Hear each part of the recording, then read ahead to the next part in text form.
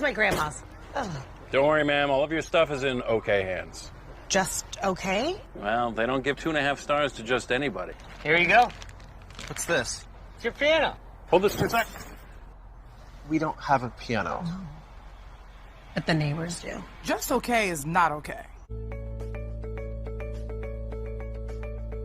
Looking for a moving company that's on time, isn't milking the clock, and doesn't charge for shrink wrapping items, disassembling, and reassembling furniture? Would you value a team of hardworking guys that care about your belongings? No, really. Like, if any of your possessions were damaged or lost during the move, they'd cover it that same day. Well, Aaron Movers in Phoenix is serious about quality service, and we feel like we've mastered the art of moving. Since 2001, we've grown our well-known reputation of precaution, speed, courtesy, and planning. We've held every member of our team to a high standard and have never dropped the ball. Now that I think about it, we haven't really dropped much of anything over the last 17 years. We understand that nothing we touch belongs to us, and that we need to handle your belongings better than we'd ever treat our own. Because, in case you didn't know, you're the boss on moving day. Listen. Our team honestly just wants to help you get your items moved from point A to point B as quickly and safely as possible. Our custom-built trailer plays a big role in our ability to do this by reducing trips and lowering costs. We'll even set things up at point B for you. Our 5-star rating proves that hard work pays off. With hundreds of satisfied customers across the great state of Arizona, we want you to experience moving as it should be.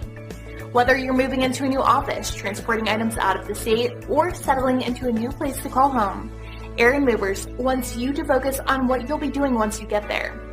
Don't take a risk, and we'll take care of the rest. Click below or call Joe at 602-703-0078 to learn more or to get a free estimate. Alright, we are back here for the first time today.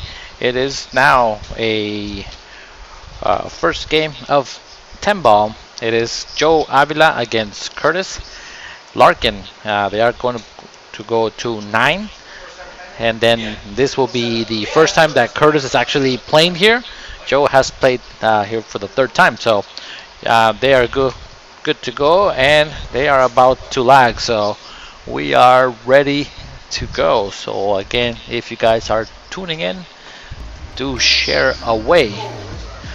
That would be something that we do like for you guys to do today.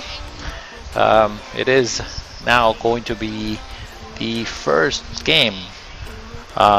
We do actually have a spot today for Joe. Joe Avila being the 543 Fargo, Kurtis being 607. So he does get 2 games. So I am putting the 2 games down spot now.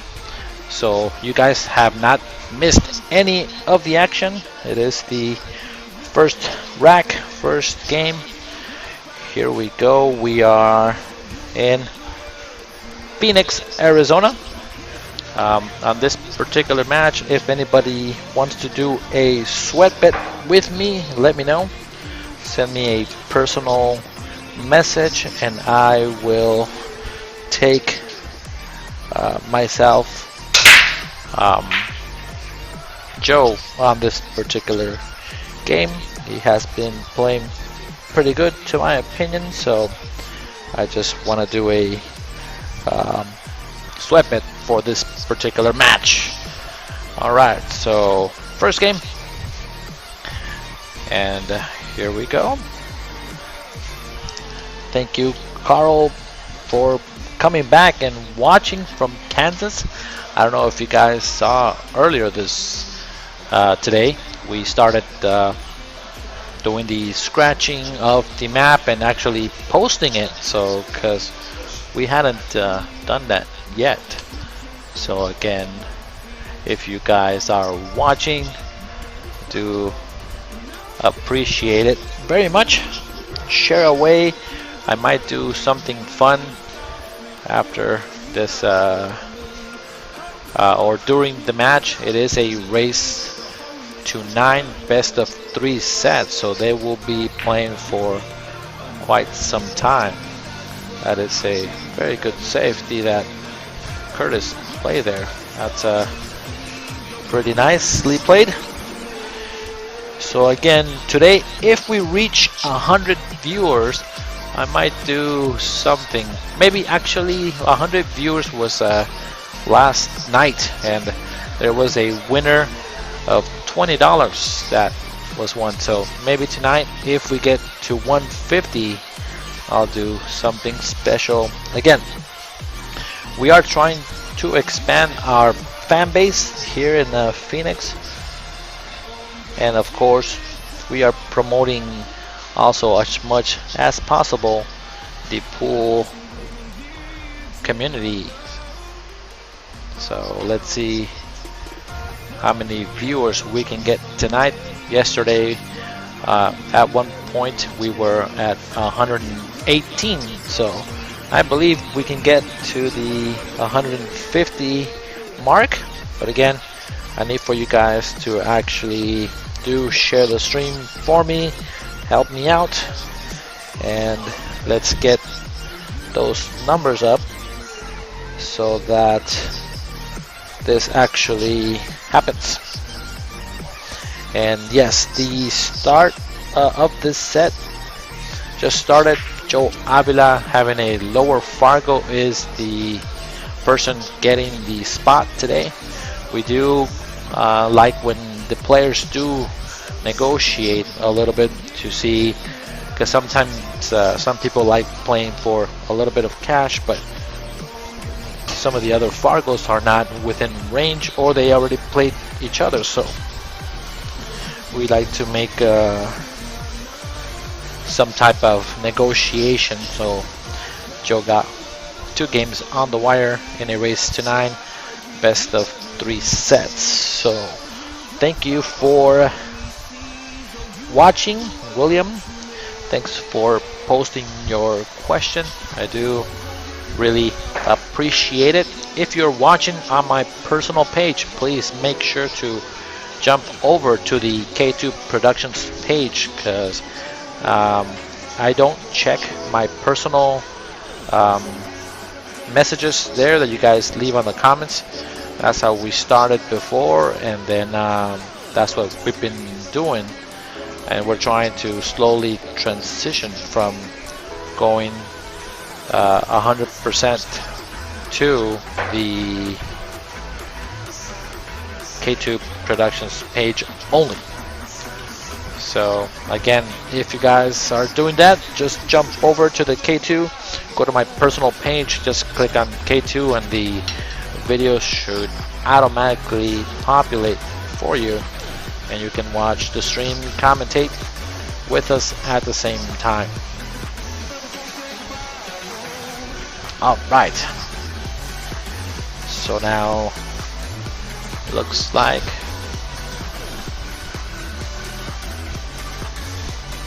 Kurtis is trying to find a way on this particular ball here. He is can only see the left side of the one. Oh, he hit the point twice and close. He is wearing a Chicky Jack shirt. That is Kurtis on the left, and Joe Avila is on the right. I think it's better if I possibly change the names around so that you guys know which player is which. So I will do that fairly quickly here. Should be pretty easy. And there you go, easy. So Joe Avila in your screen while he is sitting down will be on your right, and Kurtis will be on the left. That way it's easy to distinguish the players. Oh, and it's a option to Joe. Fernando is saying hello power. He's one of my ex-teammates. I was with him. We won a tournament together, so that was our team name, Eloteros. And I believe we're gonna be the Eloteros for life. That's one of our coolest team names that I think we've had. So now again, we're trying to reach about 100 viewers, 150, and we will do something pretty cool for our viewers. A chance to possibly win some cashola. We did that yesterday. There was a couple players that, not players, but viewers. One of them walked away with $20, and then another viewer walked away with $10 was the first prize. So we gave away 30 bucks. Again, we are pretty new and we're trying to expand our base. At the same time, if we have any of our viewers out there that are business owners, we do commercials for the particular stream that we are watching. So again, if you want to expose your name out there, just go ahead and send a message to me and we can talk about how we can get your business out here in the stream. We are starting to reach about 150 viewers live, but we reach about 10,000 people overall in the course of any single stream. So I do appreciate it. Raúl Pérez dice que él vende tamales $15 por la docena o $1 cada uno. I'm not sure if he's serious, but I'm hungry right now, buddy. Raúl, tráeme unos tamales, quiero como unos 4 para cenar. Doñito, ahí me los mandas. So Raúl's saying that he's selling some tamales. So again, we want to feed ourselves tonight. Would be kind of nice since I haven't had tamales myself in a little while.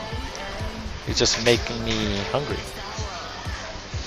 Alright, Kurtis can just shoot the ball here and roll it in, and that will be automatic shape on the 6 ball.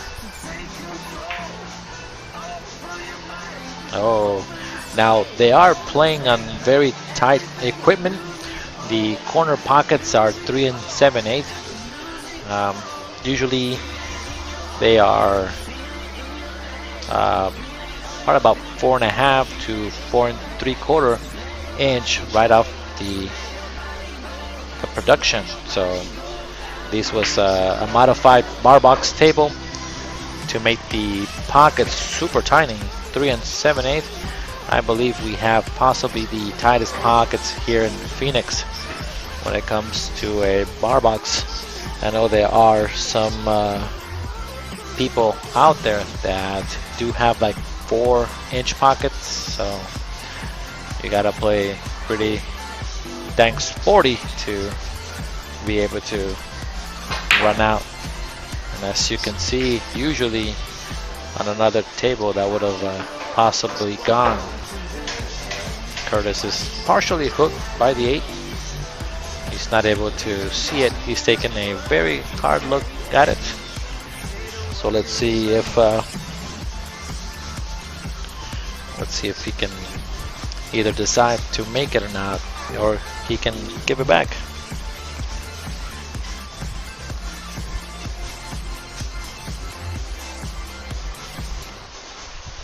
And Lloyd Martin is saying great stream like always, and I believe we're doing a pretty good job as well as a job as we can. So again, we are keeping you guys entertained today. We are right now steady at about 57 people. We're trying to reach 150 is our goal for today. So I am putting a little bit more pressure for you guys to share the stream. Share as much as possible to the different social streams and groups out there that will enjoy pool as much as we do. We do it pretty consistent, so we're trying to expand again our viewers here. Nice attempt on that 6, trying to kick it in the side. I think he got partially rewarded. I'm looking at the barrel of the 6 ball. It does go. The only thing is trying to get to that 8. He can possibly just shoot the ball, stop it right there, and go rail first, make the 8 and come around for the 9. That's what I would be thinking of doing myself.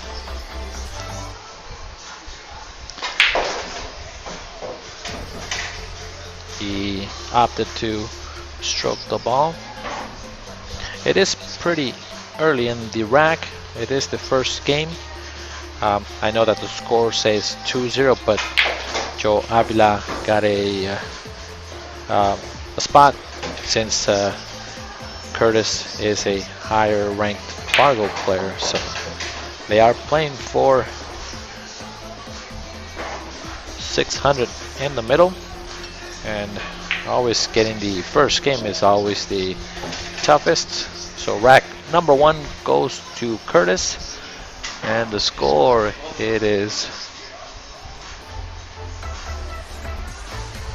and I have to change the score because he has 1 and Joe Avila has 2. So let me fix that over, making sure that the score is correct. Huh? Yeah, just put it to 2.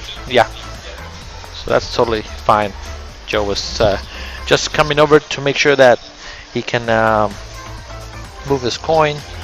And yeah, I don't have mine to see.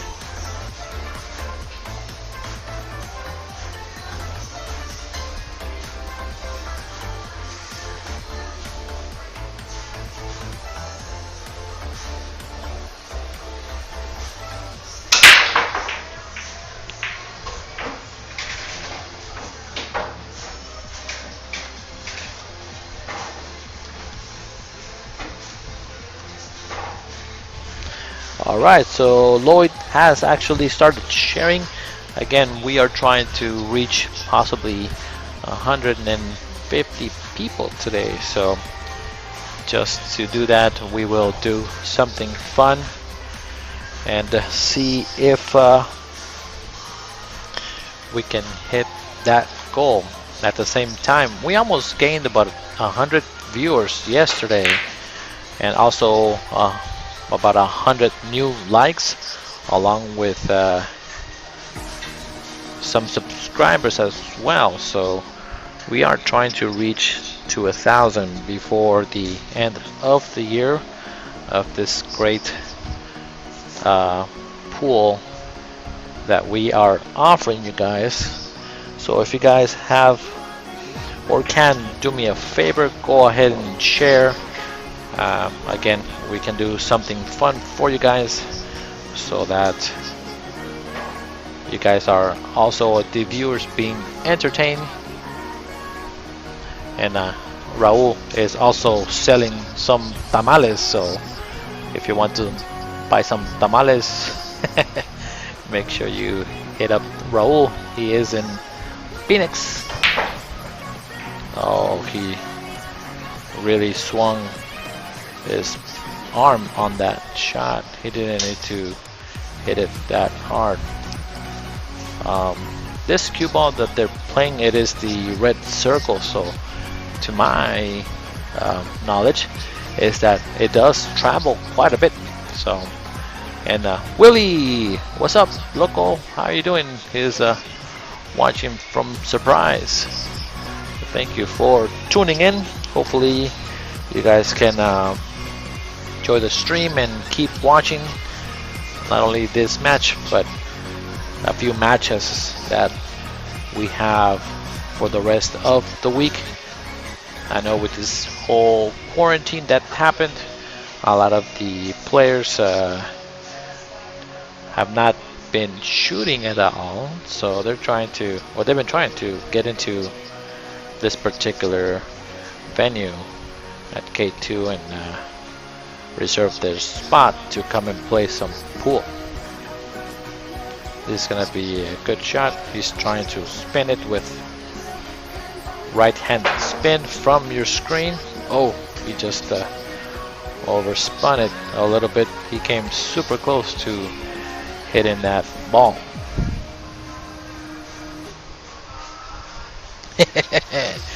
Harold is saying if he delivers to Louisiana, I'm not sure. You'll have to tag him on that post and let him know, hey, you promised some tamales, you better post up if we paid the delivery charge. I bet he might do something funny. I've known Raul for quite some time. I play poker a lot besides pool, and I don't know if you guys are poker players out there, but that is something that we also do here. We don't stream it, of course, because it's really tough, but we have some poker games here and there. And Raul is one of the people that is obsessed with playing poker, kind of like I am. So, and Kaylin is saying, what price do I get if you share it? You're supposed to share it, actually. That is one of the secretary responsibilities, to share as much as possible, so that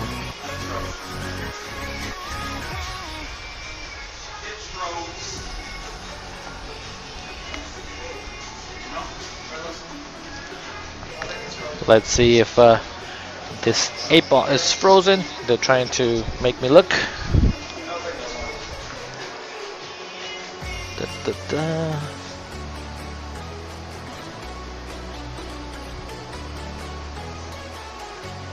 It's frozen. Yep.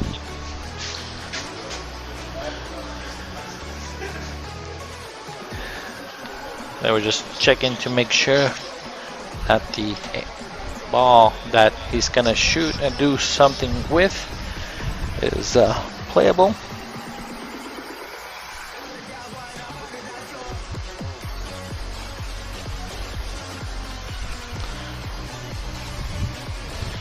We'll see if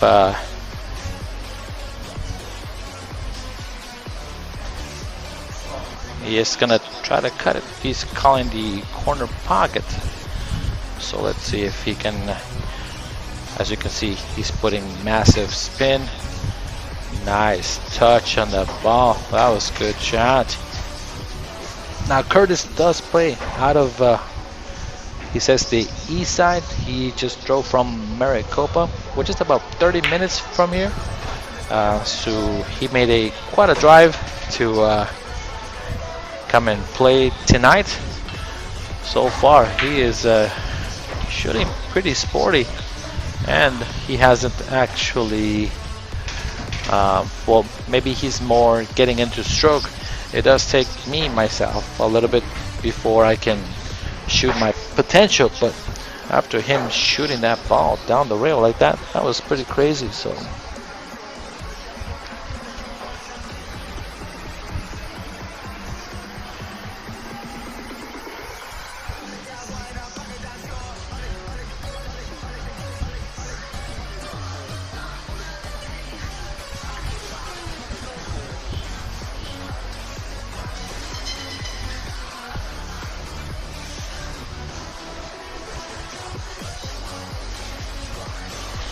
and it looks like we have a And you guys might be the first people to know, but there might be a big money match coming up this weekend.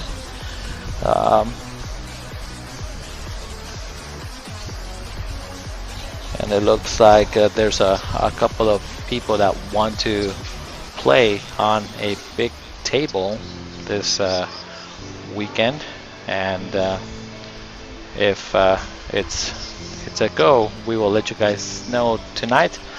But they are talking about having 5,000 in the middle, and that's gonna be a big table match, so that should be pretty good outcome. No details. I'm not saying any details until we get confirmation. So in the post, if you guys want to actually possibly take a stab at who wants to play for 5,000 this weekend, let us know. Hopefully we can get that stream, and we'll give you guys the quality on this particular venue as much as possible as we can. So he tried to spin it and try to give a nudge on the one. That was pretty tough to do. It's a little tricky on this particular ball here. He can possibly shoot it, and he's trying to see how he can end up there. So he's looking at going forward with the cue ball and try to have the ball travel between the 10 and the 3. So we'll see if he can hit that pretty accurate. That's not too bad. He did pretty good there. It is tricky to get to this 3 ball now. He can try to go back and forth on this ball to get shape, or he can hit the 10 ball and come back out just like that. But that was his plan the whole time, just go back and out. So that was pretty good. So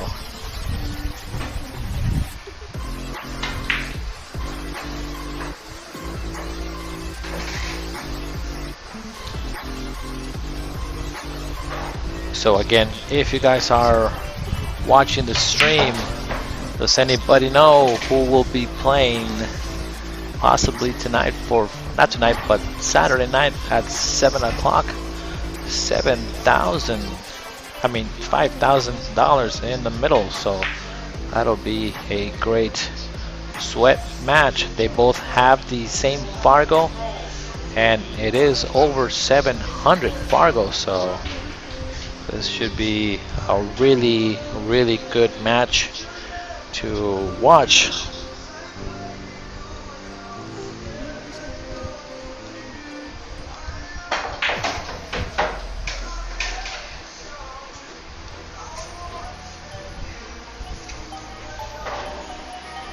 That's a pretty good shot there by Joe Avila. Just needs to actually kind of handle the 6 ball here. He's gonna try to reverse cut the ball a little bit and come around 2 rails for the 8. So nice and easy. Oh, he just overcut it, which is not too bad. You want to overcut those, but he kind of left it too close to the pocket, so he might be able to cut this ball in. As you can see, it is away from the rail, so he needs to cut it pretty thin. Now again, I know that we have around 60 viewers, so again, our goal for tonight is to do 150, and this is what we are going to give away to you. We will go ahead and ship it. One of my good buddies just made a great offer that if we get to 150, we will give you a mug. And I've seen the mugs. They are really, really cool. You get to pick whatever football team you want. So again, if we get 150, I will do a trivia question, and after that he will gladly donate to anybody out there that wins the trivia. I will actually have him post the question of what is the answer that he would like it to be, and I will show you guys the mug that I'm talking about. I've had 2 or 3 of them, and he is going to donate one to one of the guys or girls that answers a trivia. So again, you guys' responsibility is just go ahead and share away. I have been sharing myself to the stream, to the pool community that we have and we are part of. So again, this is one of the pool places that, or streams, that will give back to the viewers just for tuning in and answering a question for free. So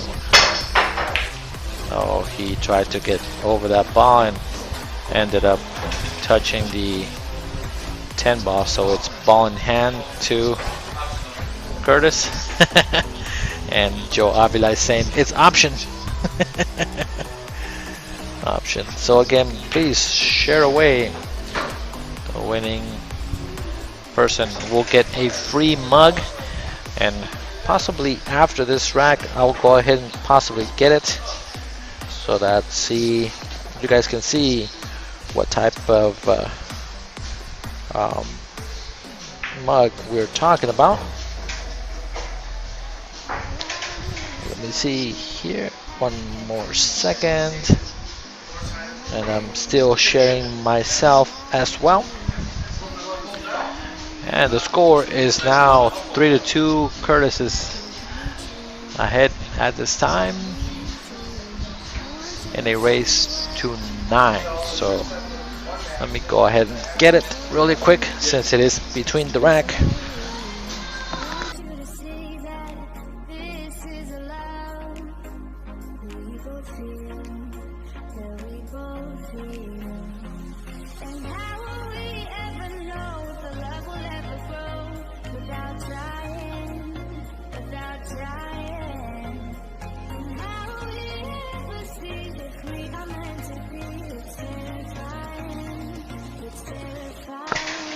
Oh, that's a pretty good break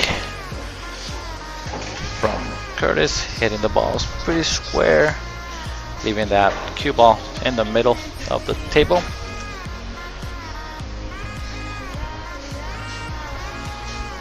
And you can see the 1 ball pretty well. Now again, we are trying to get to 150, so please go ahead and share away. The winner that answers the trivia will get a pretty cool custom mug, and I will show it. My favorite team that was back when LeBron James used to be with the Cleveland Cavaliers. He actually made me a pretty cool mug, and it has my name on it as well. So nice attempt there by Joe.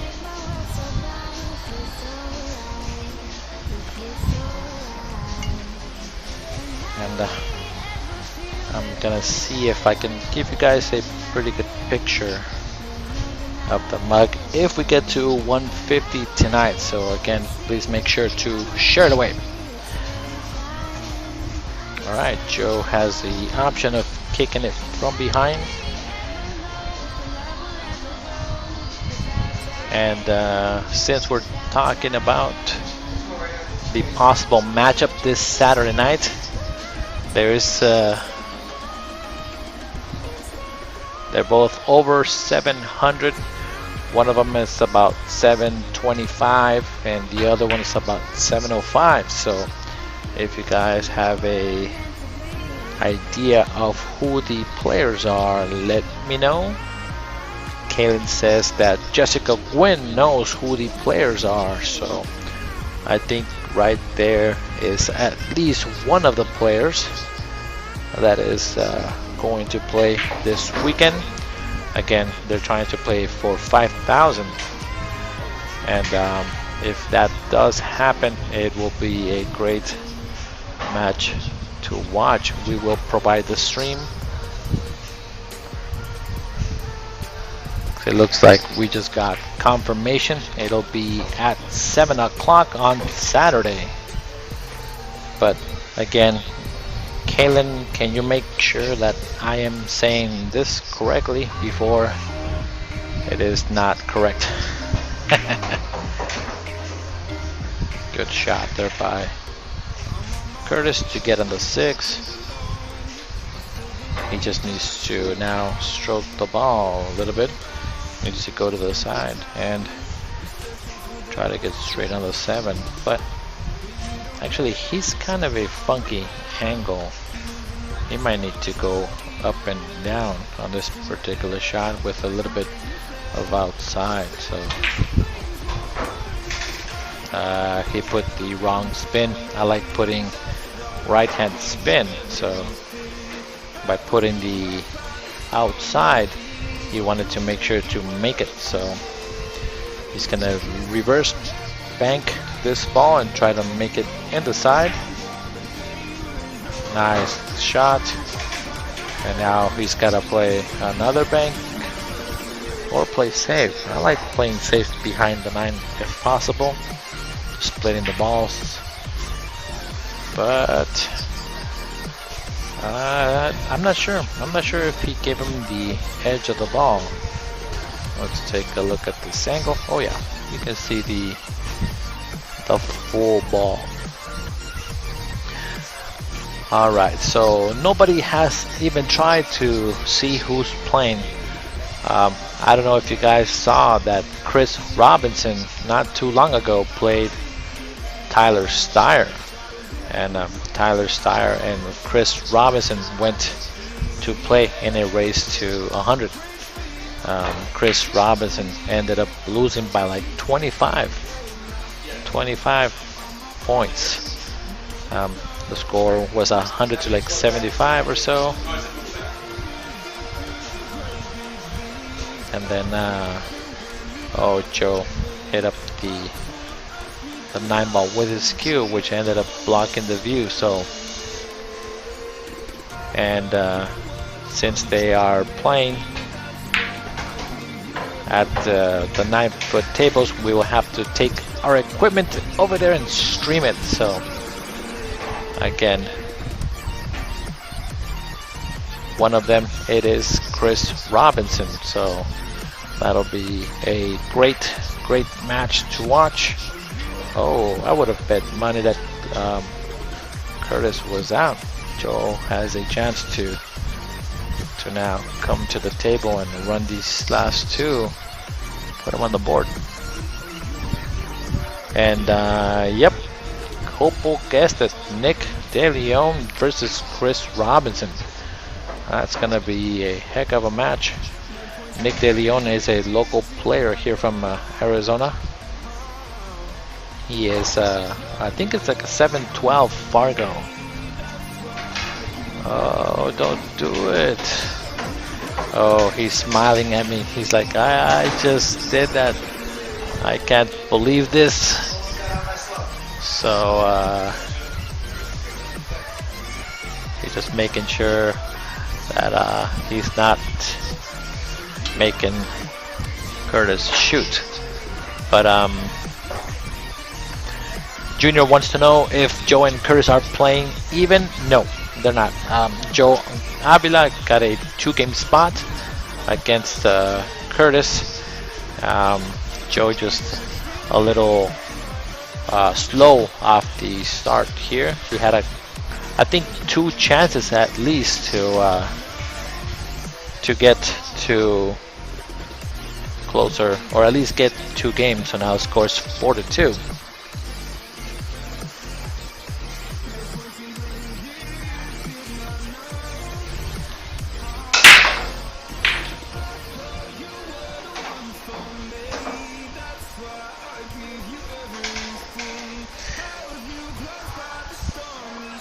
Let's see if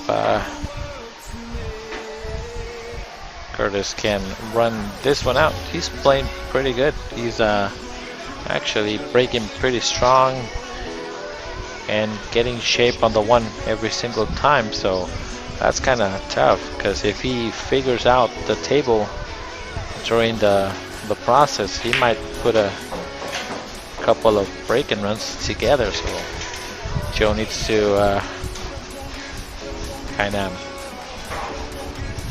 make sure to buck down a little bit, make it a little closer match. I know it's only 2, but the way that Kurtis is shooting, it'll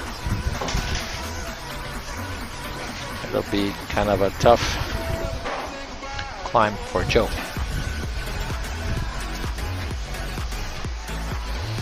All right, let's see if Kurtis can handle this bank.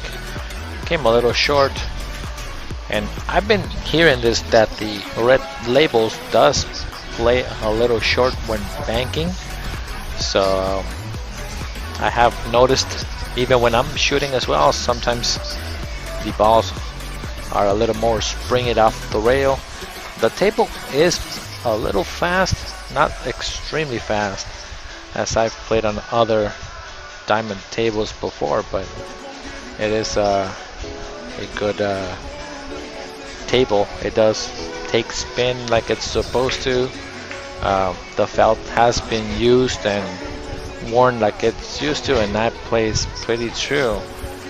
The banks are just a little short sometimes, and you gotta make that adjustment on the table when you're banking.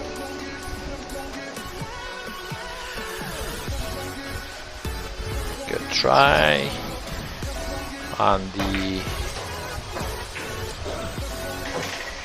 shot. He ended up getting hooked. I commentated a little early on that one, but you can see the 6. He just needs to skim it just a hair. Oh, ended up hitting the 8 ball, which is okay though, because the 6 spot doesn't go anywhere.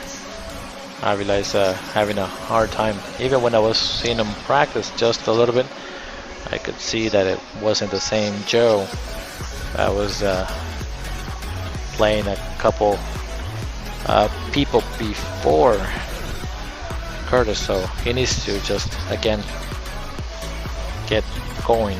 That's all he needs to do.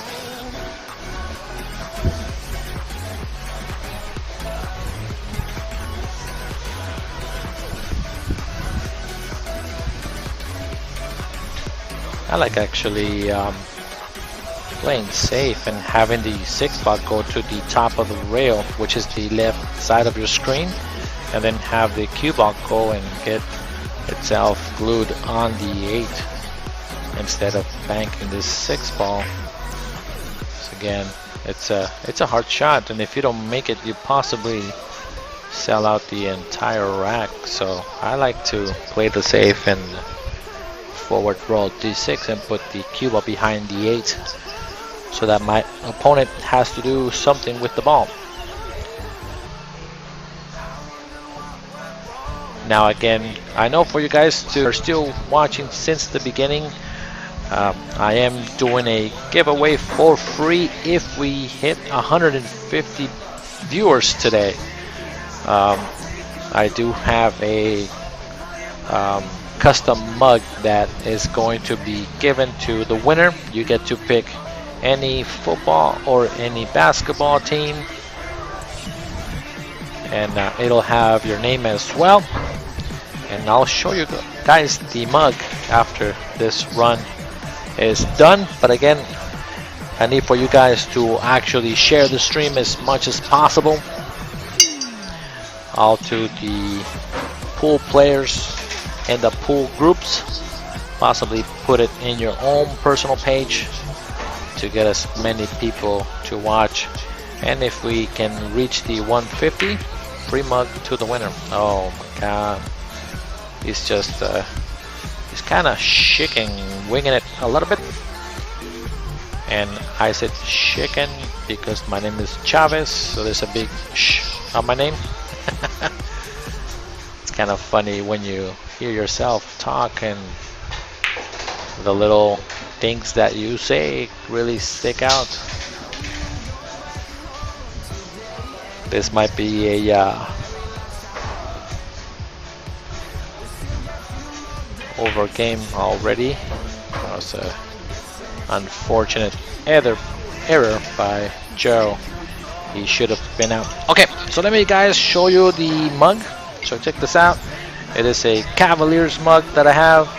One of my friends is actually donating. You can have anything on the mug. I have my name on here, and then it's a really nice mug. Cavaliers is my team back when LeBron James actually played for the Cleveland when he won that championship. So again, if we reach the 150 mark, I am going to have my buddy make that custom for you, and we will ship it for you. So again, one more time, if you guys share it as much as possible, 150 viewers, and it's a free mug that he graciously donated. We are trying to just increase the pool community, the pool viewers as well, and of course make pool awareness. That is a great and beautiful game that we love to watch and play. Kurtis has a shot on the one bomb. He can shoot it up in the top left corner, and then two ball goes on the side, so he's walking around to see where he can play two ball to get shape. It's a standard stop shot to me with a little bit draw. It is a little bit of a tight shot because the pockets are pretty small, so it is a tester right off the bat. Heart of the pocket. That was a good shot, very good. Now there is a cluster of balls here with the 5 ball, 8 ball, and the 7. So if he wants to kind of attack this cluster, he might not get rewarded. That was a good attempt. He needed to, and he said that he needed to hit the 7 in the face instead of hitting the back of the 8, which made the ball, the 7 ball, not actually move. So he's gonna try to kick it in the side. Nice attempt. All right, Joe has a chance to do something with this rack. He needs to bank the ball in the side, come around 3 rails, and get shape on the floor. It sounds easier than being done for sure. So now again, thank you guys for watching and staying on the stream. We are giving a pretty cool custom mug if we reach the 150 viewers. Last night we gave away $20 for free. So again, if you are part of the K2 production family, please go ahead and just leave a comment, do a shout out.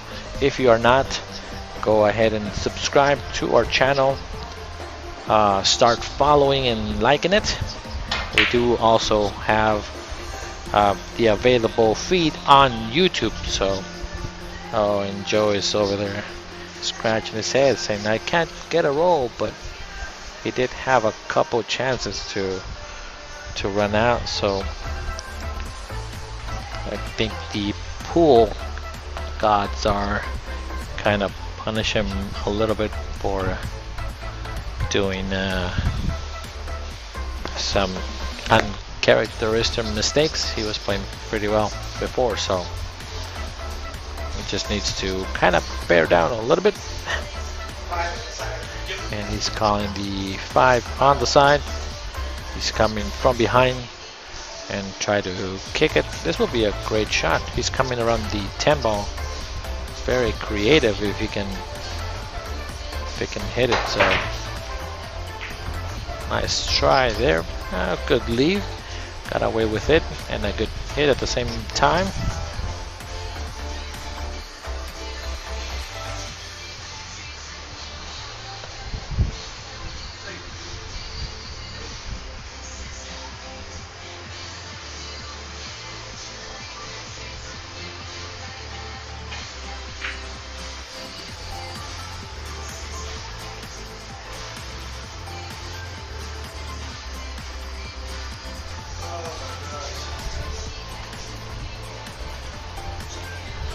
And Joe is over there kind of shaking his head. He wanted to do something with this ball. He's calling the 3, but he's pretty buried on this 8, so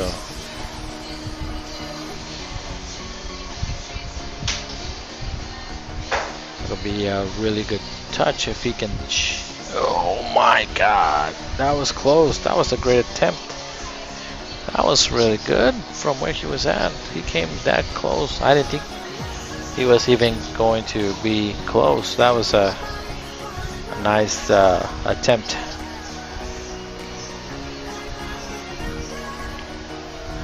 Now Kurtis can just float on top of the 7 ball and then shoot the 4 right after it. I like bumping the 7 maybe just a hair, and the reason is because the 5 ball doesn't go, so he needs to do that with the 5.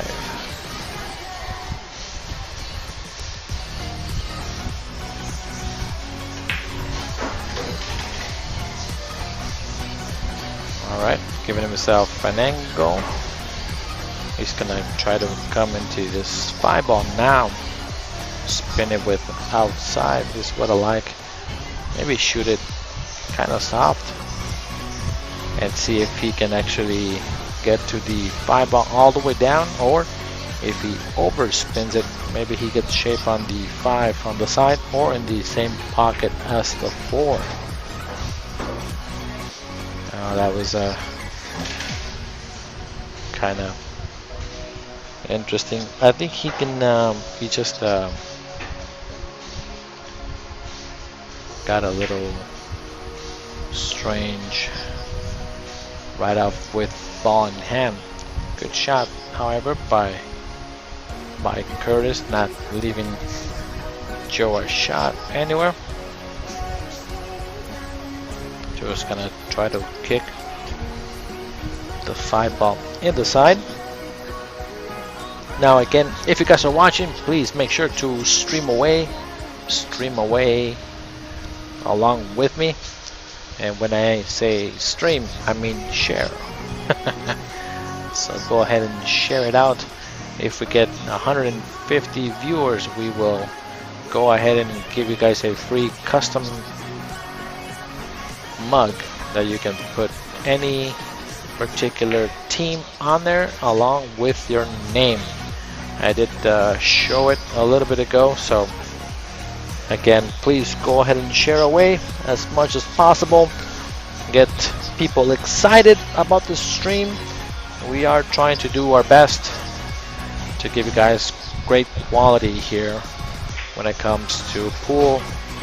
Nice over bird's eye view on the table as well.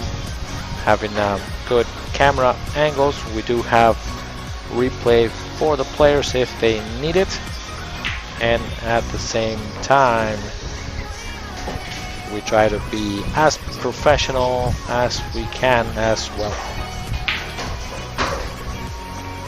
Good stroke on that ball to get straight on the 10 to be ahead 5-2. So it looks like Kurtis is kind of running away with it a little bit. He is playing pretty sporty. Alright, so of the viewers out there, has anybody played with Kurtis? Is my question, the first question of the night. Does anybody know mainly where Kurtis plays out of? I know that he did say he plays out of the east side, but I'm just not 100% sure of where he plays out of.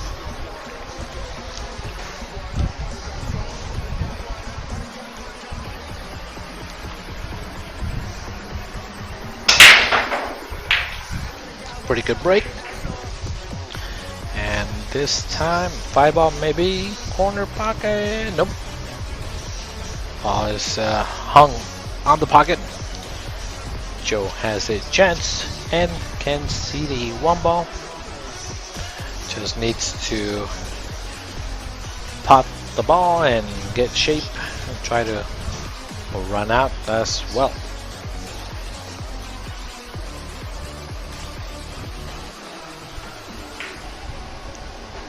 Good shot, just don't hook him on the 9. It's pretty good. Just control the 2 ball from here. Nice and easy, just pocket speed. Uh-oh. That's not what he wanted to do. He wanted to control that 2 ball. And George Bell says this is the first time that he sees him play. He plays pretty sporty. I agree. I think you and him would be a pretty good matchup too. George has played here before, so he is a little bit higher ranked than Kurtis by about 10 points, I believe. And usually 10 points does not give any weight in Fargo. That'll be a good match if you guys do decide to play. George will play though, however. I believe his match is tomorrow, right, George? You play tomorrow?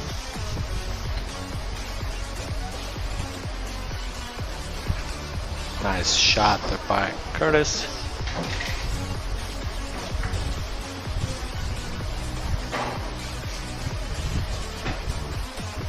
Yeah, I will ask him, see if he wants to possibly play against you, and if we guys can get you a match at our K2 pool room, it would be great to have you guys here. Question for you, George, because I know that yesterday you did make a comment that he has played here maybe 4 or 5 times now in our pool room with the very tight pockets. Since you are playing here, or you've played here when you go and play back on regular diamonds, because I know that you've been doing that a couple times, how do the table play compared to our table? Does it feel like the other pockets are humongous? I know that myself, when I go play League, and I've been playing only on this table, I feel like I can't miss because the pockets are pretty huge compared to this one. So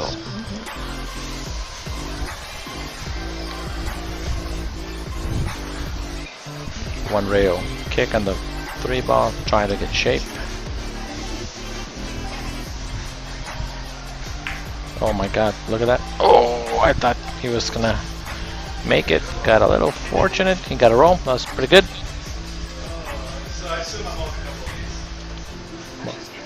Oh. Thanks. Yeah. You have what? A new country. Oh, a new country. Thailand. When was that? You just messaged the K2 Productionz. Oh, so we have a new viewer that is from actually Thailand. That is a new country. That's pretty awesome. I think we are now 10 countries now. I think we officially hit that, possibly about 10. Only 6 countries? Oh, okay. So we're slowly getting out there. And so far we've reached 22 states, so we're almost halfway there of the 25 that we are missing. So if you are out there that have not actually commented of where you are watching, go ahead and leave a comment. We do have a map that we just posted actually today of all the different states that we have reached. Our goal is to reach every single state, get a comment for at least one person from each state to keep us also entertained on our end. Now tonight, if we get 150 viewers tonight, one of my good friends donated a free mug custom made with any team that you want on it, and also having your name on the mug. I did display it on the screen a little bit ago, so again, if you want to possibly be part of this, go ahead and share the stream. We are right now at steady 50 viewers. We're trying to get 150. Last night we had 118 is the max we got, so I'm pushing the limit a little now. George is saying that, yep, if he plays on the other tables, they are buckets. They're so huge, and he wants to get a table as tight as this one, so that when he goes and play on other tables, they are buckets. Yeah, it's a very good thing to do. Deborah Lynn is watching from Pasadena. It is Maryland, so I did not know that there was a Pasadena, Maryland there. I'm not sure if we have Maryland in our books. I'm just looking, and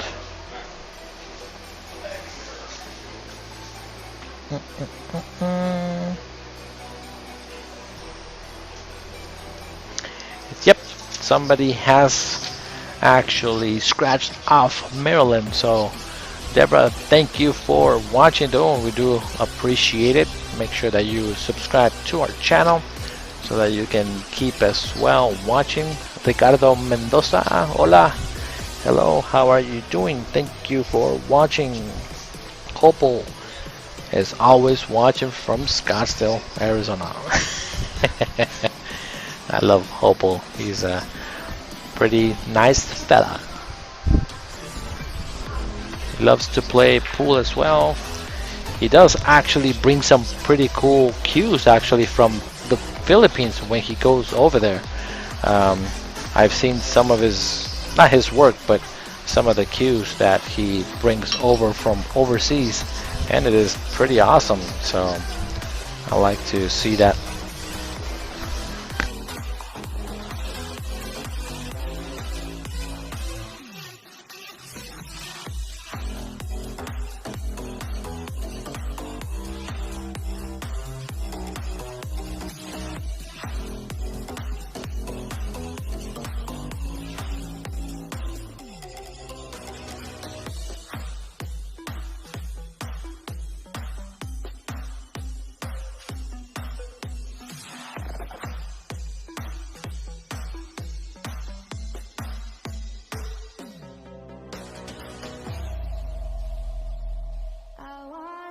Show me how to get to know someone like you, someone like you.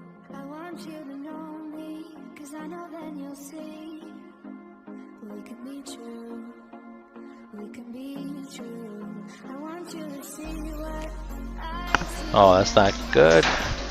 Looks like Joe is again struggling. He hasn't been able to get out from there. Alright, so Martin Gomez, sorry, he is watching from Lake Elsinore, California. Thank you for watching. Myrtle Beach, South Carolina, thank you so much for watching. Hopel is saying that he wants to get some table time, so haven't shot in about 3 months and shaking his head. So Hopel, the way to get on our table, it's pretty simple.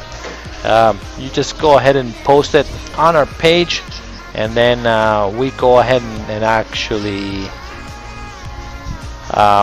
find you got a match pretty much, which is close to your Fargo, and then after that you guys decide what you're going to play for what amount and everything else. So again, you just have to do that, and then you can come and play over, see yourself play, see how bad you shoot, how much you rattle balls, and me make fun of you pretty much. No, just kidding. Giving him a hard time. He's been in the pool scene for quite some time, so he's a really cool cat to play with. Keeps you entertained all the time. Nice break. Ball almost went to the drink.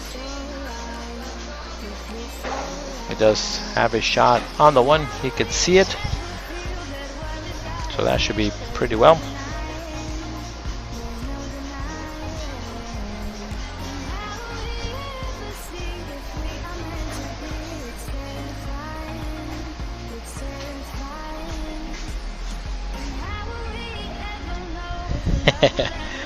And Copel makes a comment that his Fargo went down to 520, and I believe he's at 585 maybe, so maybe 600. I could be wrong. So again, just by not shooting, his Fargo is going down. I feel you, buddy. I know exactly what Joe is doing a pretend to shoot the ball in.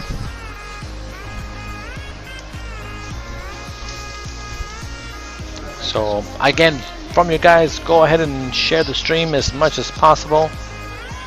Oh, I got it right. 580 is Popol's Fargo. Oh yeah, he's having a hard time with this jump. He was saying that earlier today he tried to take it out of his case just to shoot a couple balls at home, but when he took it apart, the whole thread along with the joint came out of the jump cue. So I told him that if he wanted to, he could use one of our jump cues. I do have a jump cue available, Predator Air or the Henshaw jump cue available for him to use. This 3-ball is kind of tricky here. He can try to come short side and do a combo on the 5. Could be one of the options. That's exactly what he's trying to get to. Oh my god, how did he hit that ball? It's a great shot. Now again, go ahead and share away is what we are looking for. The more you share, the more viewers we have. We're trying to give away a free mug, custom made with your name and your favorite sports team. So we will pay for the shipping wherever you are at. Hopefully the mailman can deliver that to you and not break it. It will be related to the pool trivia that we did yesterday, where somebody walked away with $20, and then the day before was another 10 or 20. So I think oh wait a minute, he kind of juked a little bit on his shot. Now Joe has a chance to put him behind the 9 or the 10. He does have 2 options here. I kind of like the 9 because that rail really helps slow down the speed of the cue ball. Pretty good shot there by Joe. Just like Guy called it / planned it. He's calling the 8-ball in the side.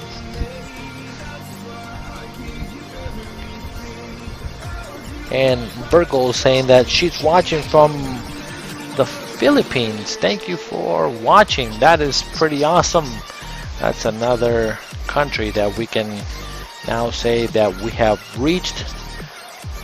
I do appreciate you commentating and letting us know from where you're watching. We are streaming from the States here in Phoenix, Arizona, the USA. See if Joe can handle this out. He should be out here, and looks like he finally got a point on the table. Usually that's the hardest one to get on the board. I remember when I played in the state finals, the guy blew me out of the water 5-0 in a race to 5 even. And then all of a sudden, the second set, somebody else decided to show up and ended up winning the second set. So everything is kind of in the air a little bit, where if he can start getting a stroke, and he can put a possible run together, so that would be awesome. Tim Reagan saying that Bullshooters Phoenix is a great place. Yes, that's the biggest pool hall in the whole state. I believe they have close to like 40 to 50 pool tables there, so it is a really awesome place to go shoot. We are hosting a tournament actually on June 6th at Bullshooters. It'll be a Scotch doubles 8-ball, 32 team max, and then 1150 Fargo and under. $120 entry is what we are looking.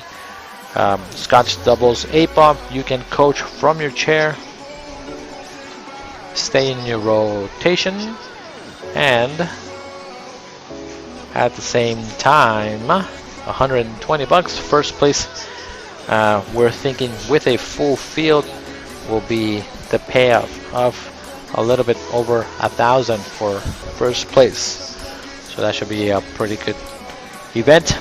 If you want to see more about the event, just go to our page, K2 Productionz, under events under June 6th. It is there for you to actually see all the details, who to contact, and also what is required, because I know that one of the things that we do ask is both of the players are established, and you can make and reserve your spot. It is 32 team max. So, and Tim Reagan saying that he visits his cousin quite a bit when he comes down here. What a shot by Joe. Wow. And he got rewarded after that shot. Check this out. He put him in jail, kind of. It is a one rail escape, but he almost hooked him completely from even kicking it anyway. And as I was explaining, Tim Reagan does visit his cousin, and Bullshooters has approximately, let's see, I say about out of the 40 to 50, more than half are all diamond tables, so they do play pretty awesome.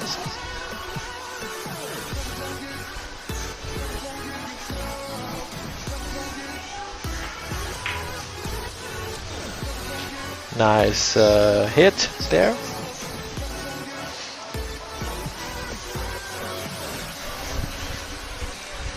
Now again, please go ahead and share the stream as much as possible. We are looking for us to actually possibly even reach 100 maybe. So share away. Maybe if we do hit 100 viewers, I will do something fun. Might not be the mug, but it might be something at least to keep you guys entertained, motivated, and talking about pool. Last night the trivia question was, who is the Black Widow? Who was the Widow? So again, just hoping that you guys can share the stream away as much as possible. Help me out so that we can grow this sport. Nice stroke there by Joe. That was a really good draw stroke. And he's going to try to shoot it in the side.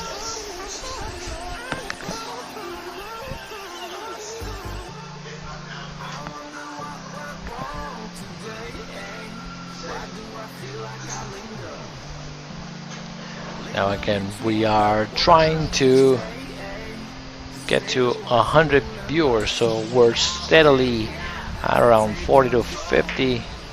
Make sure you share the stream. If we get to 50, I will do something fun for our viewers. Share away is what we are asking. By getting the viewers, we will go ahead and I say possibly let's see, what am I gonna do for the night? Why not? I'll give you guys $5 or $10 from my own personal account. How about that? If you guys share the stream and we get to 100 viewers, I will go ahead and give somebody either 5 or 10 bucks just for watching. It keeps everybody entertained. Maybe $5 gets you pizza from Little Caesars here from Phoenix. It is one of the pizza places that does serve $5 pizzas. Or if it is $10, maybe a nice meal that you can watch while watching our stream from Uber Eats. So again, make sure that you share the stream, share away. We're trying to get to 100 viewers. This is a tester shot for Joe, and he kind of anticipates the shot a little bit. He raises his arm on his final stroke going upwards. So if he can maintain and actually stay down and shoot the ball straight right through the cue, then that will be a much smoother delivery, and that should definitely help him with his potting of some of the shots that he has missed.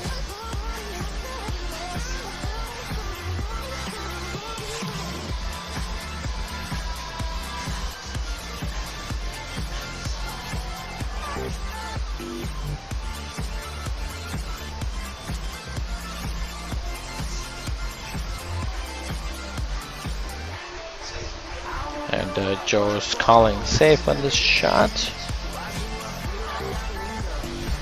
He's gonna try to put him behind the 8. Have the cue ball stop there. Have the 3 ball hit 2 rails. 1, 2, and then he's good. He got him behind the 4. I thought it was just gonna go back and forth and use the 8 ball as a big blocker. It's a pretty good shot though by Joe. So now Kurtis is going 2 rails and try to kick in the 3 ball in the side. 1, 2, close. He did make a really good hit on the 3 ball.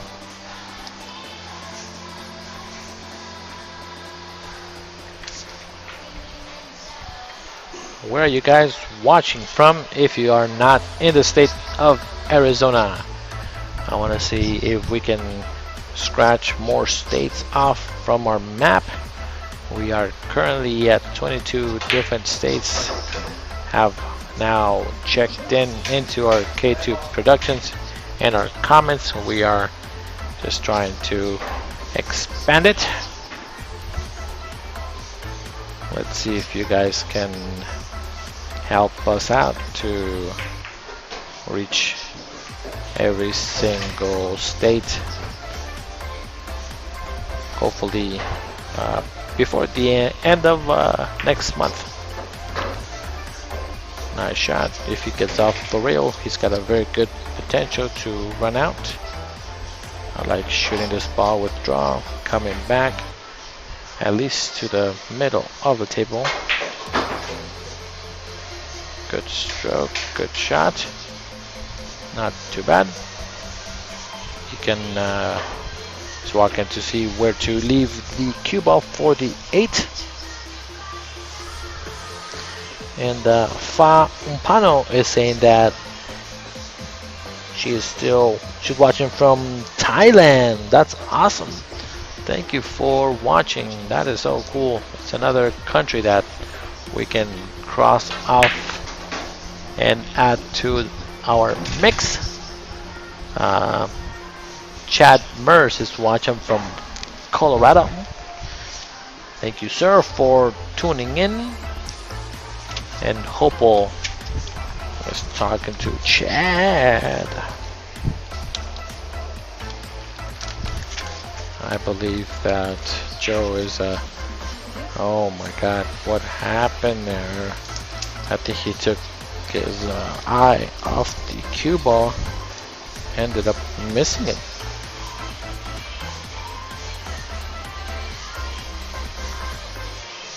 And is leaving Kurtis straight, and that will put him on the hill. And this should be for the hill match here. There it is. Score is 8. And Joe is having a pretty hard time trying to get off those center blocks. It is a very good pockets to play on, making sure that you are hitting the ball straight. And the table does play pretty tough, but you do need to make sure that you hit the ball in the middle of the pocket. Jerry Thompson is watching from the Northwest in Florida. Thank you for watching, tuning in.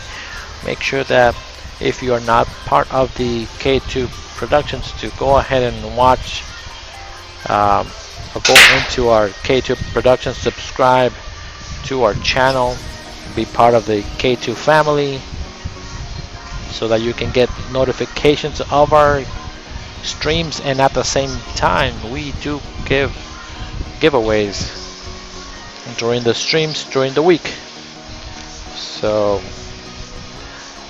for tonight, if we get to 100 viewers, I know that we are going to give at least $5 or so, 5 or 10 bucks to the winner of a trivia. But our main goal for tonight, if we hit 150 viewers, if we hit 150 viewers, we are giving a custom mug to our winner for free. It is going to be with your favorite sports team and your name. So that is something that we are trying to give away. One of my friends that makes the mugs decided to do as a free giveaway for anybody out there that wins a trivia question. But first we need to hit that goal for tonight of 150 viewers. So we are around 50 viewers. Go ahead and share that stream as much as possible.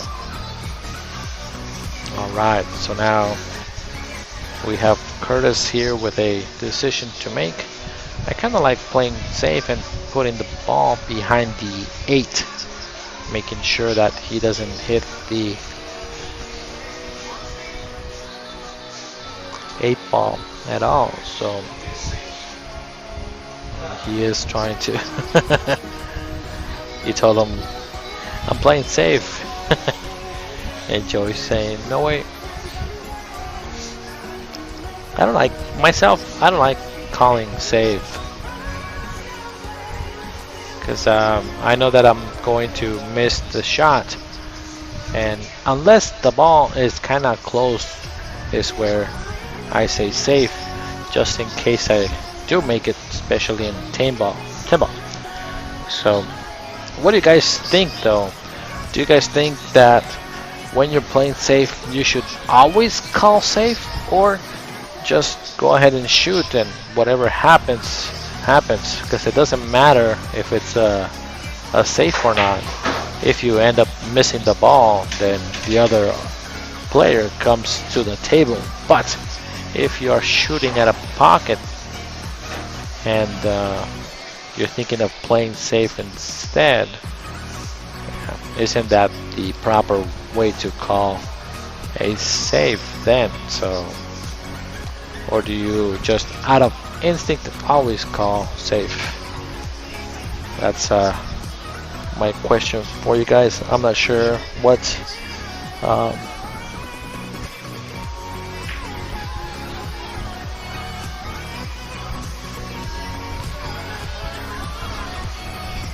he tried to play safe and just didn't get the safety that he wanted.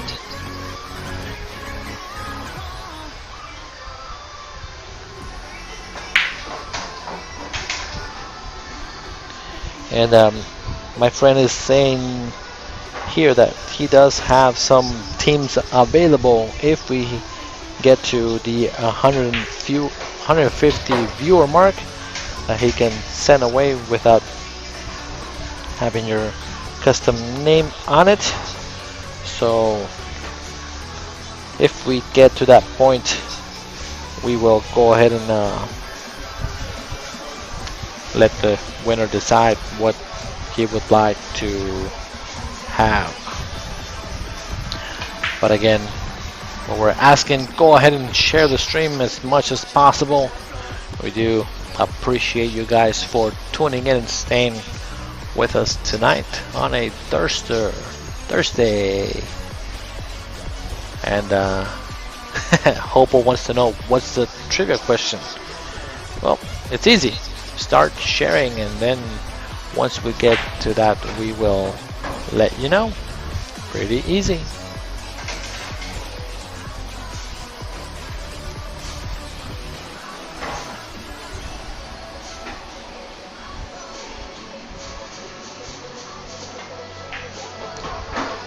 It's a pretty nice hit. Good speed. He wanted to come straight, but ended up hitting the 10 ball just a little bit. Isil can manage this shot and get shape on the 8. Stroked it pretty nice. It's not too bad. I like shooting it in the side here and then shooting the 9. I think Joe is starting to feel it a little bit. As you can tell, usually it takes somebody a little bit, maybe the second set, to really get into gear. I had to give him a commentator's curse there. It feels like it never fails. He wanted to hold the ball for the 9 on the side, so now he has a reverse cut. Or he can try to play safe. I like myself trying to reverse cut the ball, because the safety is pretty tough. Yeah, you gotta go for this one. Go out swinging, like they say. Just medium speed, come around. There you go, and bonus. And now the 10 ball gets spotted. There is no early 10s. So again, thank you guys for watching tonight. We do appreciate it. Please go ahead and share away. If you share away, we will give something away tonight. At the point of getting 100 viewers, and then a cool mug at 150. Oh, Joe, I think he's giving up. All right, that does it for the first set. Score is 9. So we'll do a 5-minute break. 5-minute break, just to make sure that these guys get out of here. Take a little break. They both are exiting the building. In the meantime, I'll go ahead and do my announcement and my spiel. This is what we're trying to give you guys. Actually, it is a there we go. It's a cool mug. My favorite team is the Cavaliers. Oh, thank you, sir. Appreciate it. And it does have my custom name on it. It is a huge picture too. So any team you want, If we get to 150, we will send it out to you, just for watching and sharing the stream. So again, we will take a 5-minute break. I know that a lot of people started jumping in, so we are at 80 viewers. Give me about 2 to 3 minutes, just so that we can, well, myself, I can walk around and talk about something besides pool. Alright, so give me a minute, be back in just a second. Thank you, guys.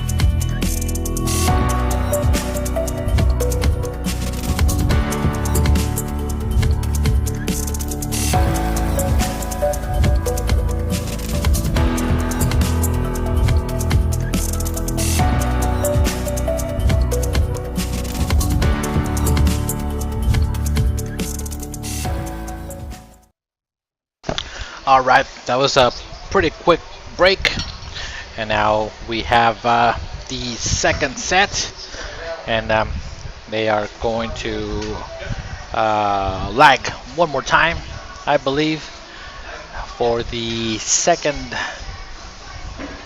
set. So this is a best of 3 right now. Kurtis is ahead by a score of 9-3 on the previous set. Hopefully this next set is a little closer. Joe Avila is getting a 2-game spot, and Hopel is saying that he already shared to 23 groups, including the Philippines. So thank you, senor, for sharing. Unfortunately, we dropped a lot of the viewers as soon as the commercial happened, so we are down to 37, set number 2, and I will do the same here for our viewers, where I'm gonna go ahead and start sharing as well. So we will now start the second set. It is a race to 9 with a 2-game spot for Joe Avila. And again, if we get to 100 viewers, we will do something fun. If we get to 150, we do get that free mug that we will go ahead and share. So again, if you are not part of the K2 pool room family, go ahead and make sure that you subscribe.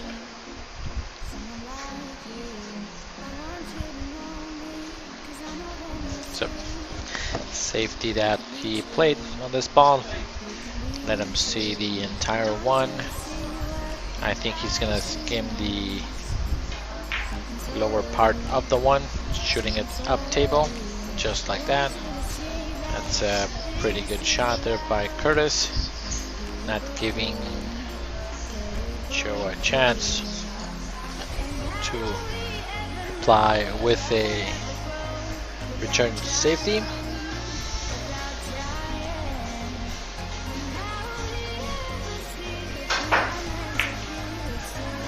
Oh wow, he went the entire ball there and didn't hit it. That was crazy.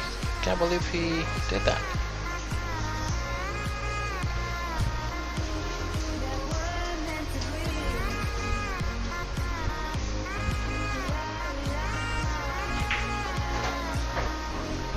Let's see if Kurtis can run out from here. Everything is kind of nice and open. It'll be pretty good run out to start off. It does have shape on the 3 ball. Should be pretty standard from here, back and forth.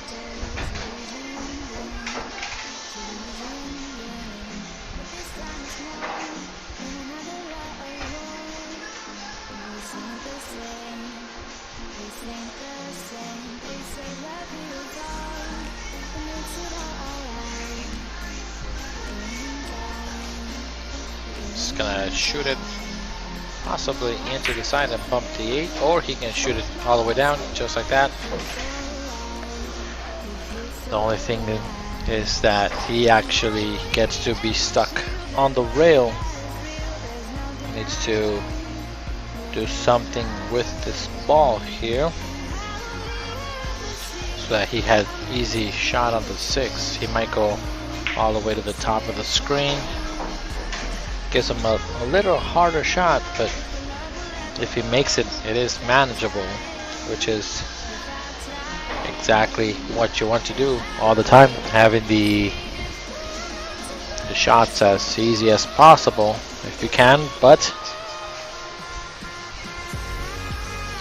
at the same time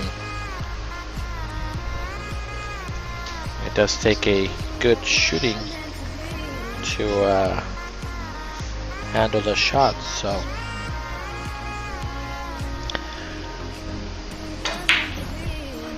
alright, Hopel, you shared it to 23 different groups. I will try to possibly come close. I've only shared it to about 10, and that might be as much as I can possibly share it. But again, if you are watching, and even if you have played here before, please do us that favor and share away. It is something that we would like for our players to do for us when they are not playing at our K2 pool room. Do us that favor and just share away, because not everybody is part of the same pool groups. And this is the way to make people aware of the pool environment. So, and yes, Hopel, share again. Why not? Kurtis is calling the ball all the way down. He's gotta come up with a good stroke here to get to that 7 ball.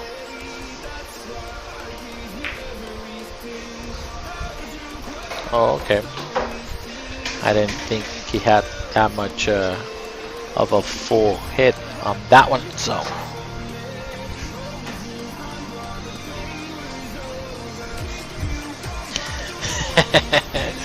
I will buy you a Mexican hot dog there, Hopel.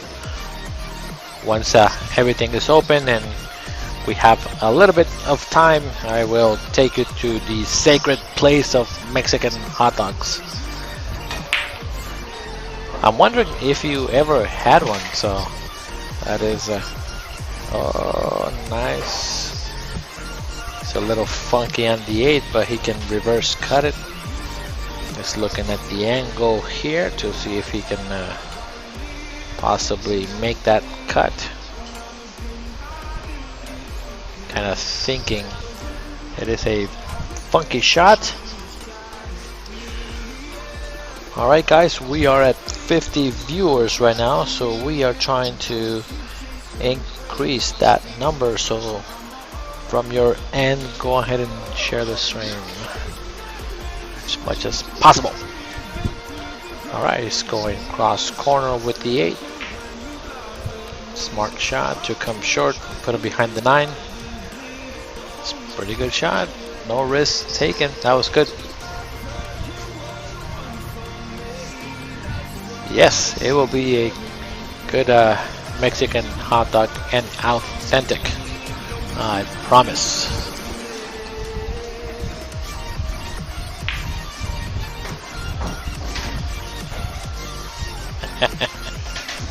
Alright, good shot up by Joe.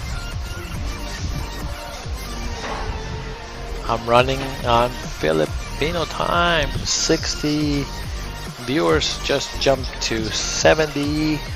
Again, if we get to 100, I will do something fun. It'll be minimum possibly $5 to the winner of the trivia. If we get to 150, we will send you a free custom mug for you. And there you go. Look at this guy. He woke up. He finally got to the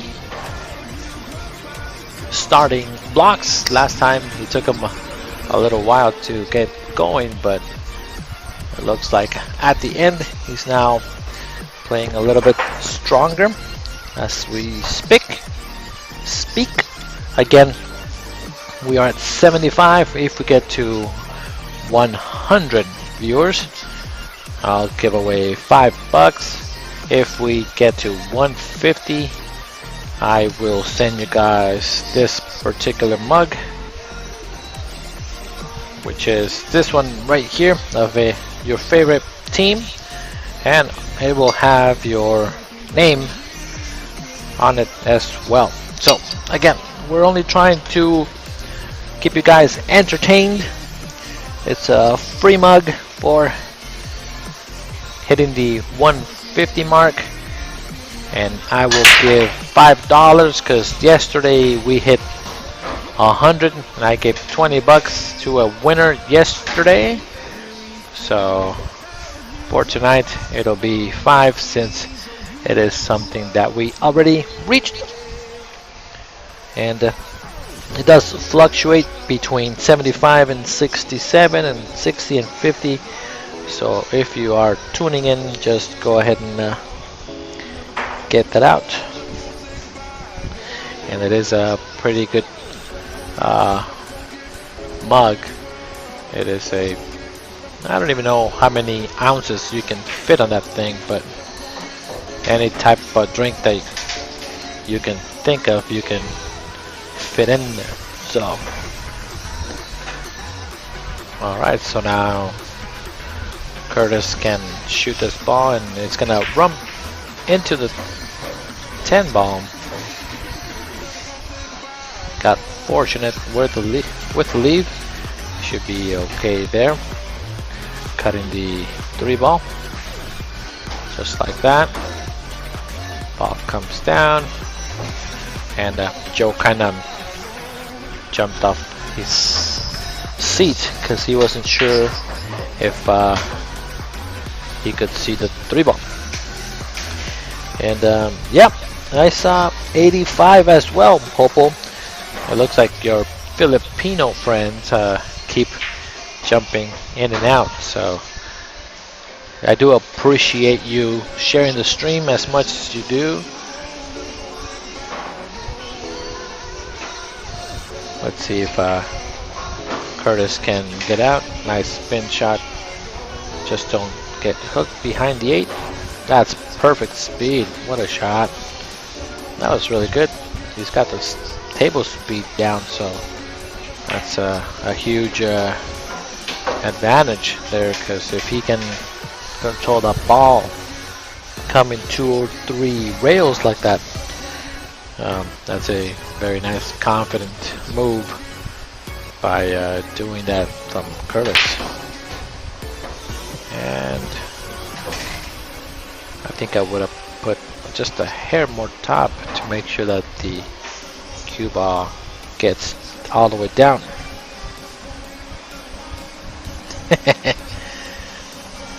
Opal saying that, do you have bad signal on your phone, or do you think they have bad signal in the Philippines? Nice cut. That was a great shot.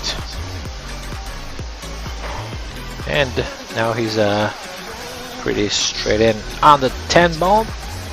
Score is now, I was calling it 3-1. Really good out by Kurtis on that particular out that he just made. Now there is going to be a pretty good match. It is Chris Robinson against Nick DeLeon. We are trying to get that stream for you guys this weekend on Saturday. So, but it looks like there's been some changes or something like that. So we'll see what's going on.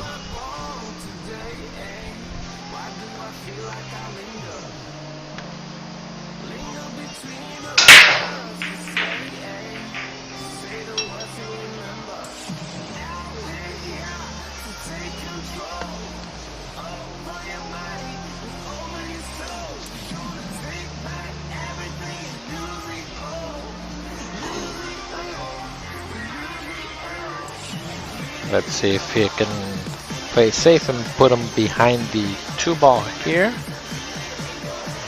It's a good try. Came straight back.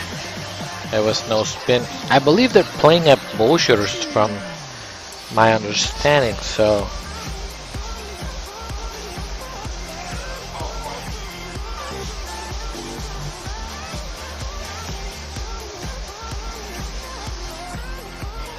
and that would be at 7 o'clock on Saturday. So if you having a chance to stop by, what a shot.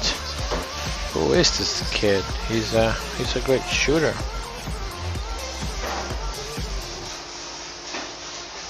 Seems like he's making everything.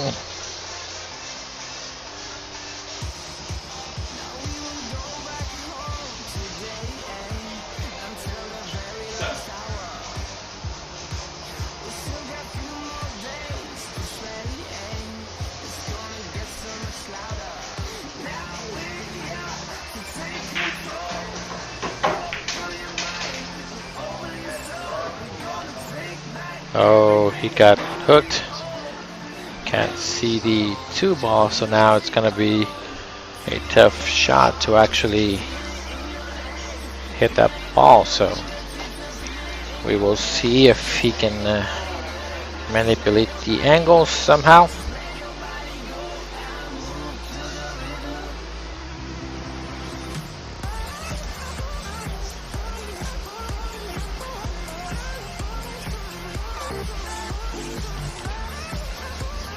See if he can touch it. That's tough. Pretty tough to actually hit it.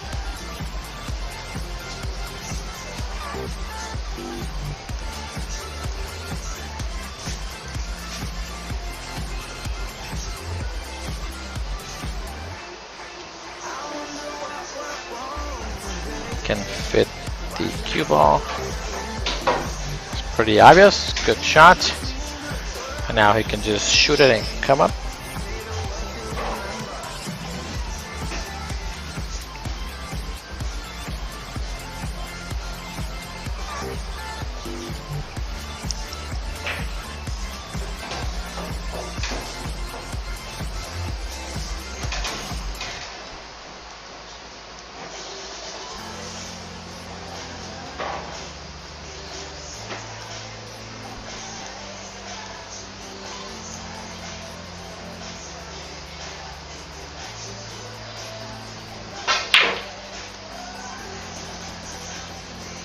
Oh, I can't believe that happened. He's looking at me like, I can't believe I just did that. There's no way.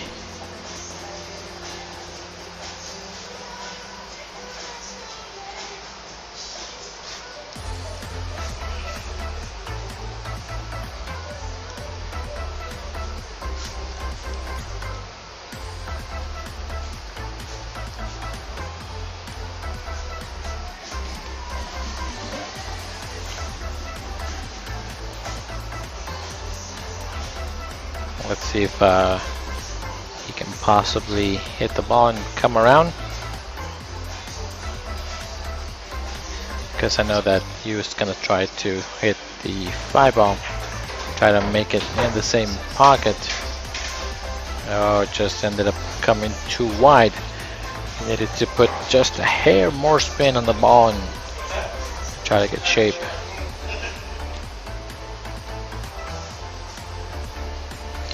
Now again, if you guys are just tuning in, I know that we just gained about another 25 viewers.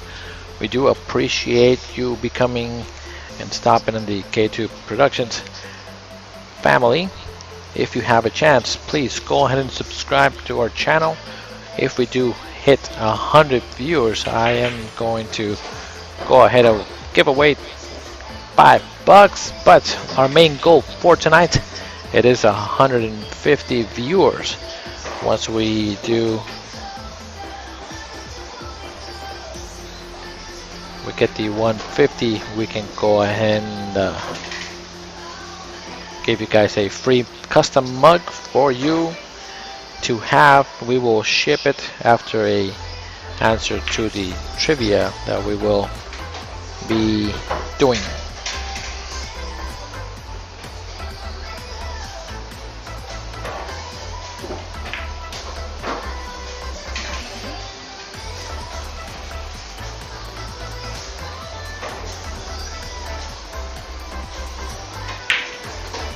And it's a pretty good out by Kurtis.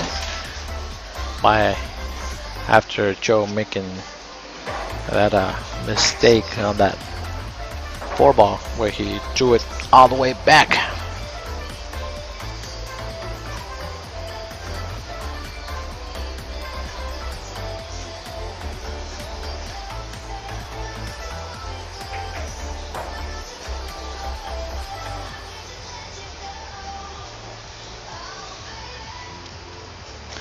Alright, so big question for you guys that are watching. Have you guys signed up for our Scotch doubles tournament that we are going to have on June 6th? It is a Scotch 8-ball, races to R5 medium, 1150 and under. It's the first tournament as soon as getting out of quarantine. It's the we survived the quarantine, and this particular matchup or the tournament itself will be at Bull Shooters over here on 35th Avenue in Peoria in Phoenix, Arizona. Make sure that you have your team signed up. We're only taking 32. We are about 15 teams signed up right now, and I believe that there's some teams that are trying to come out of state. They just need to figure some things out this week, and we will add them to the list.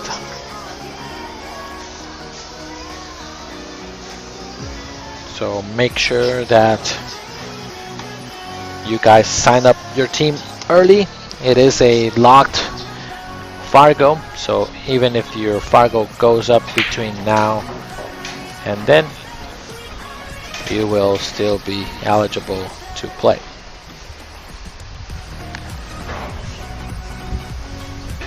And Kurtis has a tricky 3-ball here.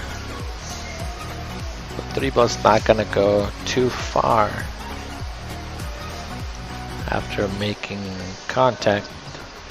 He's trying to find out where he can put that cue ball. I do like what he was looking at, but Looks like the 5 ball is in the way, so he can't do too much. I'm not sure what to do here myself. Yeah, I would just, okay, so now I thought about it. Just game the 3 ball on the top side and have the cue ball float down to the upper left hand corner. He left him a shot on the 3 ball.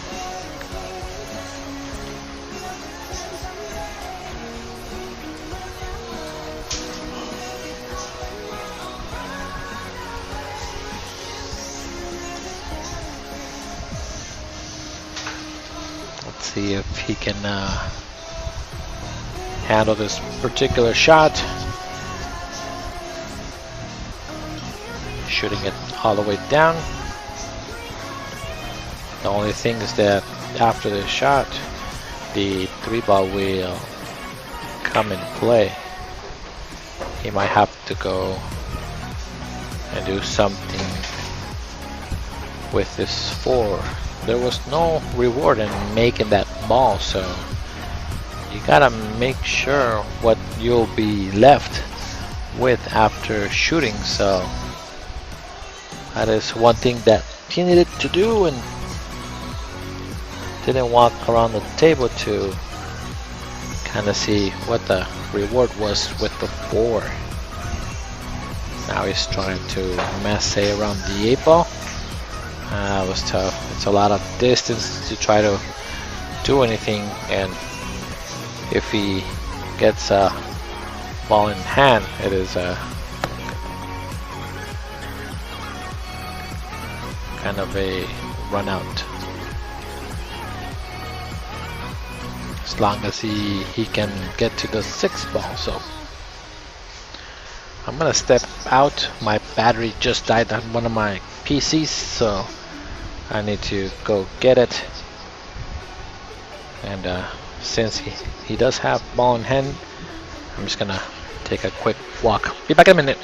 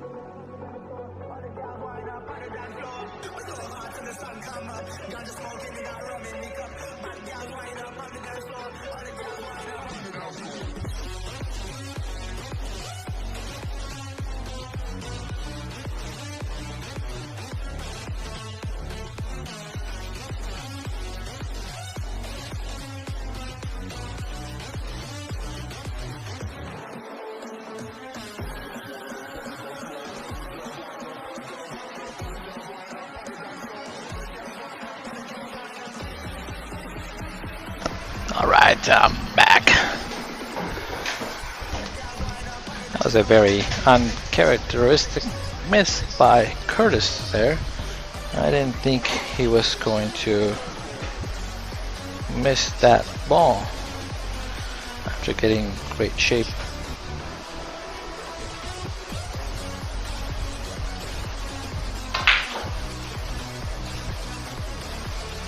And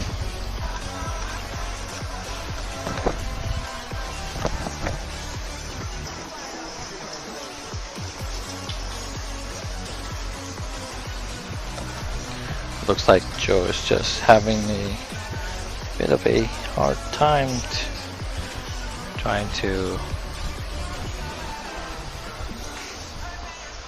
run out some of the balls here.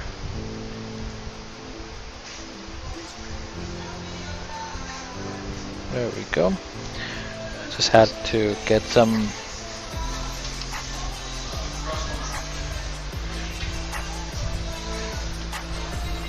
music for this guy, since it just went really quiet, and I know myself, I don't like playing if it's too quiet.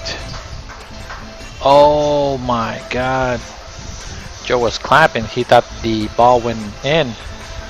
That would have been a great shot. Oh, that was so close. I can't believe it didn't go in. Alright guys, so here's a question for you guys. When you guys are playing, do you guys like to play with headphones or not? That is one thing that we do get asked quite a bit here at the K2, especially when it comes to new players. They want to know if they can play with headphones on. We pretty much don't care how you play with, as long as it's all legal. While you're shooting, some people like it because it distracts them and it keeps them focused, is one of the things that they do say. Myself, I think, since I don't practice with headphones, every single time that I try to play with them, I'm just not comfortable with actually having the headphones in my ear. And since I don't practice with them, it is sometimes hard to play with them for me. I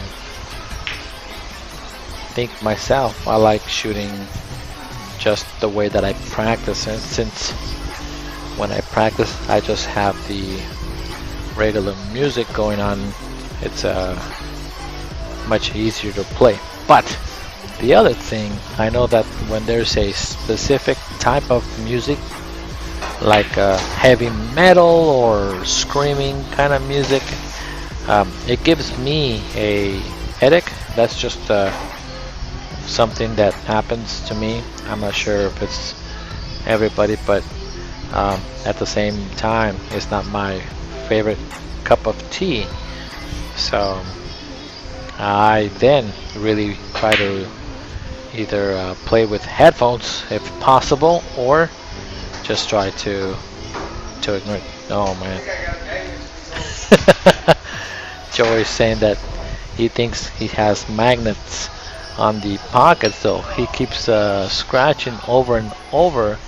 He can't get over that hump of the scratch part that just keeps happening. So he needs to do something to that. Joe just said, it's fine, you don't have to shoot it. I don't need to see you make the 10. That's a pretty easy makeable shot. Alright, Lloyd, how come you don't like playing with headphones? What is the one thing that you don't like when you are using headphones? I know Bill Vanderwise, I've never seen him actually play with headphones before, so I could be wrong. Maybe he plays with them sometimes. I wonder what his idea is about playing with headphones. Do you think it makes you a better shooter? Not better shooter? Keeps you concentrated? I don't know what you guys are thinking.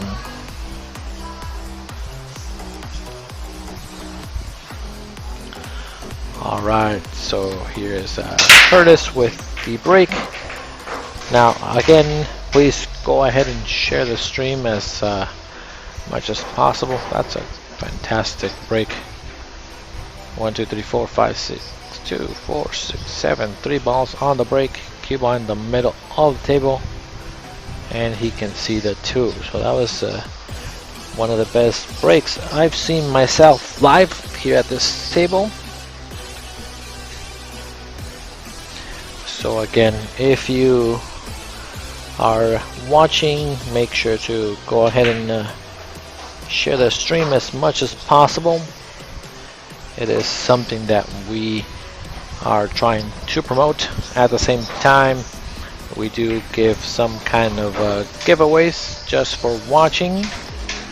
And again, it is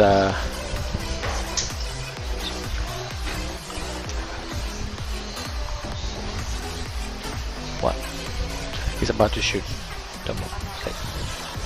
And I do see that somebody just joined, and that's my buddy Derek Kraft. He's from Nevada. Thank you for tuning in. Oh, yeah, that was my bad. Are you sitting? This thing is hot here. Huh? Oh, yeah. Alright. Kaylin just joined the stream. I'm not sure if she's gonna jump in and commentate. I didn't bring the other headset from the office. Yeah, you need to bring it. Yeah, so she's gonna jump in with me for a little bit to help me with the commentating. I know that we haven't gone over the bio of everybody yet.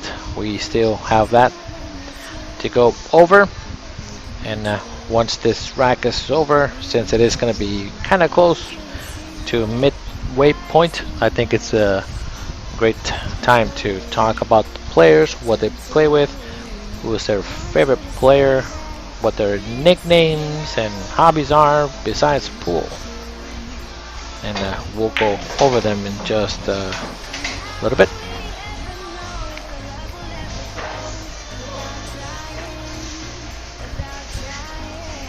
And he's trying to see if the 8-ball goes past the 10. He doesn't seem too happy about it, so I like playing all the way down and possibly shooting the 8-ball in the side. That's the pocket that he should have available for sure. Or come around. It's a pretty good stroke shot, not too bad. Could have gotten better shape on that ball.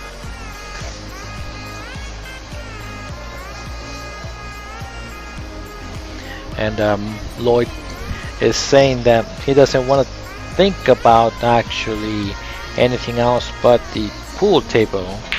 That's why he doesn't like wearing headphones. He just likes to shoot the balls and not think about anything else. That is also my theory behind that. I think that's a pretty good theory to have. And Kurtis should be out on this particular shot. And it looks like he has now made up the deficit. Score is 4-3. Jessica asked if I wanted to go to Bull Shooter since I didn't go yesterday. If you want to go, go ahead. Well, Reagan's here. And she is a very sleepy child right now, so go ahead. Have a good time. I'll only go for like an hour. What? I'll only go for like an hour. Go ahead. You can have 2 hours. That's fine. I'm gonna go ahead and finish the movie. I'm just kidding. So, Derek Kraft, thank you for joining from Nevada.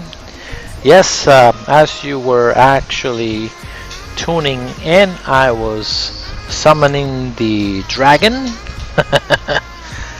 Derek Kraft. Derek the Dragon. That's what I'm gonna call you, bud. I like that name for you. The double threat, Derek the Dragon. He's a really good friend of mine. When he moved to Arizona for a little while, he was my #1 nemesis in pool for APA. And now that he is gone, he has gone and moved on to better, bigger things. Now, again, we are at 73 viewers right now. If we get to 100, all right, fine. I'm not gonna say $5. I'm gonna give $10 of my money for the 100th viewer, but not the viewer itself. It's whoever answers the pool trivia. So out of you guys that are watching, 75 viewers, make it 100. Share it to your personal stream or wherever you want to do that. We will do a trivia, something kind of fun, and when that happens, whoever answers the question correctly will get the $10. Now, I know some of the viewers are on my personal page, so if you went to the Carlos and clicked on it and are watching, make sure to get out of my page and watch it on the K2 Productionz page. That should increase some of the numbers. We are now at 82 viewers, trying to get this to 100. Scott Henderson is saying, what is the question? I will not ask the question until we hit 100. So it is something that everybody will have a fair advantage. As soon as we hit 100 viewers, we will give $10 for free. I will send it to you via Messenger or PayPal. Or the other one is Messenger Pay, since you are watching on the stream.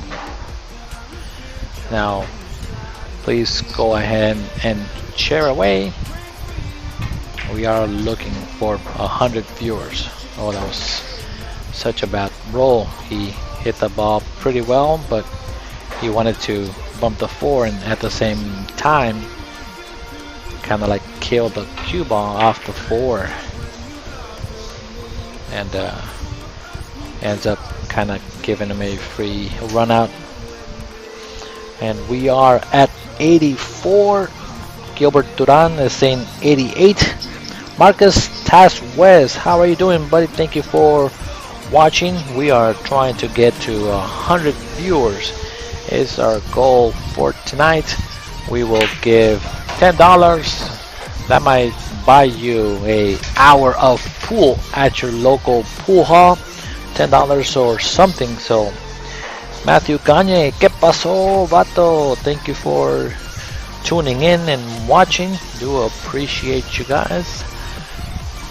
So again, once we hit 100, $10 for free will be given out to the person that answers that trivia. Yesterday it was 20, today it's $10. Gilbert Duran is saying that he will be ready to answer the question. It is a question that is related to pool. So last night the question was, who is the Black Widow? You had to spell Jeanette Lee in order to win the game. Also, the other trivia was who is my favorite player, and that was Efren Reyes. And Kurtis is saying, don't even shoot the 10, it's fine. We all know that you can make that pot. So right now this particular set is a little closer. So again, everybody that likes the game, please go ahead and shoot it. Derek Kraft is saying that his friends gave him the nickname the Horseshoe because he got something special. He gets lucky all the time. Nicholas Roberts is asking if this is a 8-foot table. This is actually a bar box 7-foot table. They play on 3 and 7/8 inch pockets. It's a custom table. They are very tight pockets to make the ball. And some of the players here do struggle sometimes, but it does make you a better shooter. And at the same time, the better shooter usually wins. Good break, ball down, and just the only thing is that he's not getting shape on that ball, the first ball. So again, we're trying to get to 100 viewers. Once we get to 100, I will go ahead and actually I'm going to go ahead and ask a trivia question about pool, and the winner will get $10 for free via Messenger or PayPal or whatever you would like to be play. And Matthew Gagne is saying that that table is bad. It's a really good table to play on. Yeah, it plays pretty well. It's super tight pockets. One of the possibly tightest pockets here in Phoenix, Arizona to play in. Option for Joe now. It's already a closer game than the last match. Again, we are at 74 viewers. Share away, share away. We're trying to get to 100. If we get to 100, I will give away a trivia question, and winner will get $10, courtesy of K2 Productionz. Shoot the 2 bomb and kind of hold it for the 6 just a little bit if possible. Last time he didn't get the shape. Oh my god, he thought he made it, and he is looking at the sky saying, I feel like I'm not getting a roll. So, and thank you Marcus for sharing the stream. I did get the notification. Again, please share away as much as possible so that we can get our viewers to 100. And I know $10 isn't much, but $10 will buy you dinner for sure. So have dinner on us for just answering a simple trivia question that we will ask once we get to the 100 spots.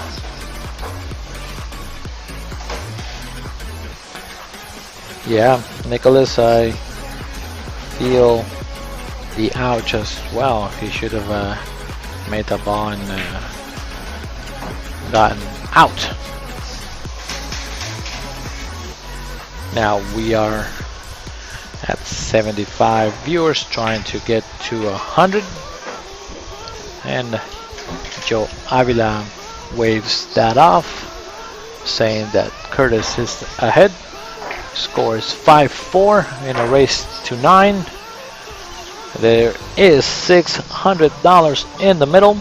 We are 82 viewers, so once we get to 100, I will do the trivia question for some moolah.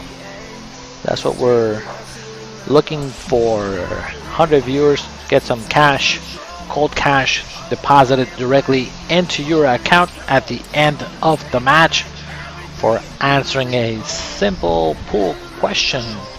We try to make it as simple as possible, and this is possibly the only place or the only stream out there that will give you some easy cash just for answering a pool trivia question.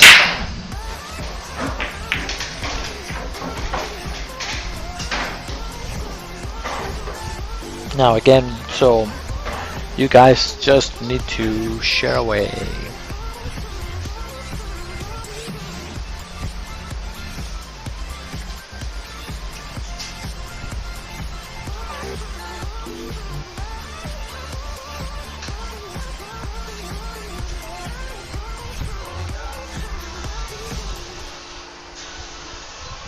So since it seems like we get kind of close, we get to 85, 88 viewers, and then all of a sudden it goes down. So I'm gonna go ahead and actually ask just a trivia question just for fun to see if anybody out there knows it.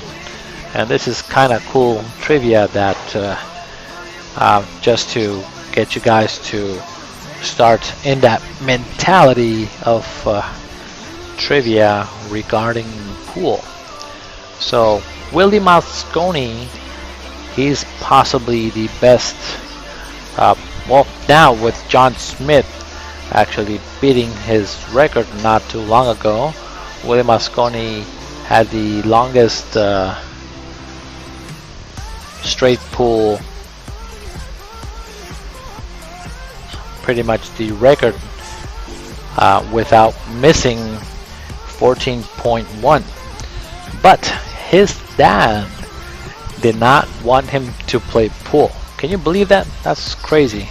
One of the greatest legends in pool his father did not want him to play pool. So his dad ran a pool hall, and so that his son didn't play pool, he locked up all the balls and all the cues. But Willie, he must have known that he was going to be a great pool player and an exhibitionist and run racks and be on the world record Guinness for a while. Instead of practicing, instead of shooting balls into the hole, he actually was determined to learn how to play pool. So he actually borrowed some items that are not pool stick and pool balls. Does anybody out there know what William Mosconi used to practice with when he was a little boy and did not play with pool cue or pool balls? This is kind of fun to know that. Now again, Willie Mosconi is possibly, oh my god, no way. He's just not getting any rolls. I don't think I would have gone forward myself, just because I know that was gonna run into the 10, and if there is a chance of actually possibly scratching or going into that pocket, he should have opted to do something else. So again, the trivia question, just for fun, he did use a couple of things. What was it that Willie Mosconi used to practice? I am getting some answers here. One of them is saying that, did he use a bamboo? That is from Nicholas Roberts. No, it wasn't a bamboo. Mike Orozco is saying, what did he use? Was it a broom? Yes. Andrew Garza answered first, actually a broomstick. That was his actual pool cue to practice how to play. That's actually kind of cool that he was so determined to actually practice with a broom. And second part of that, he used potatoes. Nicholas Roberts, you are correct. He used potatoes and a broom to actually play pool, which is pretty awesome actually. If you think about it, he's a legend of pool, and there was a bunch of people that wanted to beat his record for the longest time, and the legend says that when he was running the record of balls, he just decided to stop. So he officially didn't actually miss, he just quit making balls. So that is pretty cool, pretty impressive. I know that Mike Massey, I don't know if you guys know the legend Mike Massey, he also practices and shoots here in Phoenix sometimes, but he mentioned that when he was younger, in his earlier days, he used to practice also in a very unique way. Does anybody know which way Mike Massey recommends to how to practice? And as soon as I say that, Kurtis actually miscues, and there is something to that answer. So again, if you guys know, how does Mike Massey recommend to practice? And I actually tried that, the way that he recommends to practice. It is very tough. It's very tough to do the way that he recommends to practice.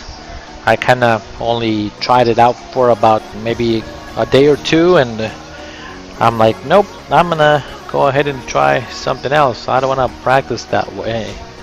So, and Mike Orozco is saying that William Asconi practices one-handed. No, he recommends to practice in a different way.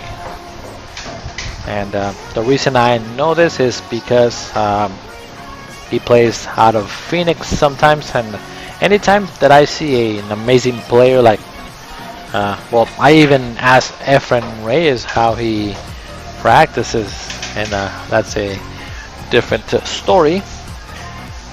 We are at 81 people watching, so if we get to 100, I will go ahead and give $10. I am prepping you guys for the trivia. This is just another trivia question. How does Mike Massey recommend to practice? Good shot on that combo, but didn't get rewarded. It looks like he ended up gluing the 3-bot to the bottom of the rail, so now he's got a kind of a decision to make here. And Andrew Garza is saying opposite-handed. Nope, that wasn't the answer he gave me.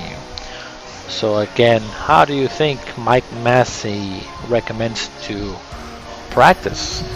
It is pretty unique, and maybe you should practice with a rack, just one rack, the way that he recommends, and it might change your game just a little bit to make it simpler if you really want to improve your game. I actually watched them play in Las Vegas. I think it was about 2 or 3 years ago. They have a tournament every year called the Swanee. I mean, not the Swanee, but the oh my god, what's the tournament called? The Rum Runner, but that's not, it's at the Rum Runner, but that's not what they call it.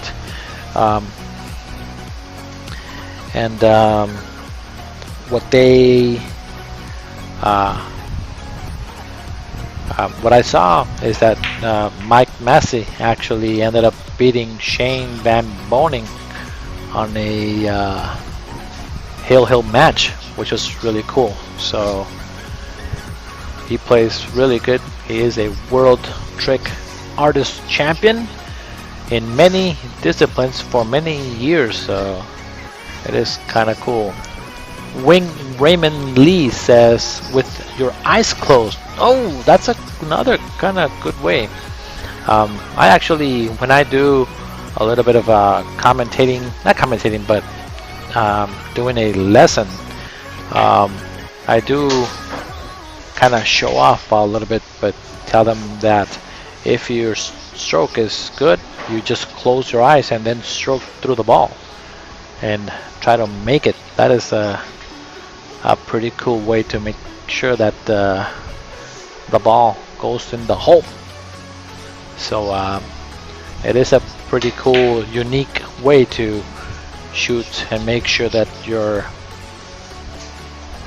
stroke is in line, but that's not the way that Mike recommends to practice. It is have to be with running a rack. So Leslie, Andrew Garcia saying that no English. You're close. You're kind of close. There is a second part to that. So Andy Mercer, that's what it is. Thank you, Derek, for clarifying there. This is a tough shot for Joe. He's kind of looking down the table to try to do something. He's gonna reverse cut it and see if he can get shape on this 7 ball. That was overcut it quite a bit. Made it weird. The 7 is in a funky spot. He might have to carry him into the 8 or try to get shape to the right side of your screen and shoot the table, the 7 ball all the way up. The other option, which is my least favorite, is to do an off combo.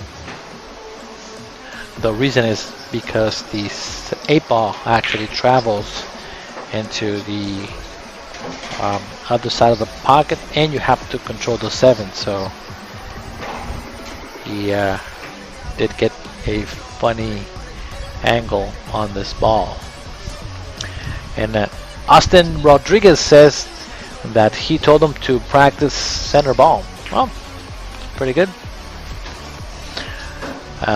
Running English? No running English. Alright, so I will go ahead and give you guys the answer. When I was I believe in Vegas, and I asked him the same question twice.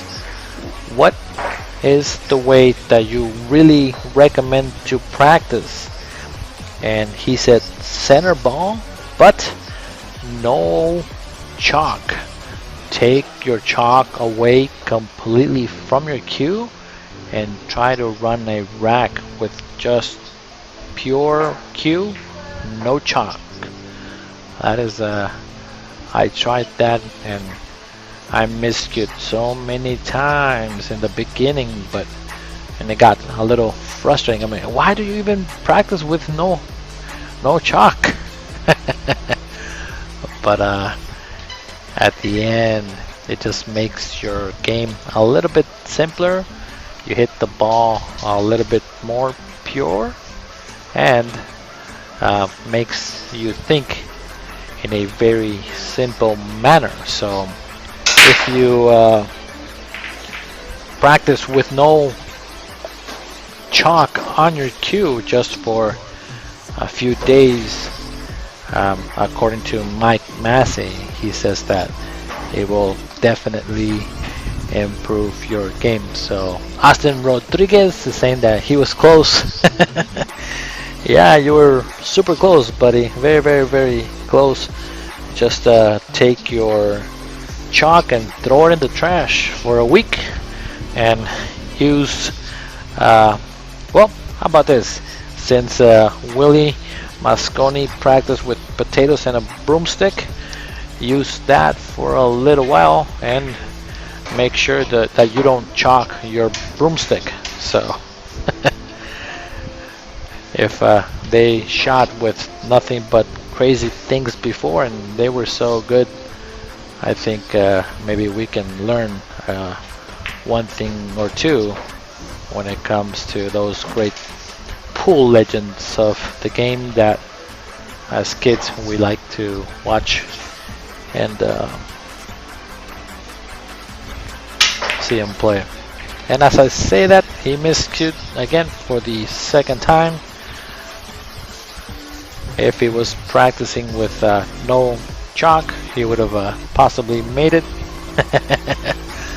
So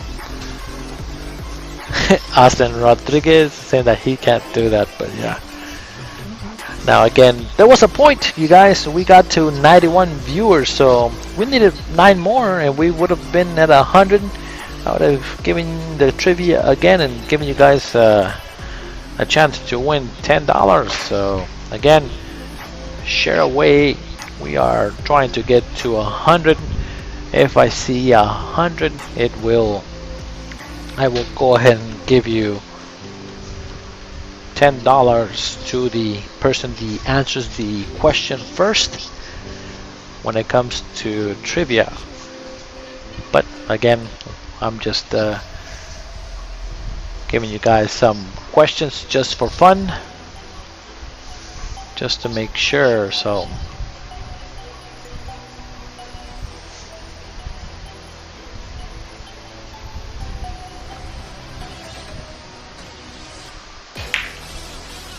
nice shot there by the 2. Did he get rewarded? It looks like he can possibly see it. He's kind of looking at the ball here, what to do. No, he's partially hooked by that 4. Nice hit. Let's see where the 3 ball ends up. All right, Joe. You gotta kind of close the gap a little bit here, buddy.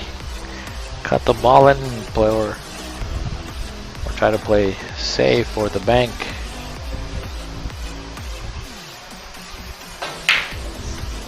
Nice bank. It's a very, very good shot. Now again, make sure that you guys share the stream. We are at 75 viewers. I'm trying to give some $10 away so that somebody can have a good, pretty good snack slash meal tonight on K2 Productionz money.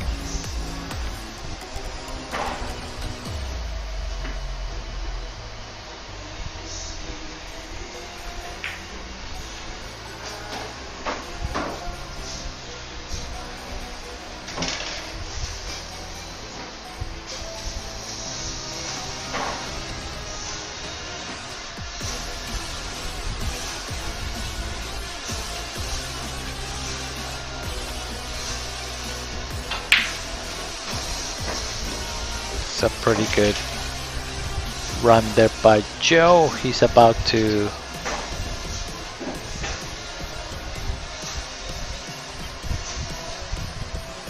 run out, but I don't want to jinx him, so that's pretty good there. He should be pretty straight on the ball here to be within 2. There you go. Good job, Joe. Good job. Keeping it kind of close. That was a great bank to do that and get out. So he deserves a pretty good ovation. So again, go ahead and guys, share the stream to make sure that you guys have a chance to win 10 bucks is what we are offering tonight if we break the 100 barrier of viewers.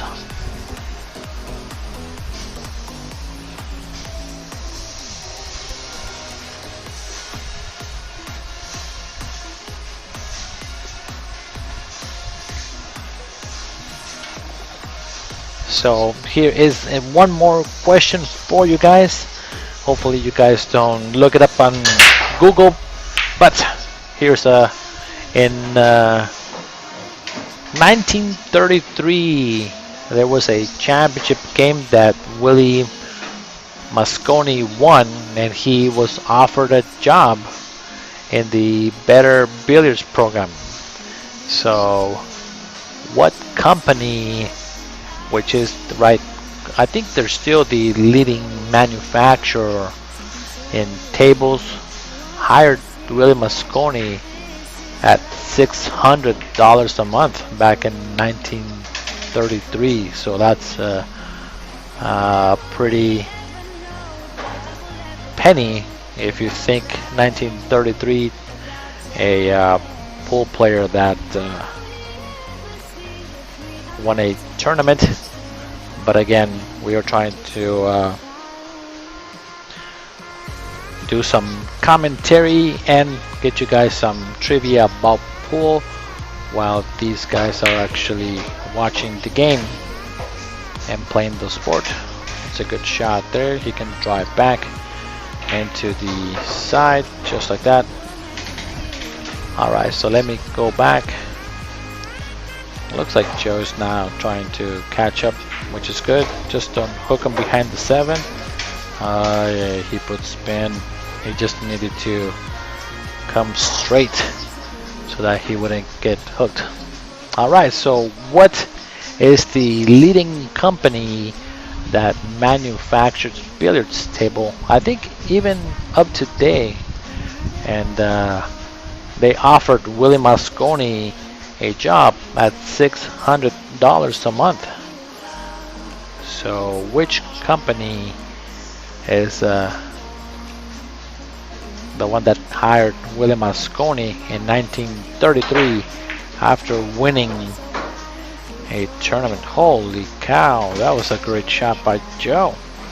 Jeez Louise. He even called that too because they're playing call 10 ball, so that was an amazing kick on the 5.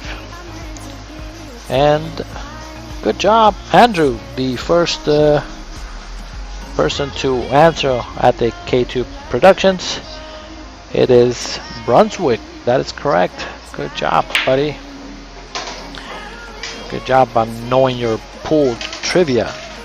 Or maybe that was just a shot in the dark.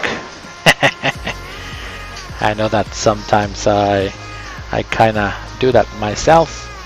Make up statistics or something like that when I don't know the answer. But oh no, what is he doing? That's not good. I always root for the West Sider or the underdog, so I'm trying to see if possibly Joe can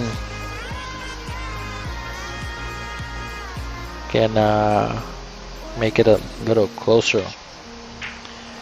Oh, see, I like Mike Orozco. That's a fantastic idea. How about a no chalk pool tournament? I might have to steal that from you, okay?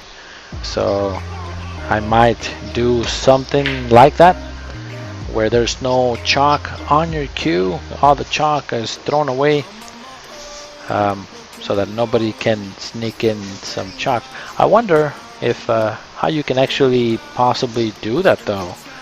I will need some of you guys to actually possibly help me out with that particular idea that Mike just came up with. That's a really cool idea. Good shot up by Joe.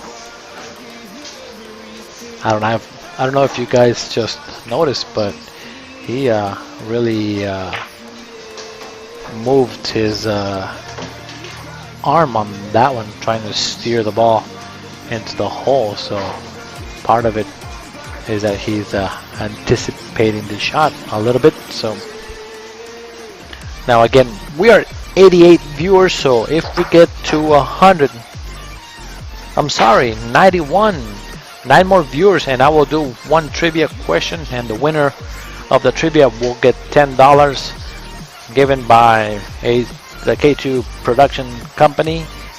If we get to 150, we will give away the mug that I've been talking about all night. So but that's a good idea that Mike Orozco just had. Play a tournament with no chalk. That would be so cool to actually I might even want to play in that just for the fun. So the only thing is, how do you monitor the no chalk on your cue? So I think there is a way where every time that the shooter goes to the table has to wipe their cue and then shoot every single time. That's the easiest way, or play in the tournament itself. So I know our video all of a sudden just paused for a little bit, so it looks like we have our first sign up. That's Mike Orozco. I know that would be. I'm gonna talk about it to my boss, Kalen, and we will see if we can make something like that happen. The no chalk tournament. You must shoot with no chalk in your cue, and you must wipe your cue at the top of every cue every single time that you shoot, just to make sure that there is no chalk involved at all. Oh, it looks like Kurtis didn't get a shape on that ball, and Joe kind of made a smart remark where, hey, you're not getting the same luck or shape that I was getting earlier. Can kick the ball in. Nope, ball in hand. Alright, Joe, you have a chance to tie up the game.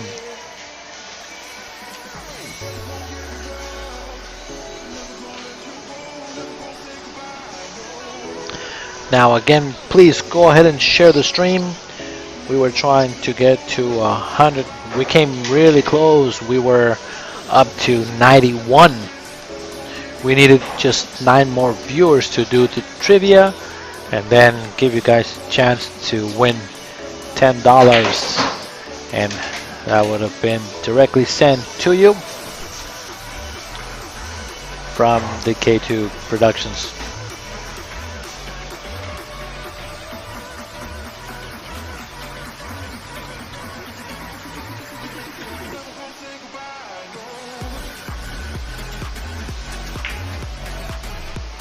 Gonna try to put them behind the 9. That's not too bad, but I think the bank is available for Kurtis here. Alright, so since we didn't go over the bio of both of these players, let me go ahead and take it out so that people can know about these players and where they're from and what they do besides pool. So the person shooting right now, it is Kurtis. He does have a nickname. Nickname is Kurt. He started playing about 19 years ago, and the person that introduced him to play pool was his dad. He doesn't have any mentors or coaches. I believe probably only his dad is the only one that showed him how to play. Oh my god, he almost made that. That was a great attempt at that 7.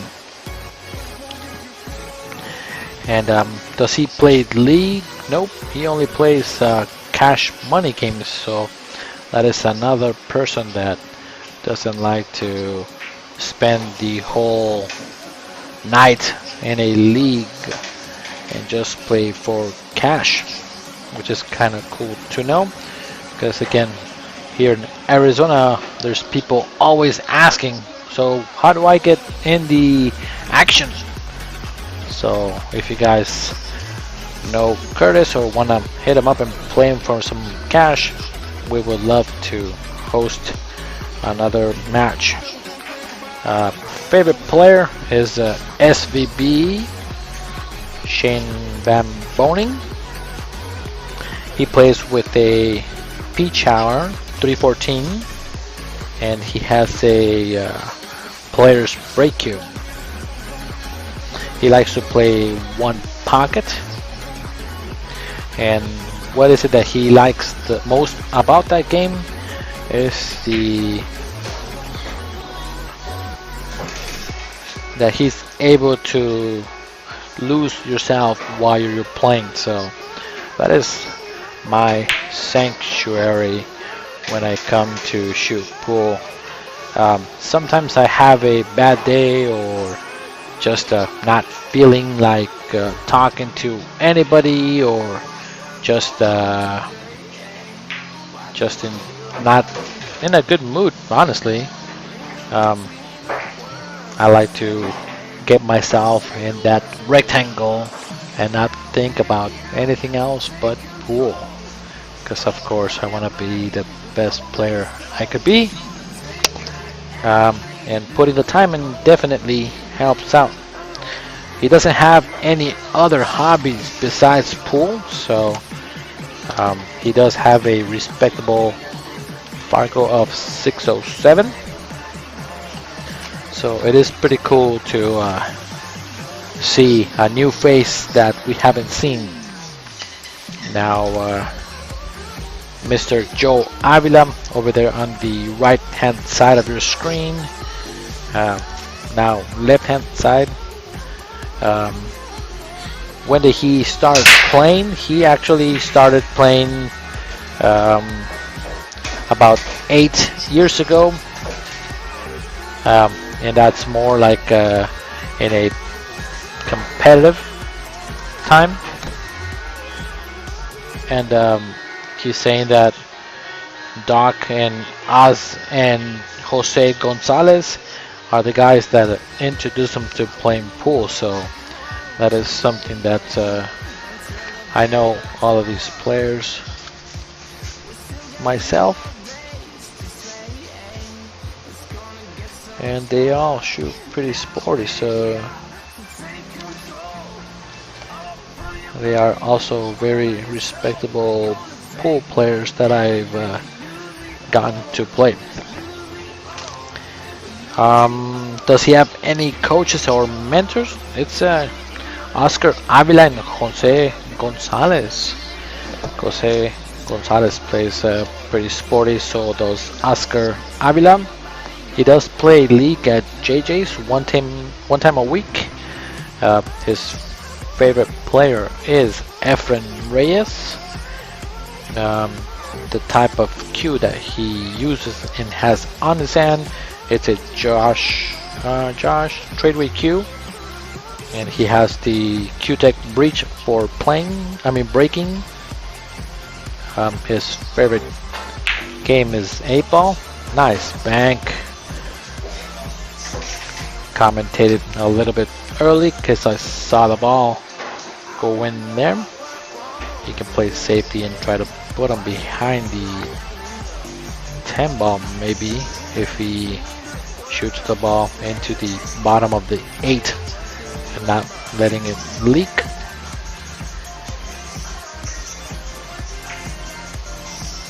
It's not too bad. That's pretty good. Okay. And then also he likes to play 8-ball. It's his favorite game on a bar box, and the reason that he likes it is because it's very competitive. He wants to know we asked him what is the frustrating part about the game. He mentions nothing. So the last question is, what is the other hobby that you do besides playing pool? He moves houses a lot, has been moving people, houses, buildings, offices since 2003. He's a pretty busy guy all the time, and if you guys are looking for a mover when it comes to your home or anything, they are super professional, and you can give him a call. He actually gave his phone number, 602-203-0078, and we will actually post the and Joe is now on 2, so he needs to make sure that because he's gonna do the same shot one more time. I would have tried to hit the 2-ball on the past 2 times because I know that it doesn't go, and he's gonna try to do the same move. The third time is always a little bit harder.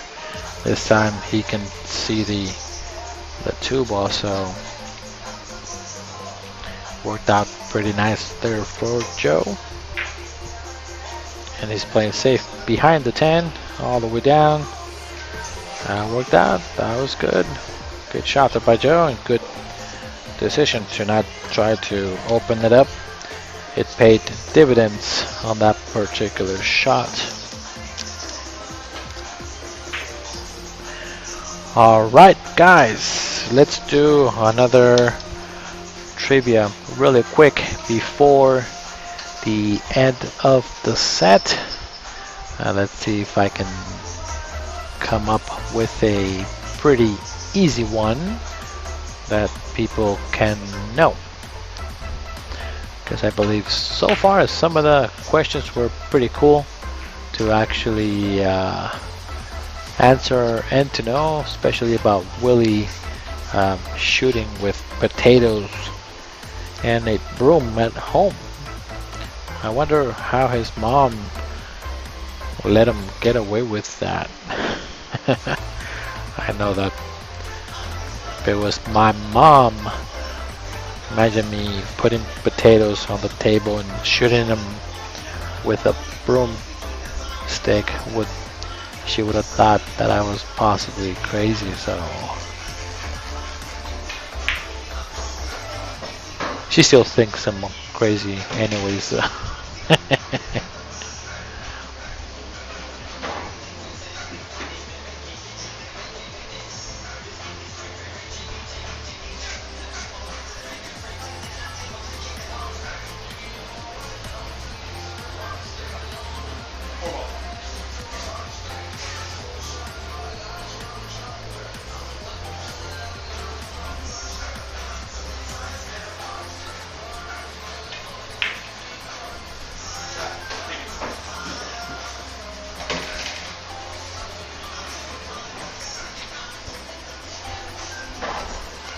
Just looking to see would be a really good question to ask you guys.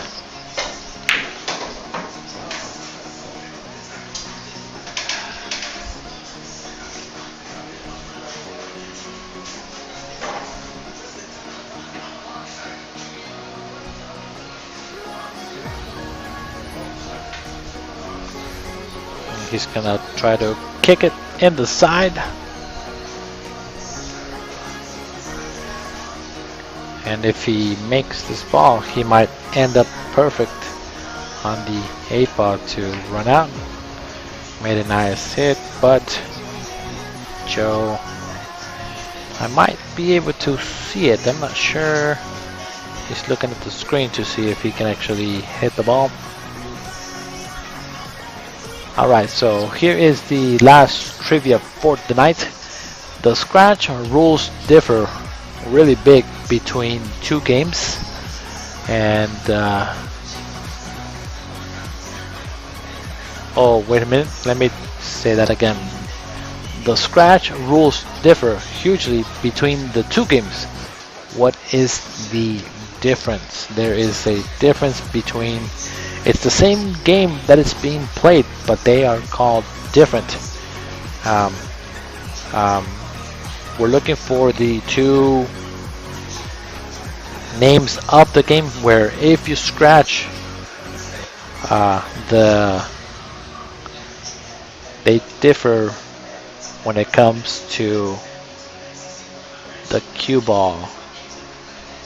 So we want to know what are those two games called. They are the game, but the rules are a little different and they involve the scratch. So what are the names of the two games? Hopefully that's not very confusing. It is the same game, just different name, and the rules differ between one and another when it comes to the scratch.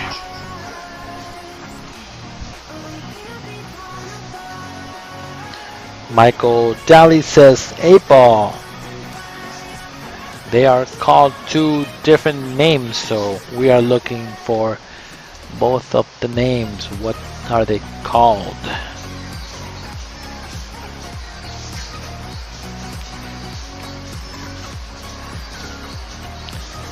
So I'm making you guys a little bit smarter when it comes to pool by doing this kind of tricky questions. Myself, I did not know this answer either, so again, it is something kind of cool to know. But the question one more time, it is the same game, but there is a huge difference between one scratch and another in the same game. What are the names of the game called? Oh, Joe might be in trouble.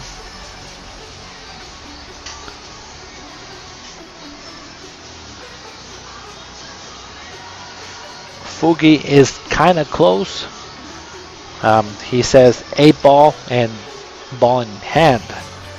It is a little bit, it's kind of close, but they have a name on them, or a name for them. So Michael Daly says ball in hand, or ball in hand foul, table scratch, and no ball in hand foul.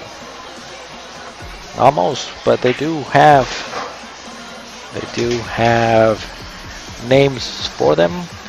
So I will give it to you guys before he shoots this ball, because this might be game, or actually I'll give it to you guys after. Let's see if he can handle this particular shot in the corner pocket. And this is a $600 10 ball. Nope, not tonight. Joe Avila gets to live another day.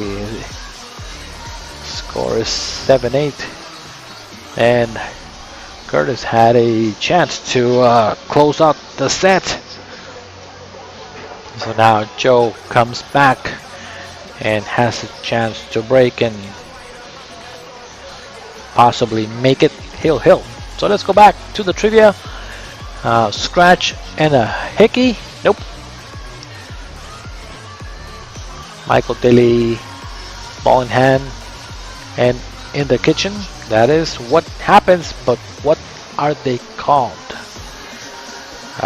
Derek would like to know, are any of the matches that are being played sent to Fargo? No, this is not a tournament, so these are not being sent to Fargo. This is free for all. Everything is pretty much frozen right now with the COVID. Fargo is not taking any of the, I believe, tournaments or anything like that until the next month, from what I've heard. So this is just the quarantine challenge matches that we have. Nothing gets reported. Okay, so let me give you guys the answer. And this is pretty much bar terminology, to be honest. So when you are playing and you break and you scratch, that is called, when you scratch and it's ball in the kitchen, that is called straight 8. That is the proper terminology and the name of the game. So you shoot the ball, you scratch on the break, and then you have to shoot the balls behind the kitchen. That is called straight 8. Now if you shoot the balls and foul, or if you shoot the ball and scratch, it is ball in hand, but that particular game is 8-ball BCA. That is what it's called. And the reason that the name 8-ball ball in hand BCA, or 8-ball BCA, it's that, maybe you guys didn't know this, but BCA implemented the game so that the table time would be decreased when it comes to 8-ball, because they wanted the game to be finished much faster than how it was run before. They would take too long and they would never actually finish on the scheduled time. So in order to do that, they actually said that they would go ahead and give, or starting to give, ball in hands to the players when they commit a foul, so they can start shooting from anywhere. That is a fun fact. And once they did that, they saw the result that it decreased the amount of table time by half. So after that, they made it so It would be called BCA 8-ball, ball in hand, and you can place it anywhere after a foul. But yeah, it is straight 8 and BCA 8-ball. So that is the answer to that question. Thank you guys for participating and answering the question. So let's go back to the match. It is now almost close to the end of this second set. So we'll do a little bit of commentating about the game. I like playing safe, putting the opponent behind that 10. Not trying to bank it, but trying to play safe. He tried to spin it behind the 9. I think it would have been easier to just stop the ball there and not give him a shot, because the 10 ball was kind of blocking pretty much the entire north side of the pocket. I mean, north side of the table. Thanks, Michael. No problem. Again, we are doing our best to keep you guys entertained and also giving you guys some good pool quality. Everything is on HD, and also it is real time that you guys can see the stream. There might be just a little bit of a delay between the stream itself and what you guys are receiving on your smart devices, but again, it's only a few seconds. Oh, I did not expect him to miss there. Joe has his chance to make it hill. Come on, Joe.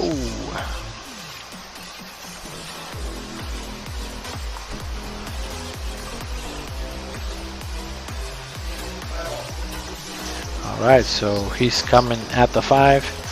It is there. It does offer a reward. You just gotta hit it kind of baby speed with a little bit of draw. Oh wow. Well, at the same time, and ended up actually working out. He called he said safety on the way back to his seat. Kurtis is looking at the jump. He's gonna call the jump bank. It does offer a reward if he makes this jump. So again, this would be kind of rewarding by jumping over the ball, which is, I think, the correct option. It looks like he's aiming to cut it though, but not to bank it. Okay, so his final swing, he made an adjustment on the ball.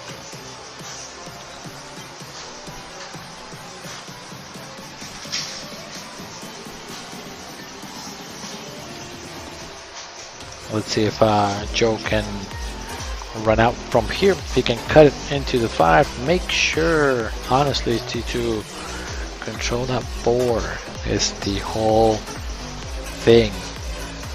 The pocket is so, well, you can make the 5 ball pretty much anywhere as long as you touch it, but the main thing is that 4 ball. You need to really be cautious of where that 4 ball is gonna go. So it looks like he's aiming low on the ball.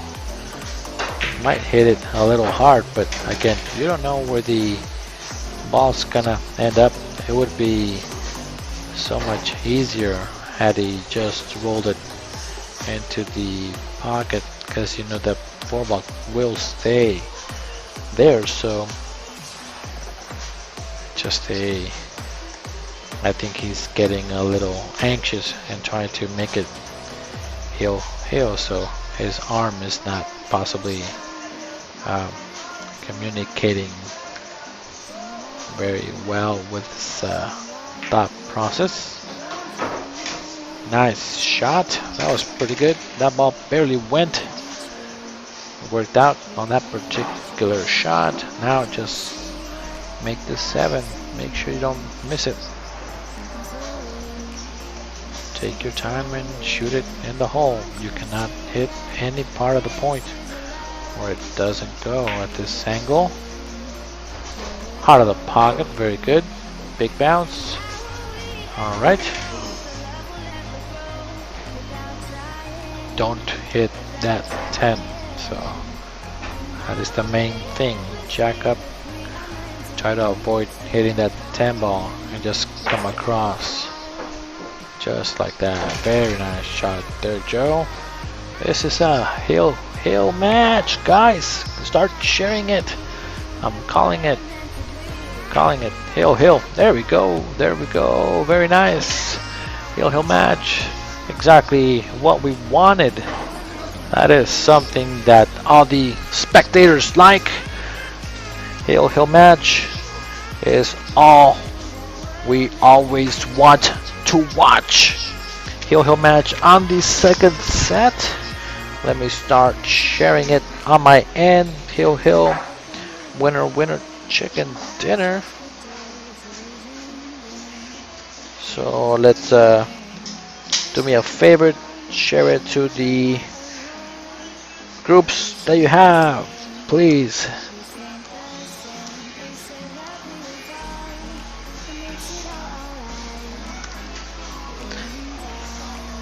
See if we can increase our viewers because it is a hill match. Do me a favor and share away to all your friends. Everybody likes a thriller, especially when it comes to a couple hundred in the middle. That is kind of cool. Let's see if we can possibly pass the 100 mark with a hill match. So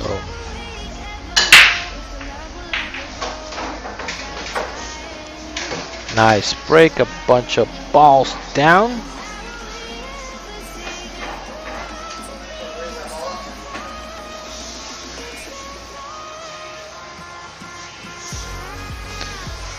All right. It's a great break by Joe. He's trying to force a 9th inning here. Everything is wide open. Just needs to shoot the ball and drive back. Kind of a brokey stroke. Come above the ball. Very nice. He might do a break and run. Come on. Michael Daly says his mom calls it the rubber match. I want to know why she calls it that way. Let me know. Why does she call that the rubber match? I'm kind of curious to know why. Good shot there by Joe. It must be in the side pocket. Go and just force it into the pocket with top and just come out. Nothing too fancy. Just accept the angle. Try to get maybe a little closer to the 7. See if you can manipulate the angle, but you don't need to do much. Just make the 5. That's all that matters here. Good shot. Alright, so now also make the 7. Don't worry about shape.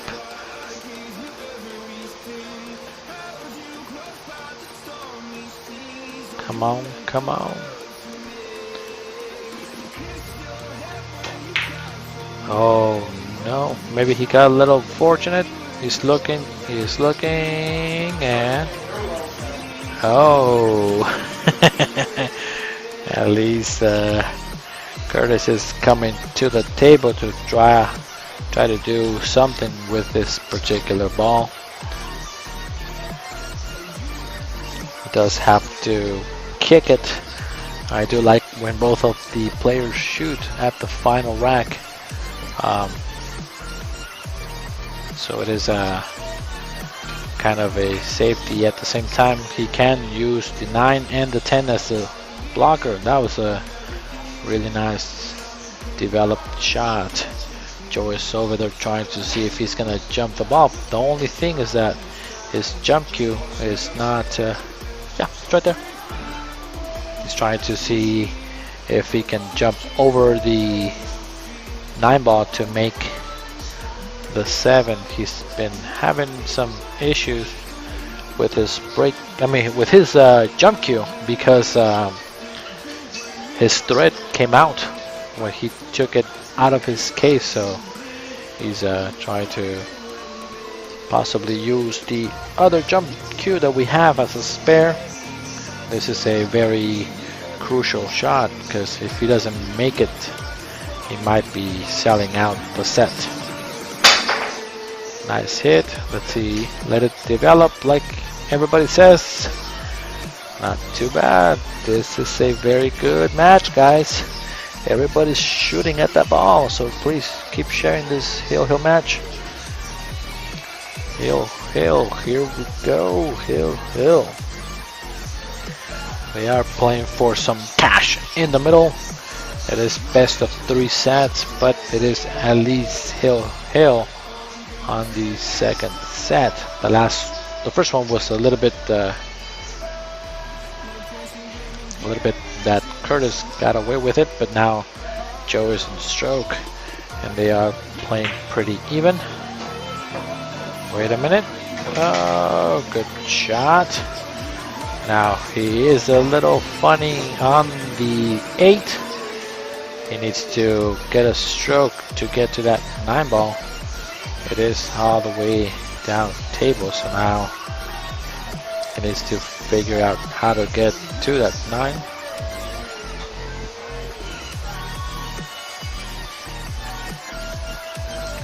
What do you guys do? Let me know. Before he shoots, he's trying to decide what to do. This is a tricky situation. It looks like he's loading it up with top, a bit of inside. I'm not sure if he can get there. He is winding up for the shot. Spin the ball. That was tough.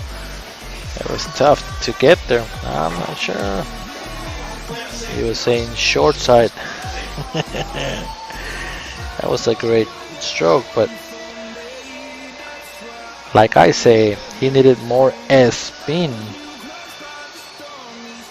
Is he playing the safe or is he playing the bank?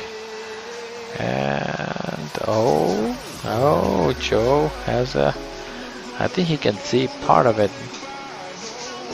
He's kind of looking to see if he can do something with it. This is the excitement of pool when it's hill, kind of like last point wins in basketball. And last point wins for $100.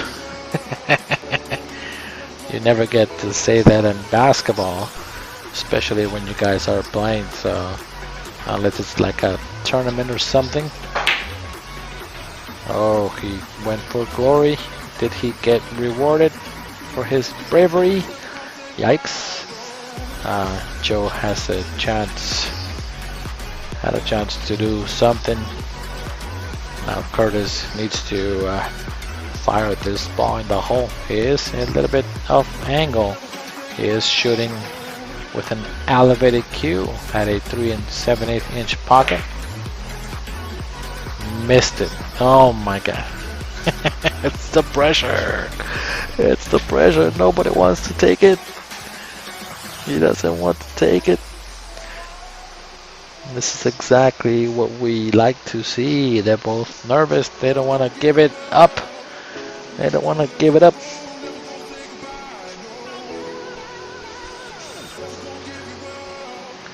And now this is a very tough decision here on a hill match.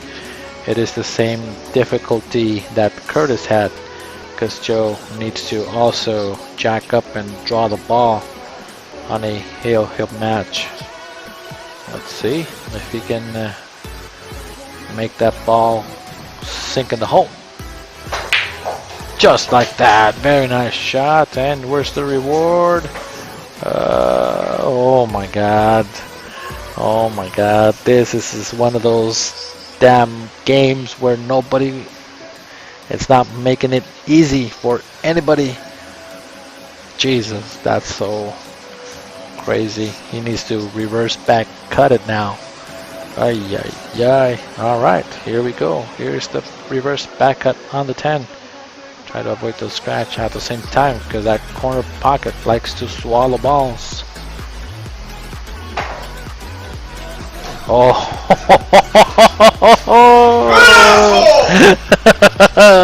yeah! That was a good game. Very nice game. I like that. That was cool. All right, we're taking a 5-minute break. That was intense. All right, that was a great game. So, yeah, we'll take a break. We'll take a break for about 5 minutes. That was beautiful, beautiful out. Nicely played. All right. So we'll be back in about 5 minutes or so. So this could be the last set. After this, the person who gets to 9 will win the match. So be back in just a minute. Hold on for 1 second. Oh, sir, that was my grandma's. Oh. Don't worry, ma'am. All of your stuff is in okay hands. Just okay? Well, they don't give 2.5 stars to just anybody. Here you go. What's this? It's your piano. Hold this for a sec. We don't have a piano. But the neighbors do. Just okay is not okay. Looking for a moving company that's on time, isn't milking the clock, and doesn't charge for shrink wrapping items, disassembling and reassembling furniture? Would you value a team of hardworking guys that care about your belongings? No, really. Like, if any of your possessions were damaged or lost during the move, they'd cover it that same day. Well, Aaron Movers in Phoenix is serious about quality service, and we feel like we've mastered the art of moving. Since 2001, we've grown our well-known reputation of precaution, speed, courtesy, and planning. We've held every member of our team to a high standard and have never dropped the ball. Now that I think about it, we haven't really dropped much of anything over the last 17 years. We understand that nothing we touch belongs to us, and that we need to handle your belongings better than we'd ever treat our own. Because, in case you didn't know, you're the boss on moving day. Listen, our team honestly just wants to help you get your items moved from point A to point B as quickly and safely as possible. Our custom-built trailer plays a big role in our ability to do this by reducing trips and lowering costs. We'll even set things up at point B for you. Our 5-star rating proves that hard work pays off. With hundreds of satisfied customers across the great state of Arizona, we want you to experience moving as it should be. Whether you're moving into a new office, transporting items out of the state, or settling into a new place to call home, Aaron Movers wants you to focus on what you'll be doing once you get there. Don't take a risk, and we'll take care of the rest. Click below or call Joe at 602-703-0078 to learn more or to get a free estimate.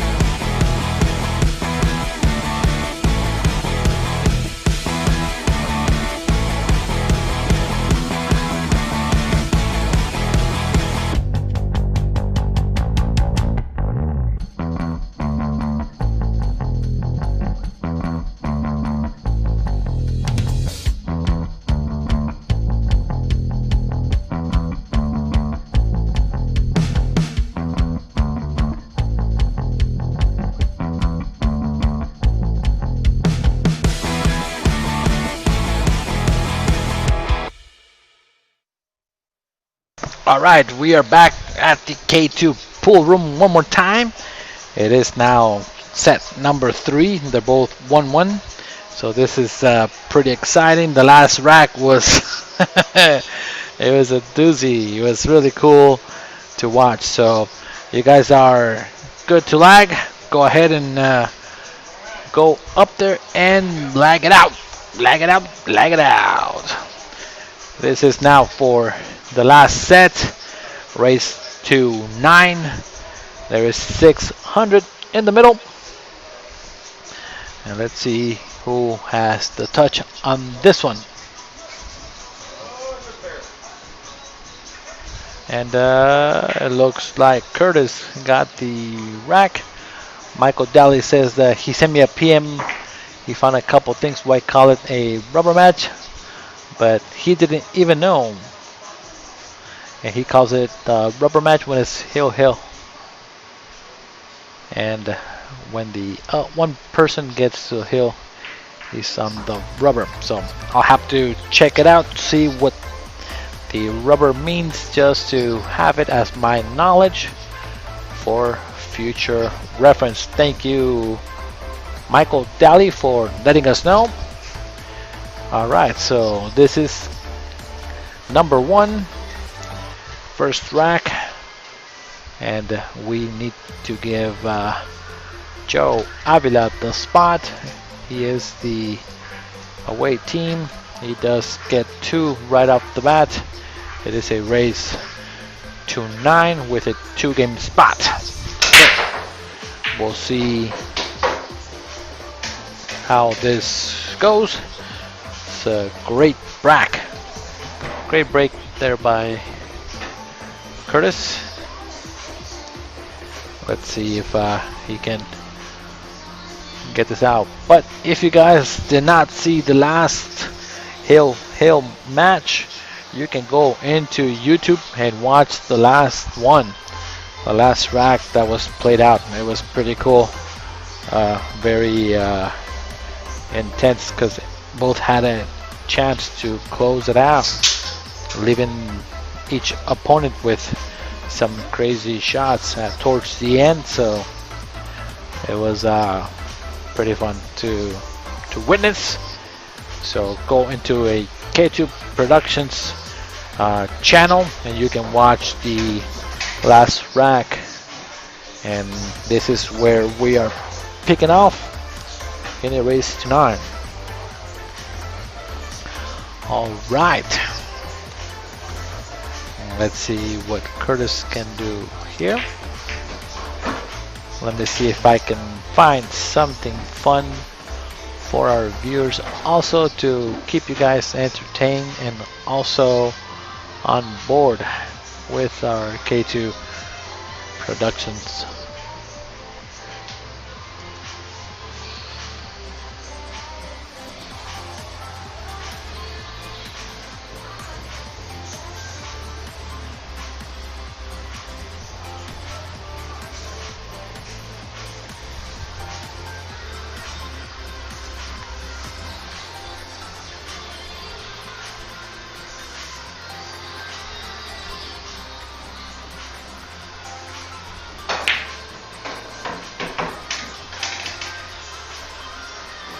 Oh, he tried to get all the way down on the 5 to shoot it in the corner pocket.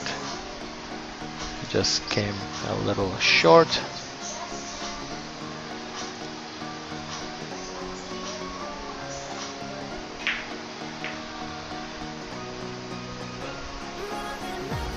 And he gave a shot to Joe as coming up to the table.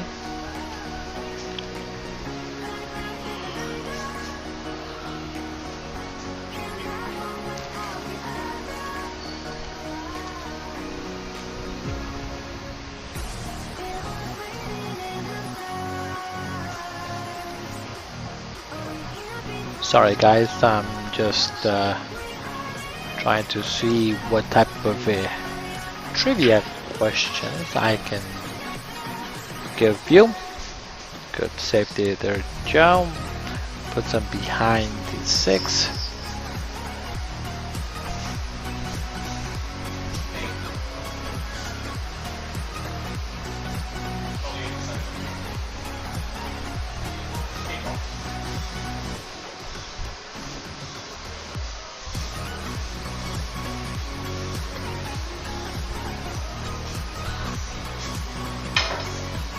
Oh,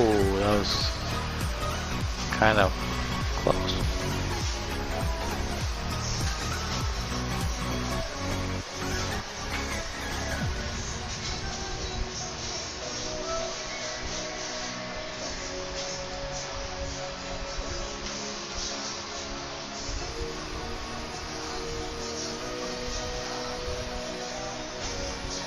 And Joe has a chance to run out here. Just forward roll it. It's a little short, I think, on this 6th ball. He's okay. He can just stop the ball there. Nothing fancy needs to be done.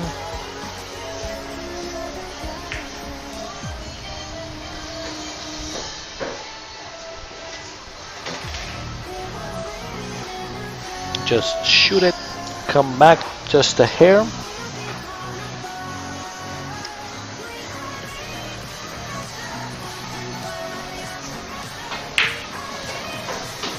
Just like that.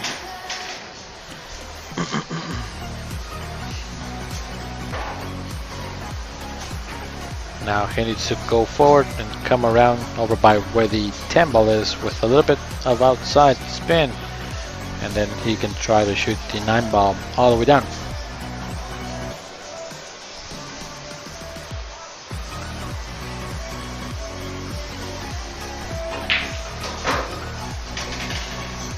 Keep coming, a little more. Just a little short, but he needed to stroke the ball just a little more to get to the correct side of the 9. It was almost there, just the stroke left him a little bit.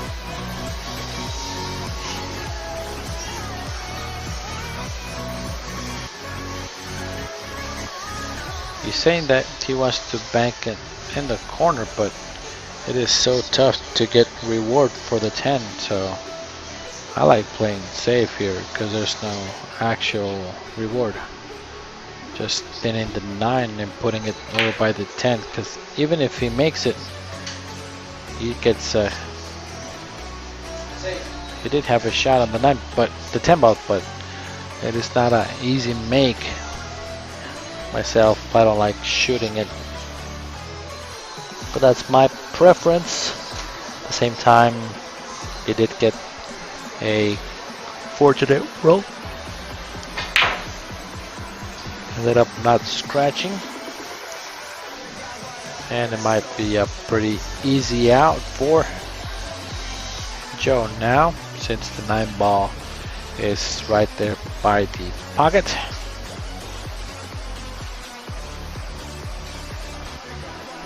And just roll it, come up, just like that, and then cut it in the corner.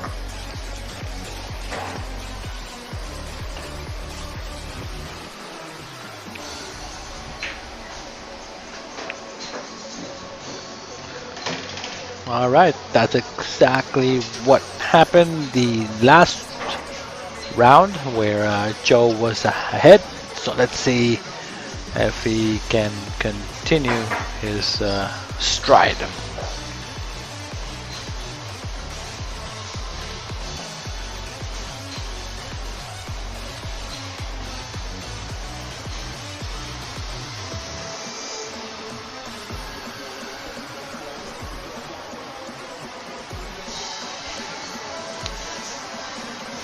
Alright, so let me go ahead and ask you guys one of the trivia questions. Let me take a look.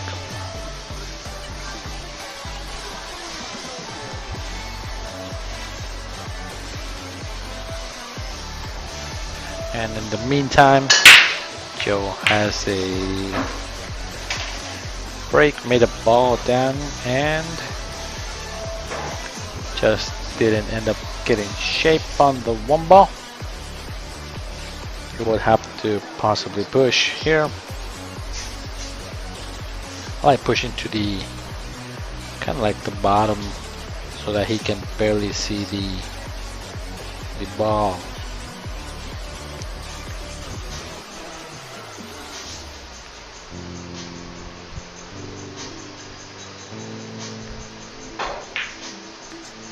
Try to make it the same. He got fortunate. That's pretty good decision there.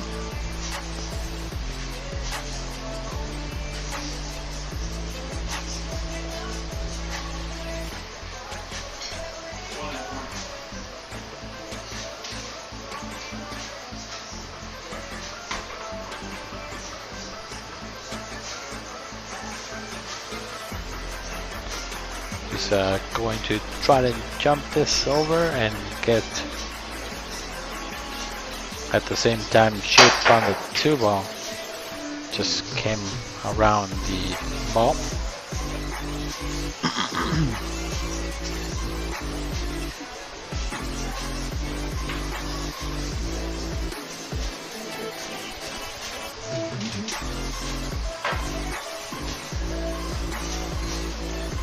I like just shooting it, drawing back just a hair.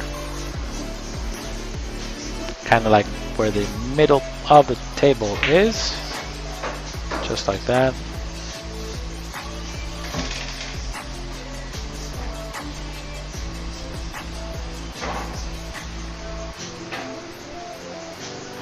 Can possibly come across for the 3 ball to be made on the opposite corner like that.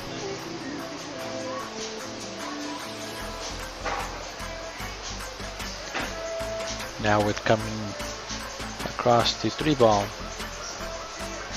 he's gonna have a shot at the 4.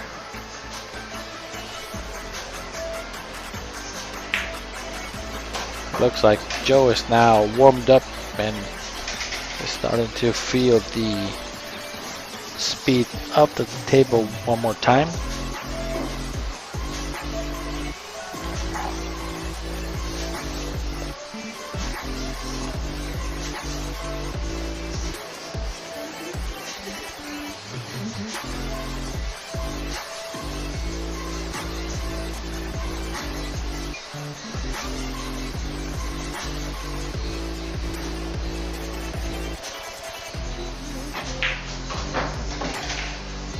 Nice bump shape on that ball.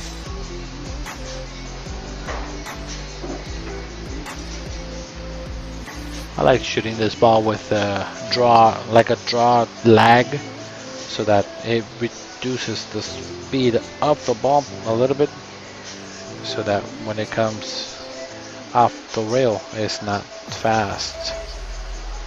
He might scratch the way he's kind of shooting it. Maybe he's putting a ton of outside, but yeah, okay, that was a good shot, but I don't think he could hold it for the 6 ball.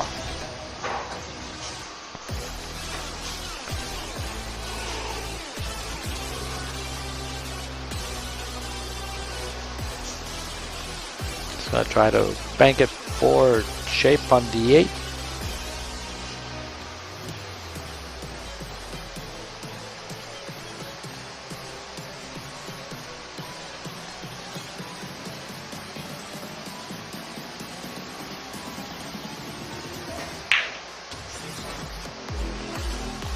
Came a bit short, but at the same time it's a good reward for taking that particular shot.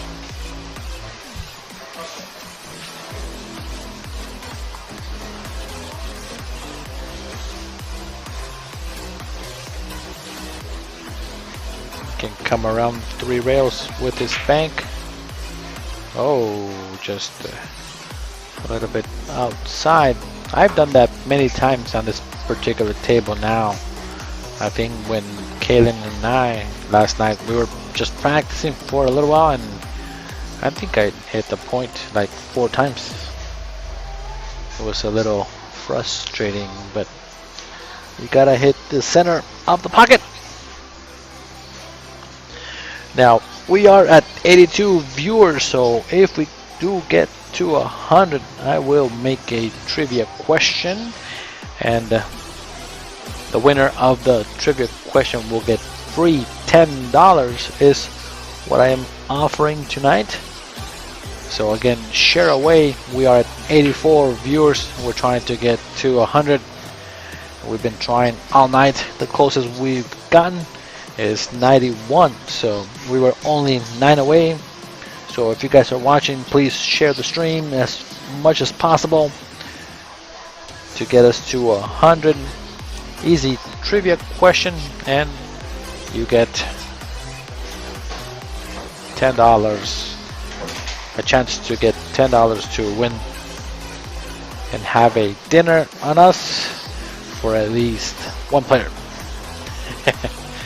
I know it's not much, but that is the way that we start.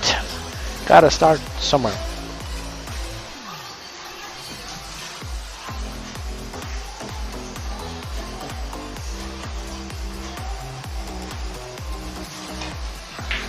And this is the last set, and the score is 3-0 in favor of Joe Avila. They both go to 9. There is a 2-game cushion for Joe Avila.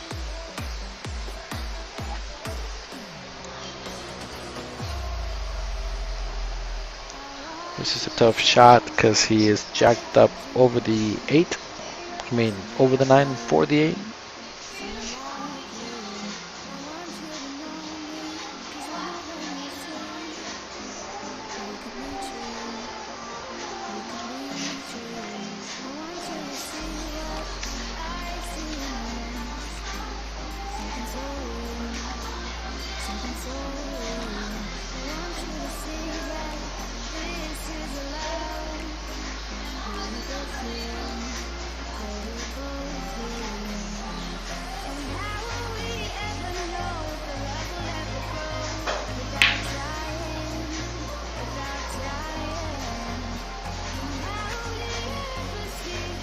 Not too bad. Gives Kurtis a hard shot on the 8 ball. He can shoot the ball back and forth for the 9. It is a pretty demanding cut. You gotta hit the center of the pocket for the ball to go, or it won't. He might be getting a little tired. He was playing really well, so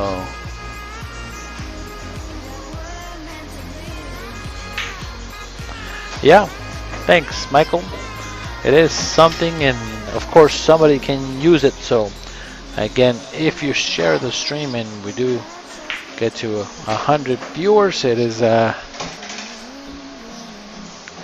trivia time, and we will give you guys a chance to win $10 for the night.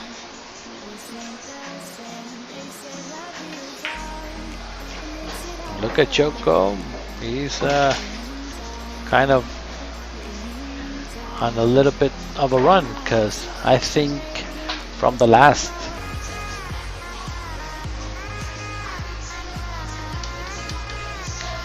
is there a big echo on my mic?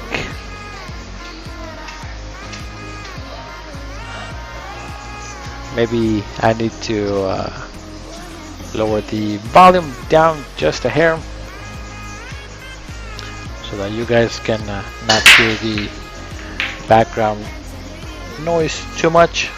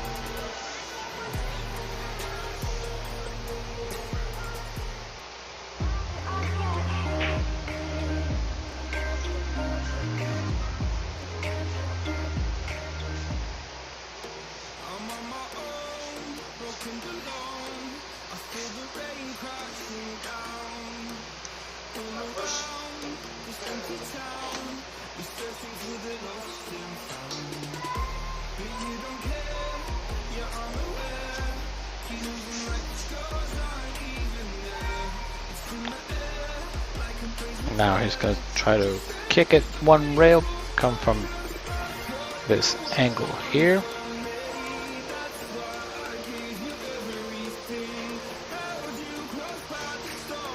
Nice try.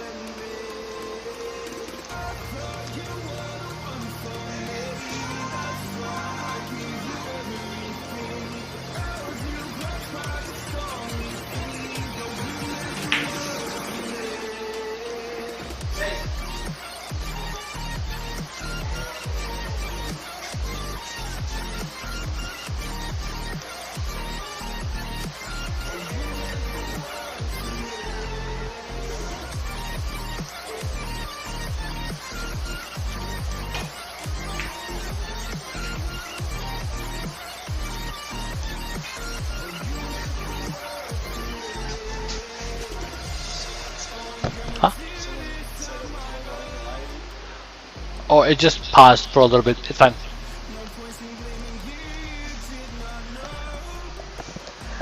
Alright. Sorry guys, I was just in the middle of taking just a little bit of a break there. I was just sending a message. Hopefully you guys are looking.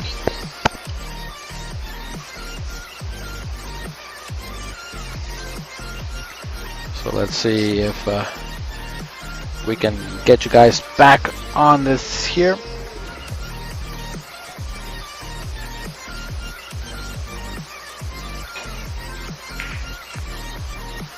Not too bad with the safety that Joe Avila played.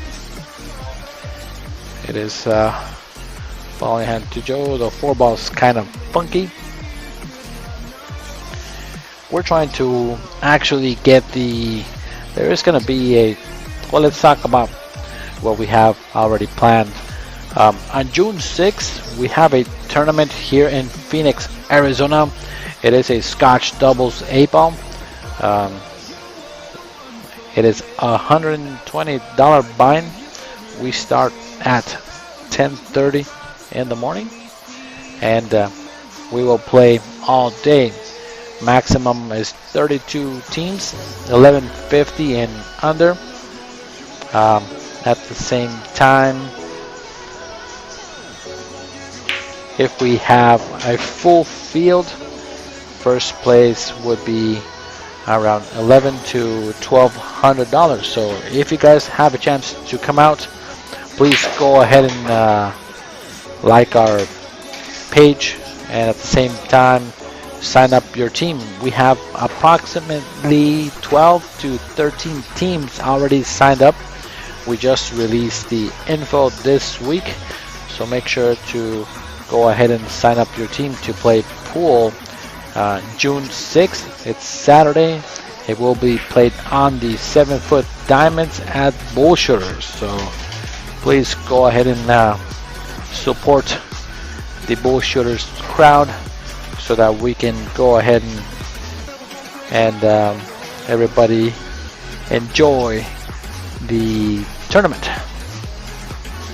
And the requirement to play is that you have to have 200 games in Fargo individually. So as long as you have an established Fargo, you can play.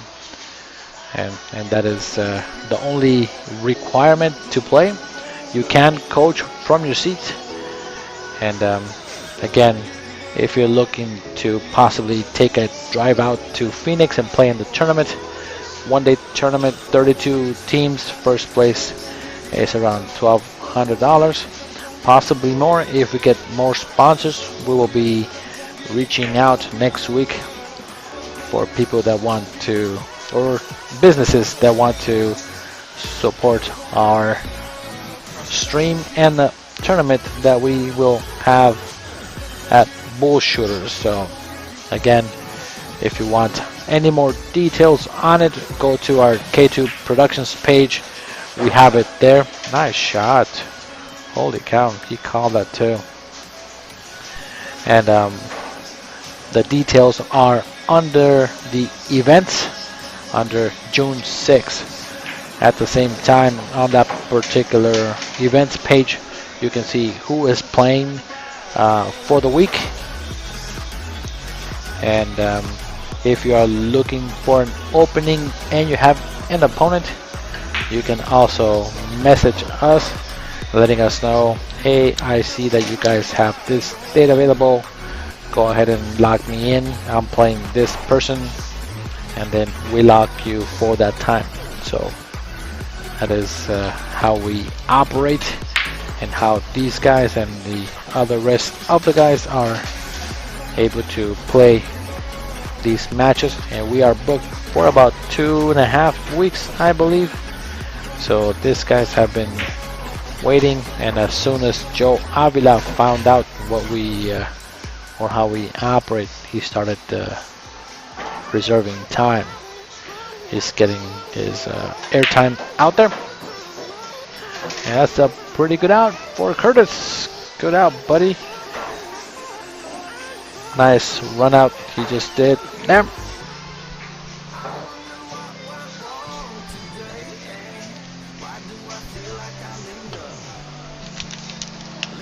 The score is 4-1 in a race to 9.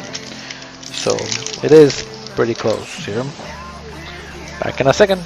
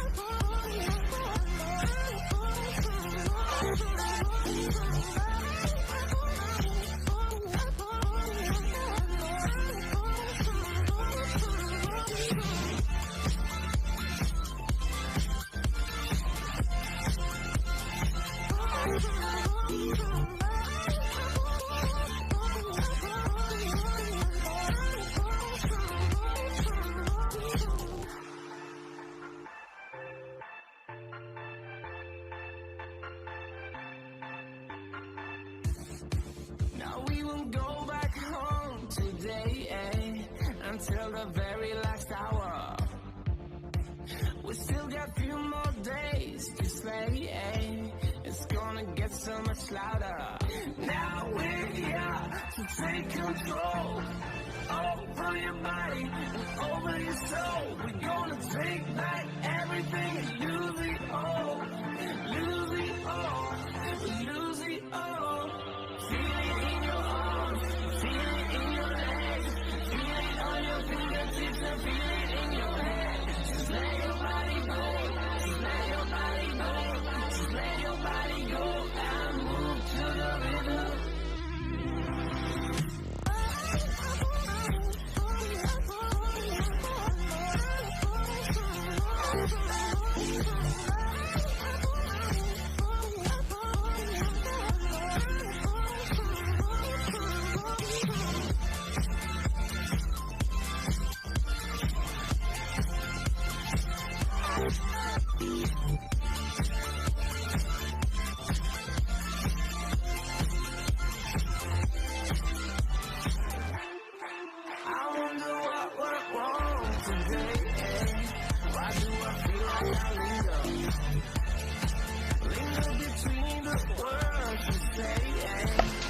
Alright, I'm back. Guys, sorry for that. I was just eating a protein bar really quick. Needed to get some energy. Willie Williams is asking, he only has 189 games, and when they shut everything down, is it possible to play in the Scotch tournament? Willie, actually, it is a requirement of having 200 games, but I know that you are, what, 11 games away? If you go to Metro this week and possibly next week, those games get entered into Fargo.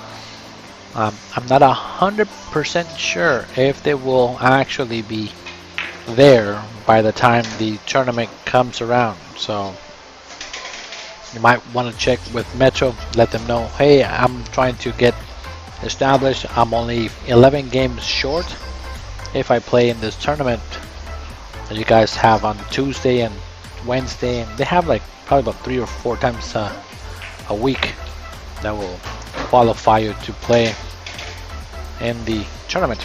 Oh, that's a pretty good shot there by Kurtis. Oh no, never mind. Oh, yep, never mind.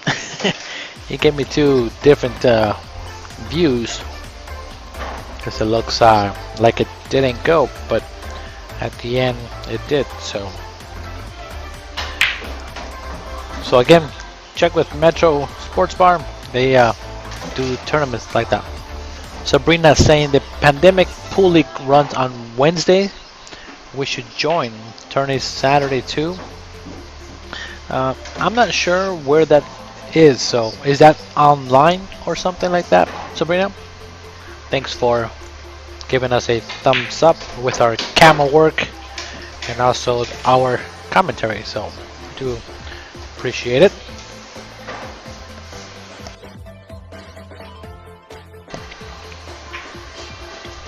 There we go.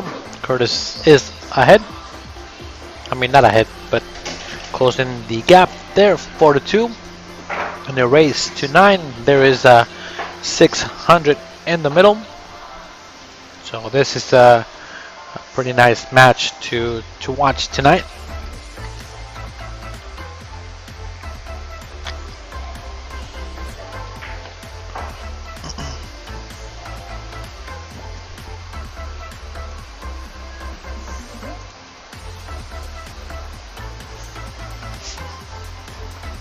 I'm wondering if this particular league that she is referring is actually an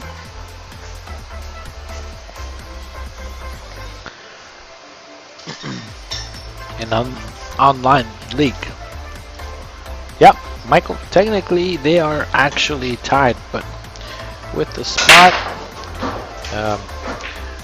currently the score is 4-2. So yeah, because Kurtis is a high Fargo 607 and Joe Avila is 543. When they kind of negotiated the terms, Joe Avila likes to do Fargo races to make it close, and it showed on the last game because they went hill on that last one. So it does make it more interesting, like Michael is saying. So it is kind of cool to see it.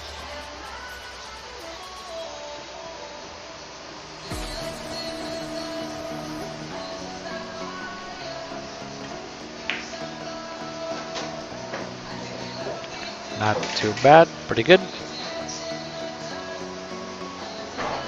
I think he can actually play safe and put him behind the 8-ball if he wants to. Since the 4-ball goes in the lower left hand side of your screen.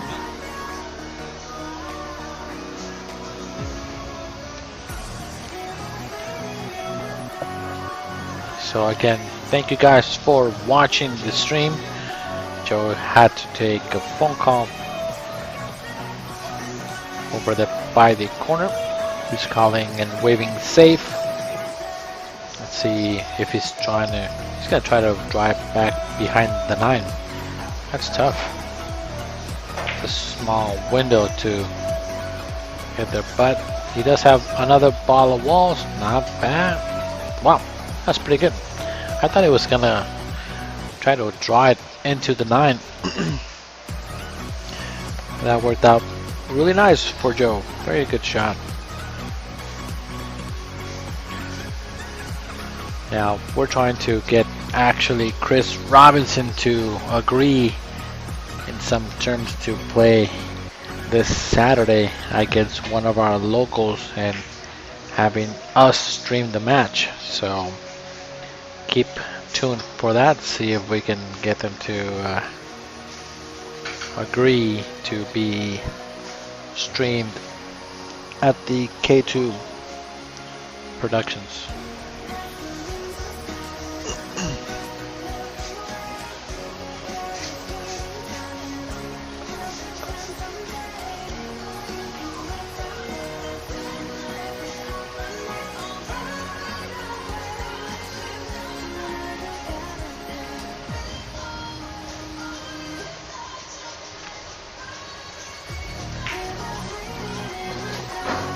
Might be out here if he's in the correct side.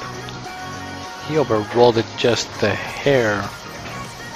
Nope, he's looking at the side, so that Cuba must go to the side of the 4 to make the 6 in the side pocket. Oh, he was pretty straight, so that's a good shot.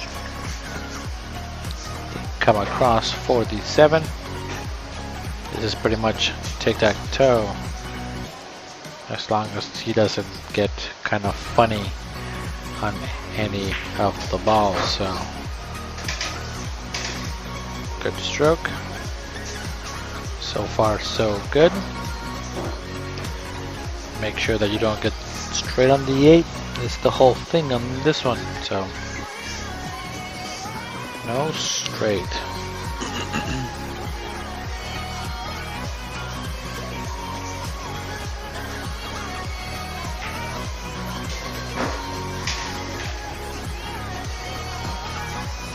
Kinda straight, just a hair, but let's see if he can manipulate it, possibly force it into the bottom rail and out. Oh, he's looking at the sky. Oh my god, he can't believe he just did that. Yeah, needed to be a little more careful there. That was a little bit of a wild swing. That's one game that if Kurtis doesn't get out, which I highly doubt, it's gonna possibly come into play later on, because that's a pretty mental mistake there that just happened. Let's see if that doesn't come to bite him later on. Alright, so again, thank you guys for watching. We do appreciate you being part of the stream of the K2. If you are not signed up, please go ahead and do so. We do offer prizes and giveaways now so that we keep our viewers entertained and also online while watching a great pool stream available for you guys totally for free. So again, also when we do our giveaways, we are not asking for anything that needs to be bought. It's basically free for just hanging out with us, answering a couple questions, keeping everybody entertained.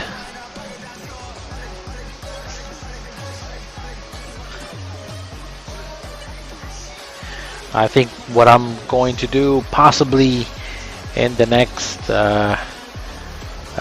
maybe big match, kind of like this one, whoever can last the longest on the stream, I might give them a prize. So stay tuned for that particular one.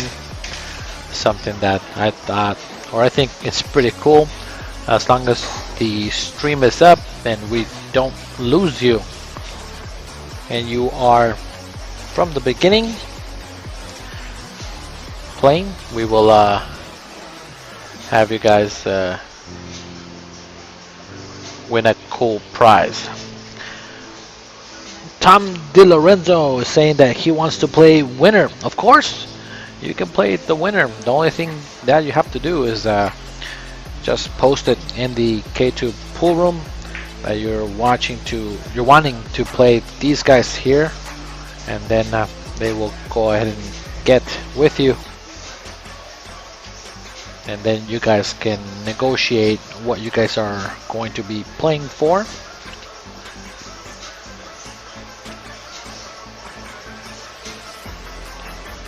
And Tommy, I know that you play pretty strong. You showed that at the Rum Runner this last year, and good job on that run that you did. You did much better than I did, so good job.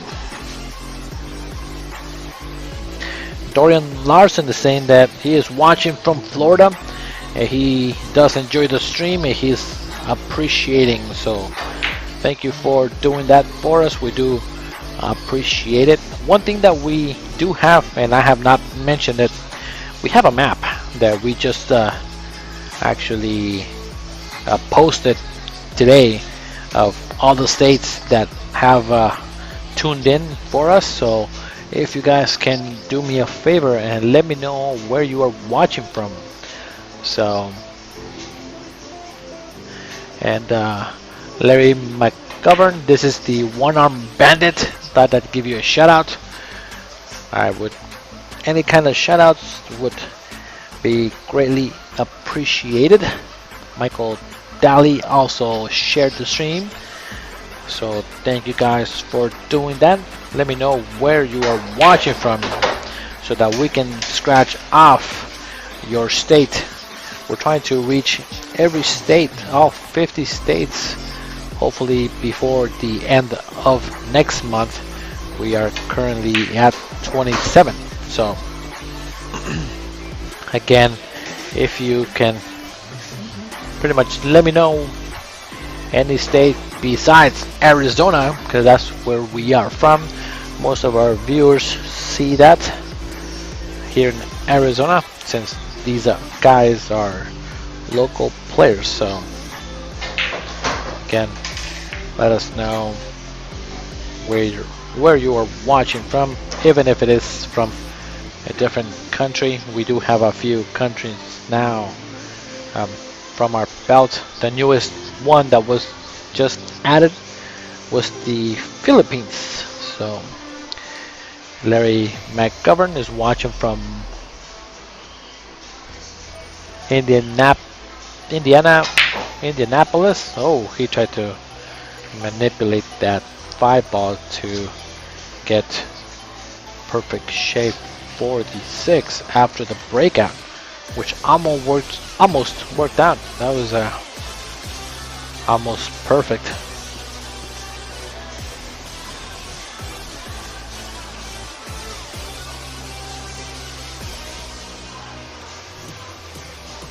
And Doris Larson is watching from Orange Park, next to Jacksonville, Florida. Thank you for tuning in. Oh, that's not good. I would have played the safe if that was going to be the case, and try to put them behind the 6-9 if I'm coming directly at the 9.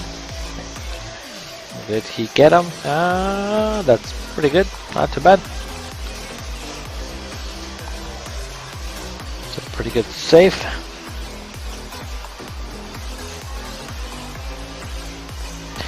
And Larry McGovern said that his dad came in second in Arizona. Oh, that's pretty cool. What discipline was he playing? I know that this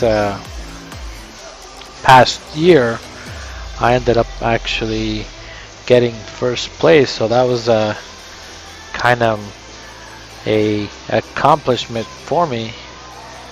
I hadn't finished well, that's my biggest tournament, should I say, that I've actually played on, that I actually won, that has meant the most. It had about 75 players, and I got a little fortunate to have won that tournament up in Tucson for the BCA State Tournament Championships for APA.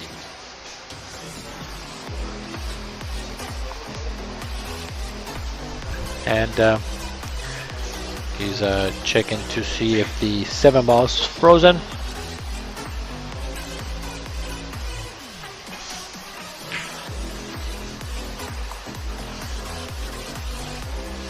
I'm wondering, Larry, if I know your dad. So McGovern sounds familiar, so maybe he's a known player here in the local Arizona pool scene. We do have one of the best pool scenes, I believe, in the state when it comes to amateurs.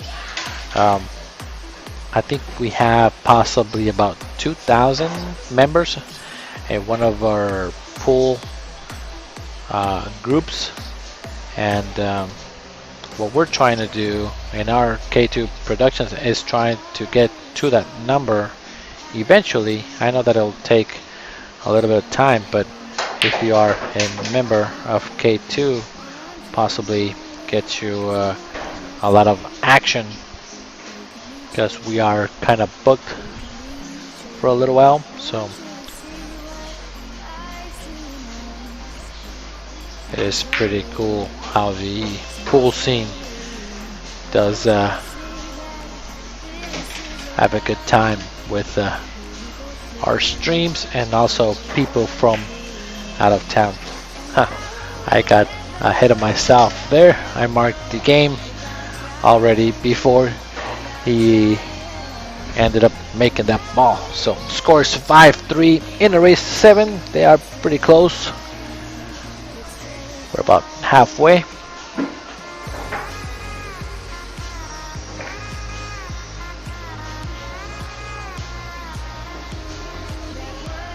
Yeah, Larry McGovern says that it was a few years ago, and it was a white and a black glove. He was one of them, and I played with one-handed pool. Name is Bill Curry. So anybody out there in the Arizona pool room, do you guys know a Bill Curry? Thank you, Larry, for giving us the oh yeah, race to 9, sorry, not 7. I'm so used to saying race to 7 for some reason. That is usually the race, because what we do here is we block amount of time, and usually they are 2-hour blocks, and when they do a 2-hour block, it's always a 1 race to 7, but when there is a little bit of money involved, we give them 4 hours to play. This guy's had the 4 o'clock time reserved. I mean the 6 o'clock time reserved, and they've been playing since 6. It is 10 o'clock, so they've been playing for about 4 hours. So it is a race to 9. We're almost to that halfway point. And I say halfway point because if you add both of the scores up, it is 8, and if it is a 9 race to 9, somebody needs to be, well, the total added games have to be at least 9 is how I do my match. So this is kind of technically the halfway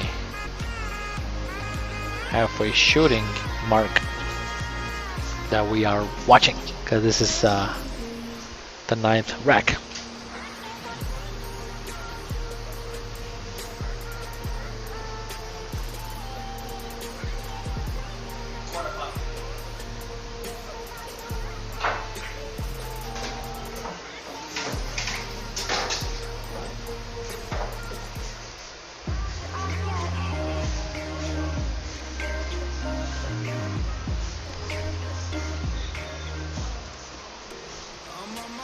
He had a unfortunate roll there on that 3 ball. He did have a pretty good shot 2 to get to the 3, but just came up and got snug behind the 4. The only problem I see is the 6, so that is gonna be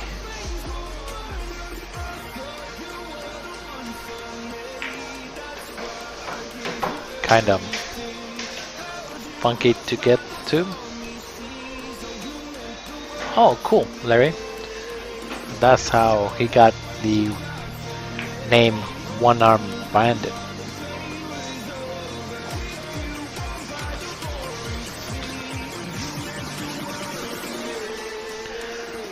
This is a very tight cut for the 5.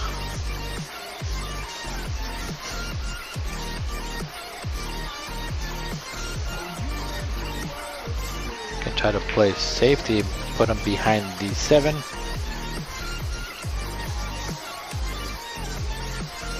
You can see the entire ball according to the overhead view here, the bird's view is what I like to call it.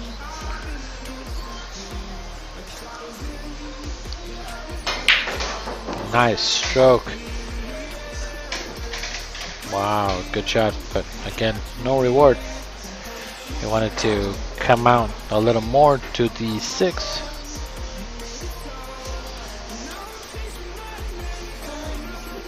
Just gonna try to just one rail kick it. At the same time, I think it's okay. No, it goes past the 7 and the 10. This is kind of the same shot that was shot earlier, and he ended up missing on a hill match, so I'm not sure if he's just gonna try to hold it behind the 10 ball or shoot it all the way down.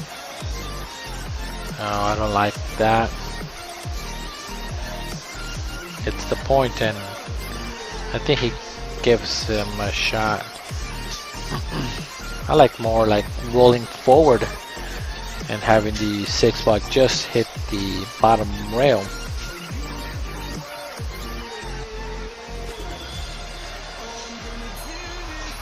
So now Larry's gonna try to jump over this 10 ball. And as you can see on the upper right hand side, we do have a instant replay screen just in case for somehow some of the players do want to know, okay, so what happened? Did I touch the 8 or did not touch the 8? We can actually go back really quick, 30-second delay, and we see the instant replay. So that is one really cool feature that we have just in case that they are trying to find out what happened.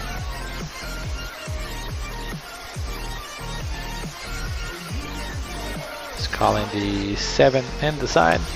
It is a extreme cut, as you can see from your screen. He's gotta really thin the ball.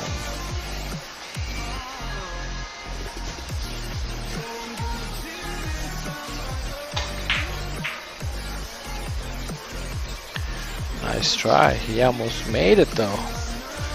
That was insane. He would have got shape on the 8 ball. So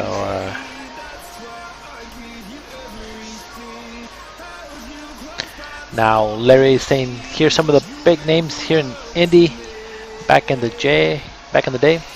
Jim Crumb, Squirrel, Brooke. He's not sure if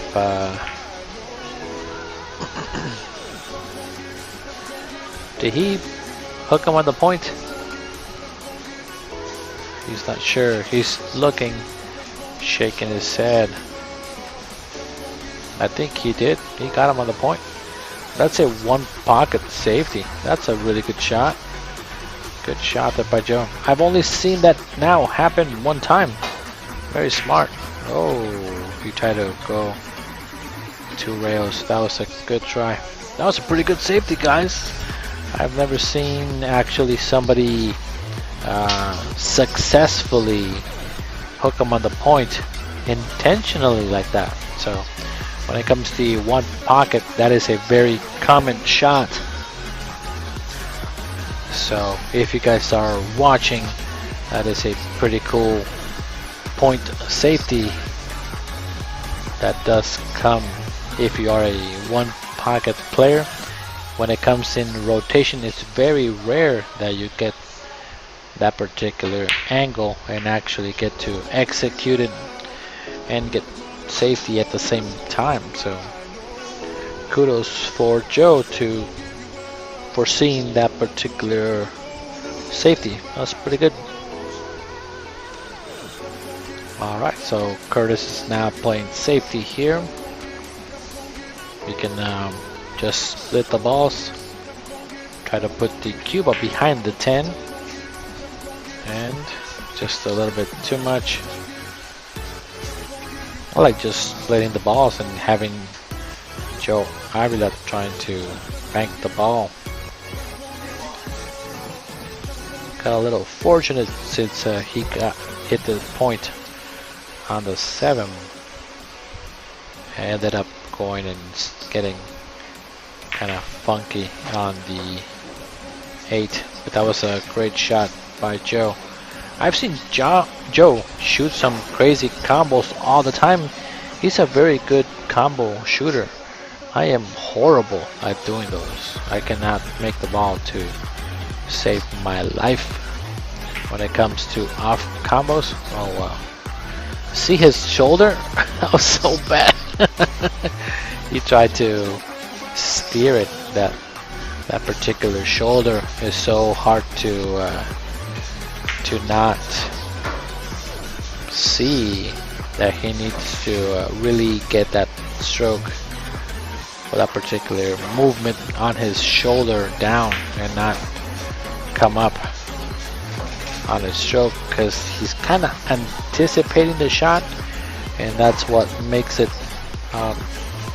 makes him hit the cue ball just a hair. Oh my god, what is going on? Oh, Kurtis, he took it for granted. You cannot take any shot for granted here at the K2 pool table. As soon as you kind of let the mind wander for just a second, the table will punish you. You gotta be, especially on the money ball, I like to take my time just a little more when it comes to that particular winning shot, just to make sure that my mind is thinking I'm gonna go ahead and make the ball. So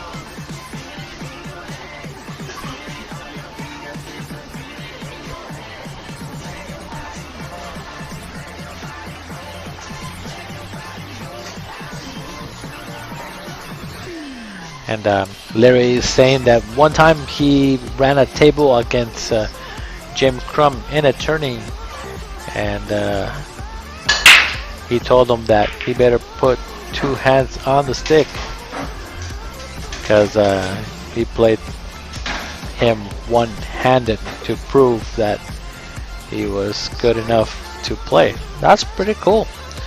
Playing one-handed is not easy. Oh man, Joe ended up scratching. I just saw the replay. I don't know what had happened on with the cue ball, so I had to watch the stream. Looks like the 2-ball or the 1-ball decided to push the cue ball into the side pocket.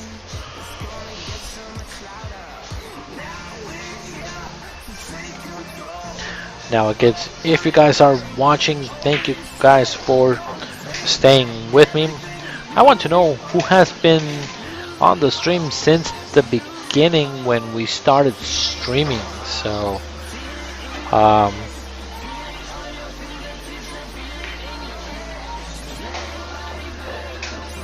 if you have been with me since the beginning, thank you for staying and watching the whole stream. We do appreciate it. You are what I consider a warrior of watching the streams, so please let me know if you've been watching since the beginning. That is, I want to give you a shout out and thank you for your support and sticking and putting up with me since the beginning. Kurtis can just stop the ball there, nothing fancy to do. Just like that, just come across back and forth, and that should be pretty good. Shape for the 8.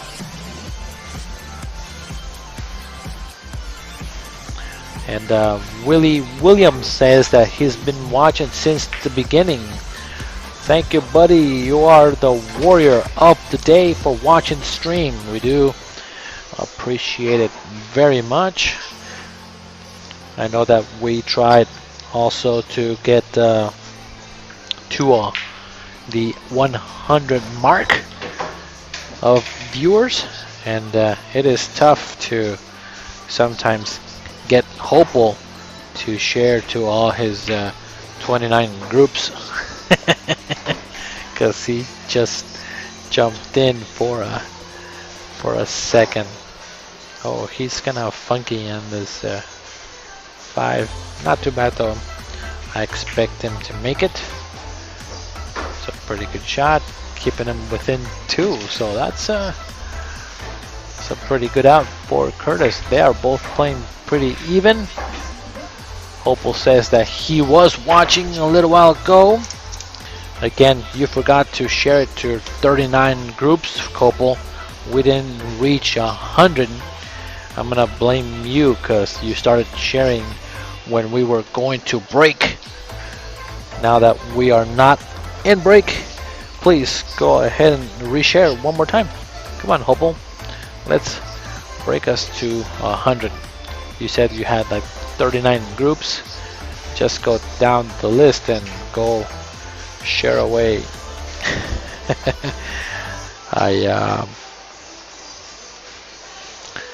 Since I have my laptop next to me, it's kind of hard to share it on a laptop, to be honest. It's kind of like it only lets you share one time, and then you have to go back and share again. It doesn't give you like option in your phone where you can just go share all the way down. So it doesn't do that for me. It is kind of crazy, I believe. And Joe pushed. That's a pretty good push. I like that. I like that better than just giving him a shot on the open table.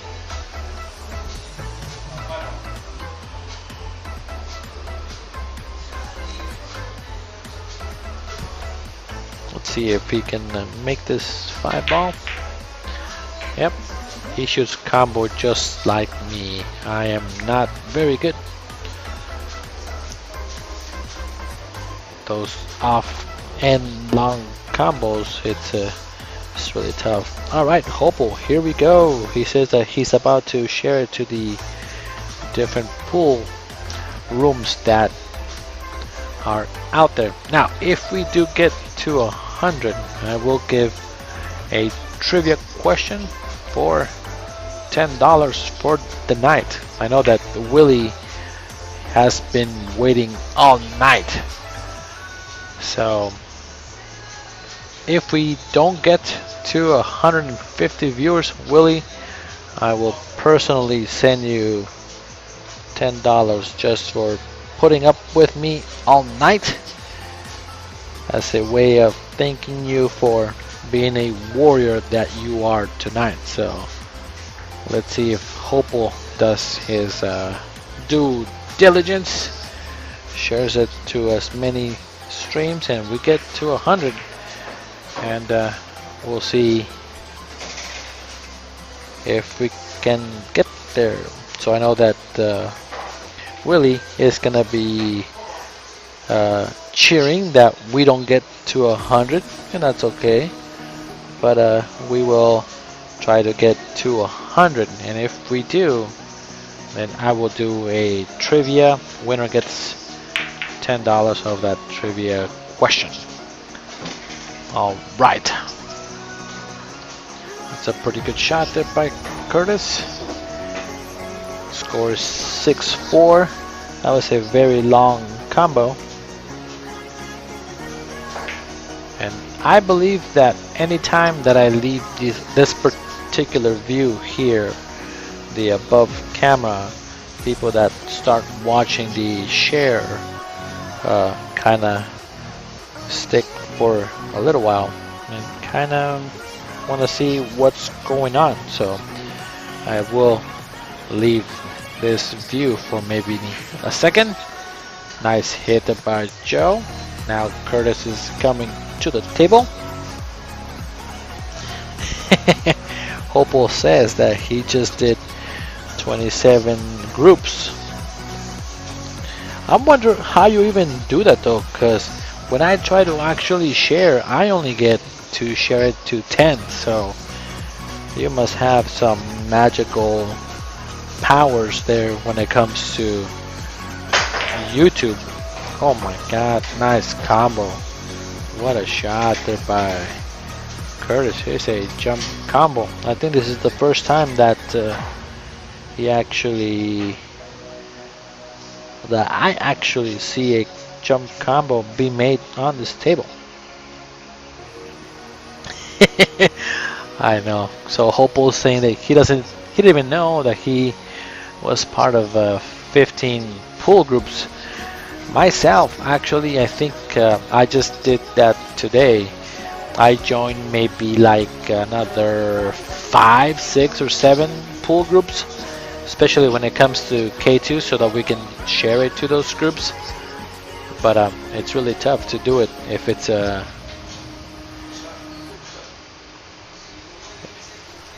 when you're on the PC. So I might have to get like a different way to do that. Let's see. I'm watching on my laptop, but had to share it on my phone. Yeah, that's what I'm saying. It's so crazy. Why does Facebook not let you share to multiple streams when you have a laptop, but then when you do it on your phone, you can just go share. I don't get it.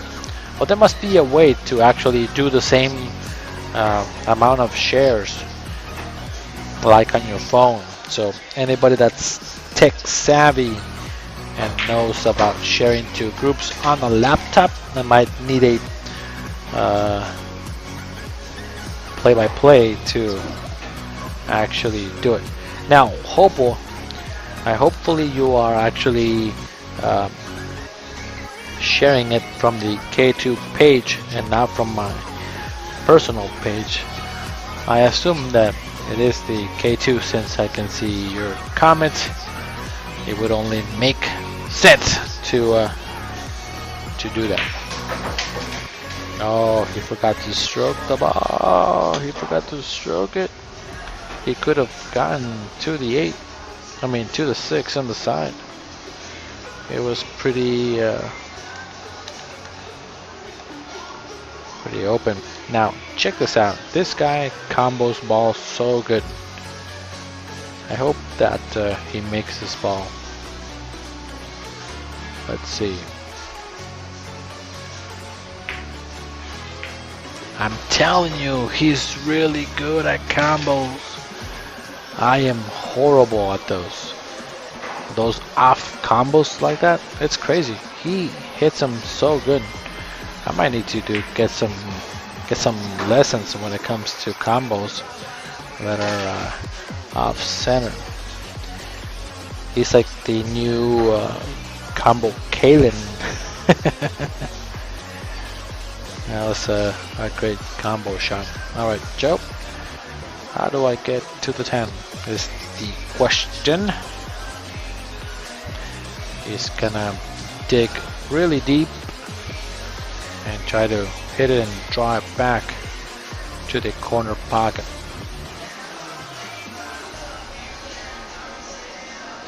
He's gotta hit the center of the pocket. Yeah. Don't scratch. Oh my god. Hit it pretty good. The draw wise, he just overdrew it. Ugh. That was a brutal roll. That is going to be a leave a skin mark, I believe, on that one. And it's gonna keep it kind of close.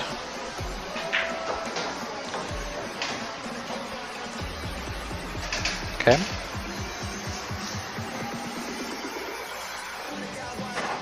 Let's see if he can handle this one. And again, thank you, Hopo, for sharing all of our stream. You just earned a badge for being our sharer. I don't know if you noticed, you just have a new badge next to your name. It is Mr. Hopo the Sharer. The score right now, it is 5-6 in a race to 9. It is up in the upper right hand corner, best of 3 sets. Set score is 1-1. So this is the final set. The winner will take the cheese, the queso, the quesadilla, the money bags, the gracious something. I don't know. I ran out of money jokes. The rubber, like one of my buddies said a little bit. But Hopo is sharing it, I assume, to the Philippines group. So I do really appreciate it, buddy. You just earned that badge. You are now my designated sharer whenever you are in line. I know that you are doing a fantastic job.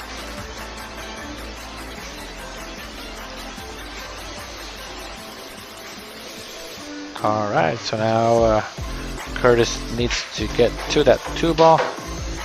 Needed more spin to get all the way down. It may be the first diamond or the closest diamond instead of going wide.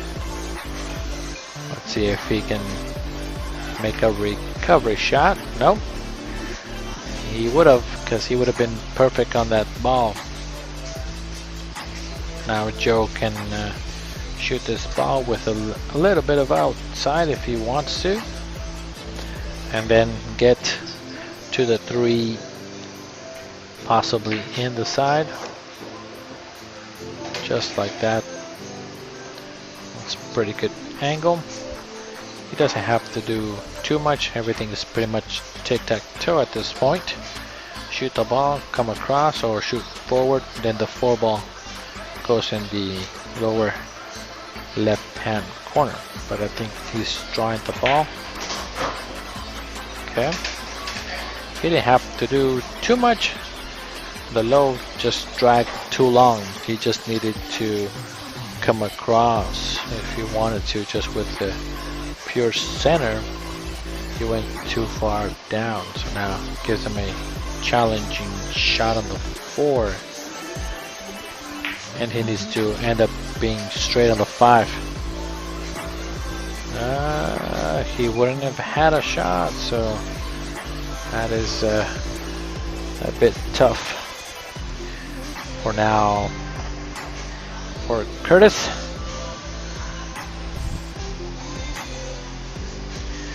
It doesn't look like we are going to reach 100, so Mr. Willie, are you still on the line? You might be getting the cheese, and I will send you some cash money. You just have to be in the stream for the entire time. I will ask you a question. Make sure that you know what the scores were for the sets. If you can at least come close with it, I will go ahead and give you some queso, like we say in Mexico. Dame queso. Oh, that was a straight shot. That was a good shot by Kurtis. That was a cueing shot to make sure that he's shooting straight. Oh, that one was just a bit outside. The other one was also the same difficulty of shot, so on another table it goes in.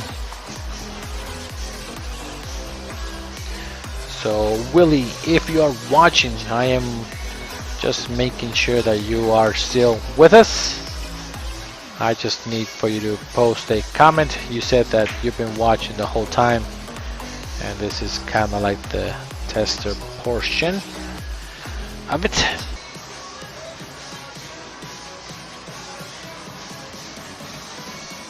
Let's see if he can bank the ball and try to get to that 10 ball.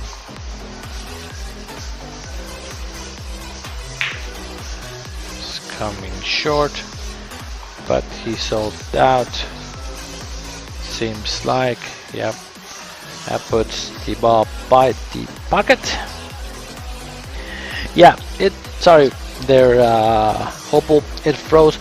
I don't know what happens. I think because there's a lot of people online, sometimes the feed kind of like freezes or says video interrupted for just a second, but then maybe like 10 or 20 seconds later we're back on. As long as you don't close your stream, you can keep watching. So Larry McGovern is giving a piece of advice saying that confidence is everything. If you ain't got it, you will beat yourself.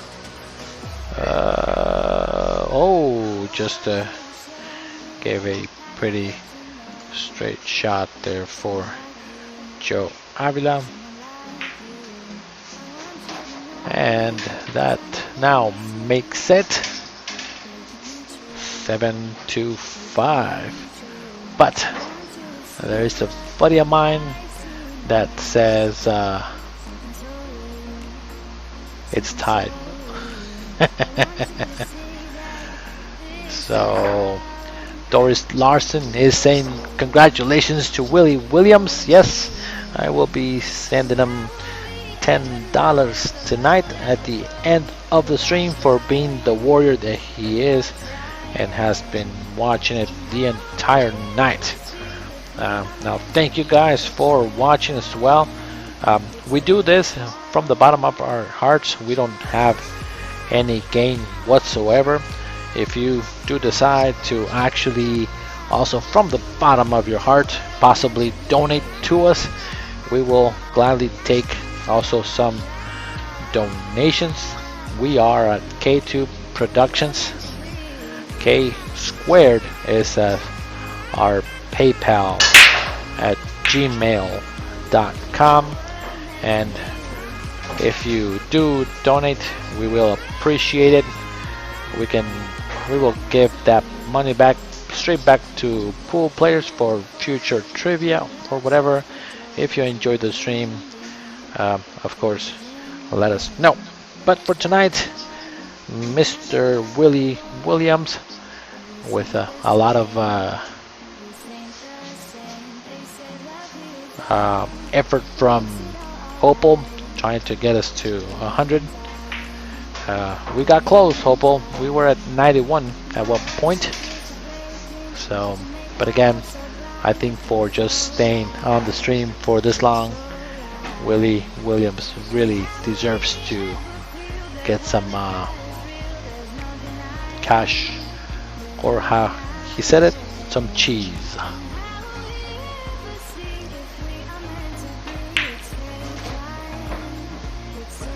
And Spanky is saying that if you don't have any confidence, just close your eyes like he does when he's playing.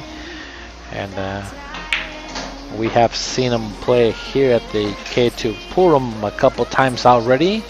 He's actually playing really well. I don't think he has lost while the stream is going.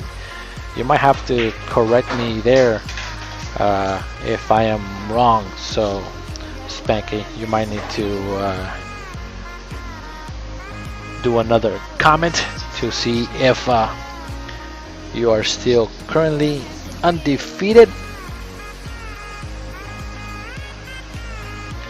in the K2 pool room while the stream is going on. I think also Joe Avila hasn't lost. He's also undefeated on the stream table while the stream is going on, so he has been handling the pressure pretty well. Can't be too mad about it. Score is 7-5 in his favor. Two more, one more, and it will be hill for him. So this is a pretty big game. He needs to try to maintain his nerves and just pop the ball and try to get shape. Oh, he bumped this 9 ball here to not give him shape on the 7.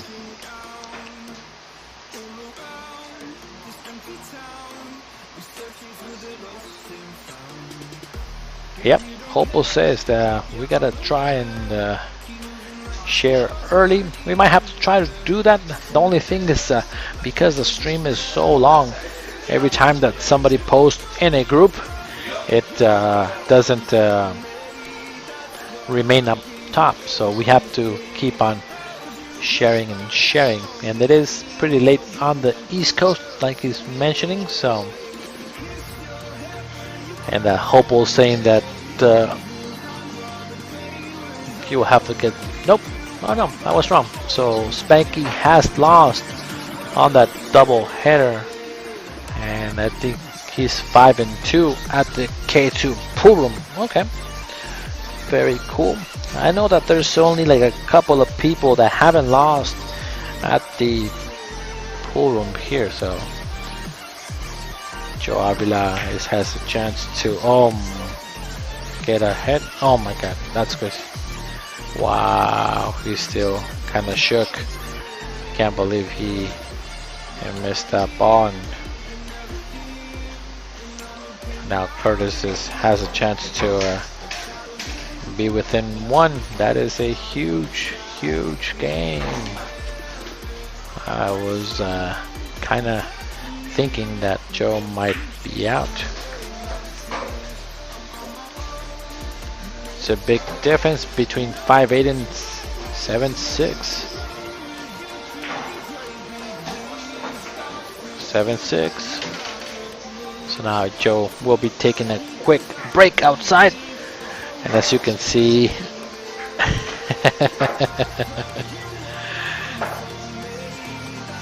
Kurtis is shaking his head, saying, "Oh my God, I escaped that one." It's exactly what he is saying. Ray saying that he is undefeated. He is 1-0.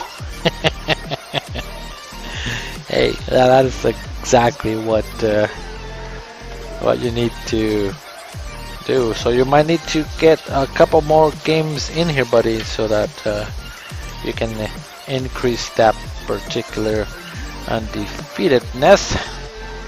Score is 6-7 in a race to 9, so this is pretty close. It is getting to almost like the last set. I assume that Joe went to possibly wash his hands and do something, because he expected to win that rack with only a few balls to go.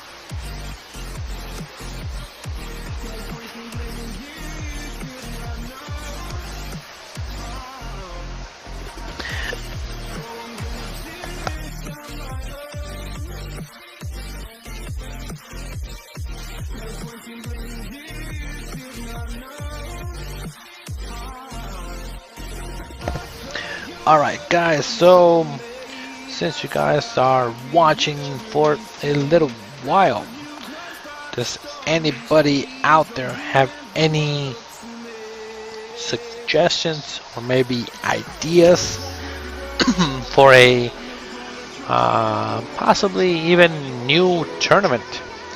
I know that we talked about Willie Mosconi earlier, we talked about Efren Reyes, we talked about a couple of the big people out there that played pool on a super high level, and we did. And when I say we, it wasn't me. It was one of our commentators from earlier saying that there should be a tournament where you do not use chalk at all the whole tournament. And I said that I was gonna steal that idea, talk it over to the boss, and see if we can possibly do something like that. It's fun and it's kind of cool to see if you can play without any chalk. I wonder how that would go.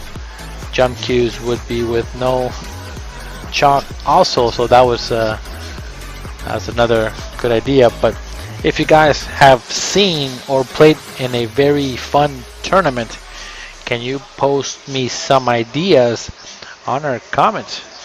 And the reason that you enjoyed, oh, I almost caught it. That came off the table along with the one, so the one ball stays down, and then he does get ball in hand. And then I know that one of my favorite tournaments that I actually stole from somewhere else that I saw cool pool tournaments to actually play on, it's called the Tag You Are It tournament. What happens is that it's a 3-person team, and then I believe that each individual team member has a strength, right? So, for example, like if I'm playing with Kaylin and I have a weird combo, I would rather have her shoot it than myself. Or like Joe, like I've been mentioning, he's a great combo shooter, so if it comes to a combo, I would have Joe shoot the shot.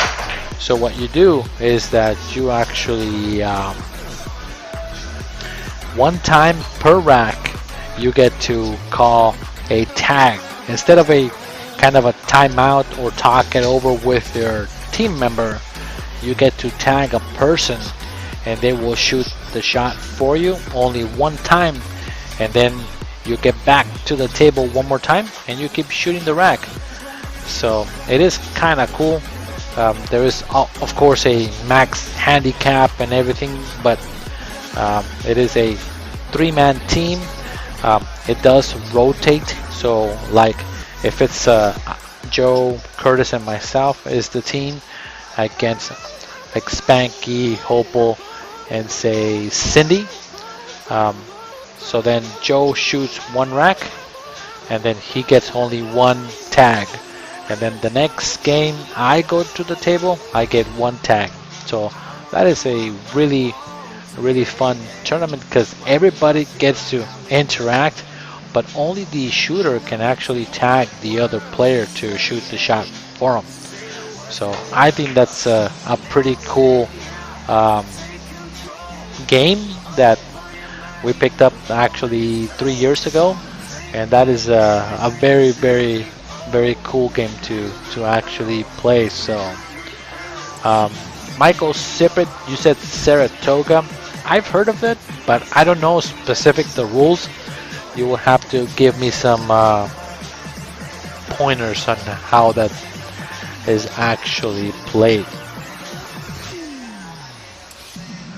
And yeah, there's a game in pool called golf. I played that game with my friend, and it's pretty cool.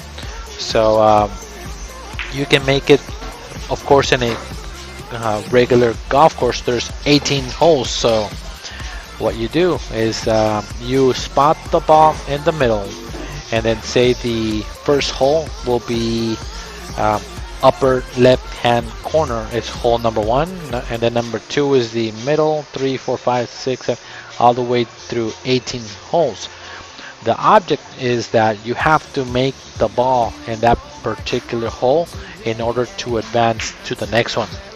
So that is a pretty cool, fun game, and not only one player can play. You can play up to like 6 or 7 if you really want to make it crazy on a 9-foot table. So I played it with about 6 people one time. It was pretty cool because you have to make the ball, and once you make the ball in the hole, then that ball gets spotted one more time in the cue ball. You have to shoot the ball in the spot and try to make it in the next hole. If you miss, the ball just stays there. So that is a pretty cool game to have, but then it's really hard to do a tournament about it. So that is the one thing to do. Mexican pool. Michael Daly. I've played Mexican pool before back at home. It is so different than American pool. So you have to make all 15 balls in a row. It's like 15 ball rotation, and then the only thing is all the balls are lined up on the rail. Every shot is on the rail, and it's kind of annoying. Uh-oh, that might cost him there. He doesn't want the ball to drop, so alright, Joe has a chance to be on the hill.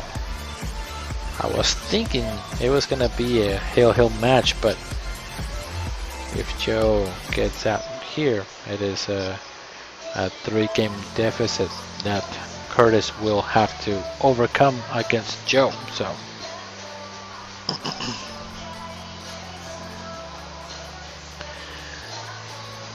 let's see if he can get to the hill.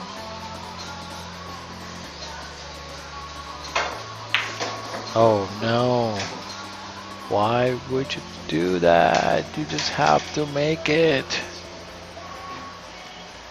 You don't have to shoot it from the rail, just make the ball on the top pocket and go. So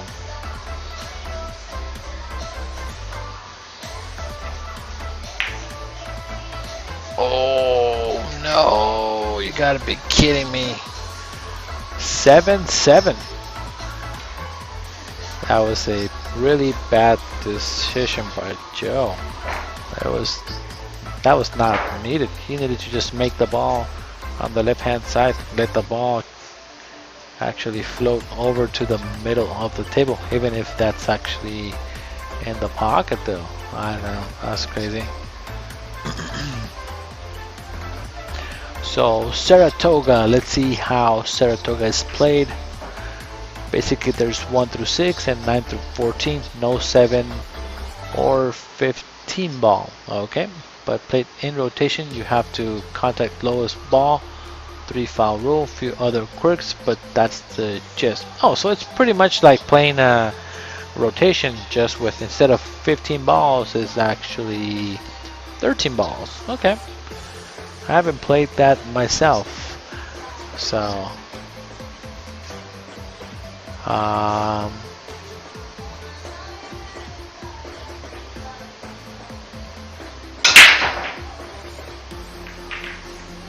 alright, so Spanky's going to show me how to play golf with hickeys, and every time that you I'm assuming you make a foul, you actually owe $1.15 or something like that. So I might have to try some of those games out.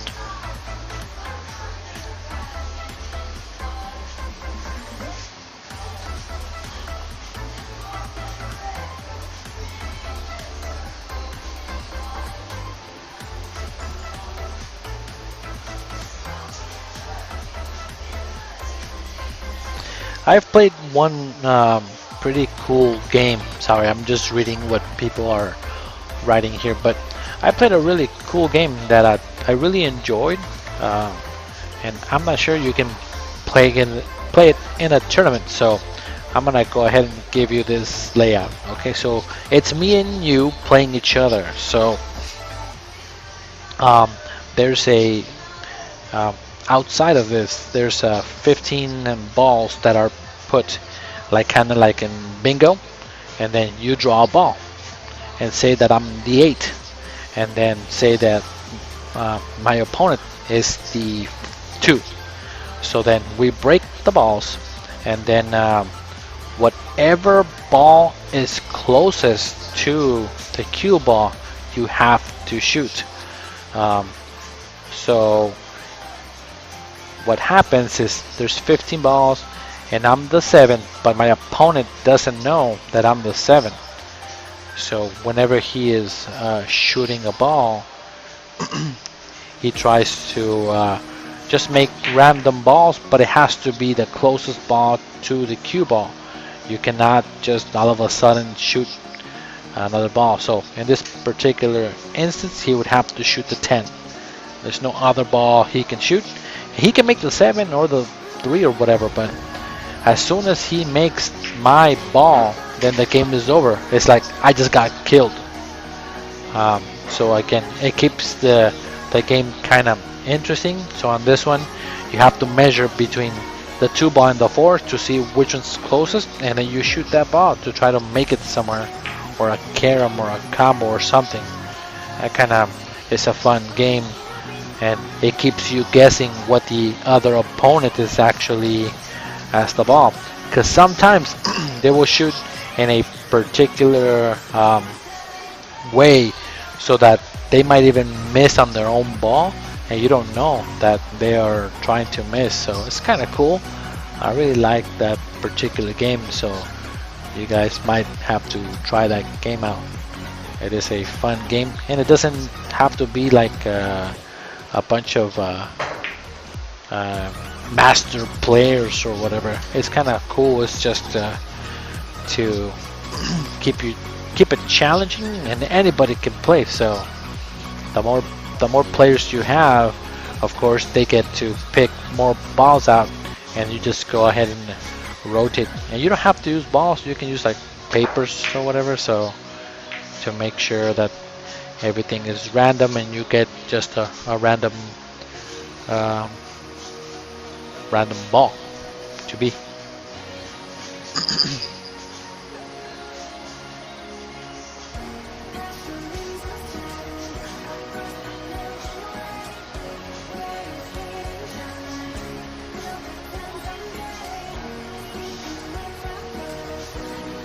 Just gonna try to play safety here.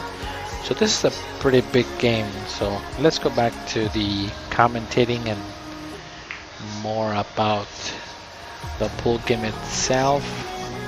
And Joe is kind of looking over to see if he hooked them on the 5. That was a pretty good shot there.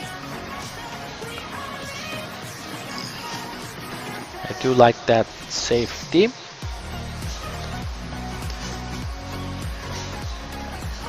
Anybody out there wanna take a $5 bet from me? Who gets to the hill first?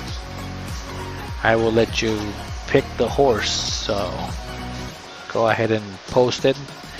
If you say $5 and then the person that you believe is going to win, I will go ahead and take that bet.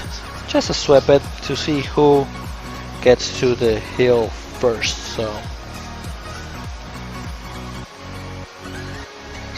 Sophia, I say Joe. All right, $5 on Joe. I will take $5 on Kurtis. So now I am going to say that Kurtis needs to get to the hill. $5. All right, so I have a $5 sweat bet. Let's see if Kurtis gets back to the table. As soon as they said that, he ended up missing the shot. So I'm really good at giving commentator curses all the time. So it was impressive one day that I went like 6 for 6 on calling what was gonna happen. Sophia actually saw and said, "No way, that is insane." I called the break scratch.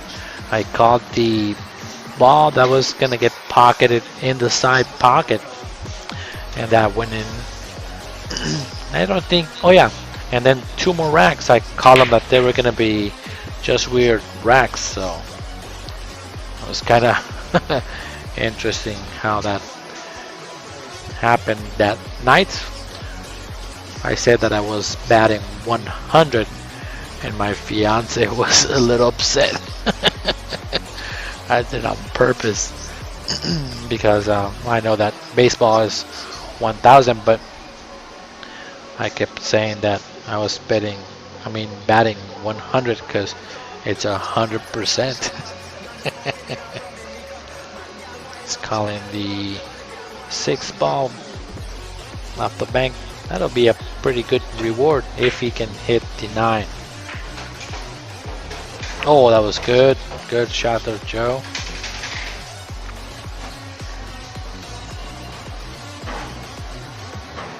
Michael Daly is saying, I remember you said you called the break and run, but it wasn't a break and run. He played a safe on some ball. Yeah, that was a crazy night. Crazy night. I just couldn't believe that actually happened. Now, this is a pretty big game, so I don't like taking a risky shot because he's trying to shoot the 9, but he's gonna hit it a little firm, miss him.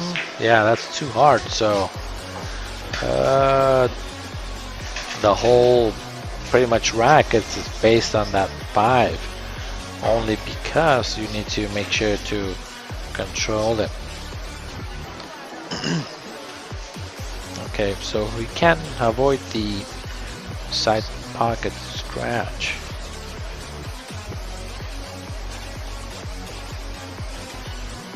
Yeah, I know Sophia is the one that called me out that I had to stop doing that. Oh my god, good shot, I think. Very nice, Joe. Kurtis is giving him the golf clap, the 2 fingers snapping. And this is a very close match between these 2 guys.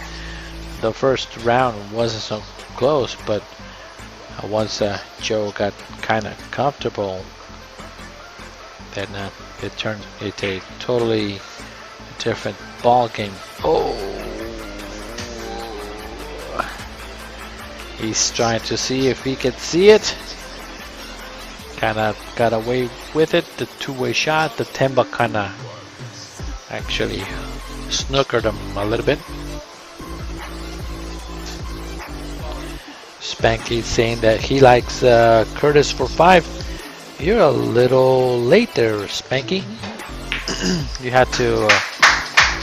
Oh my God! Holy cow!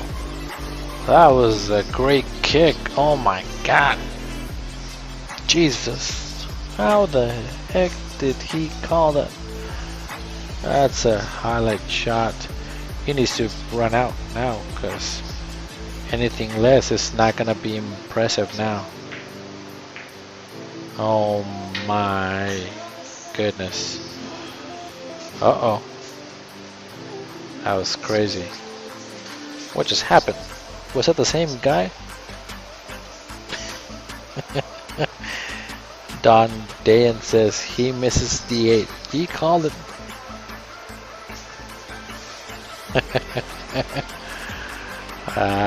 Sure, Spanky, I will take that bet then. I say that Joe Avila is out.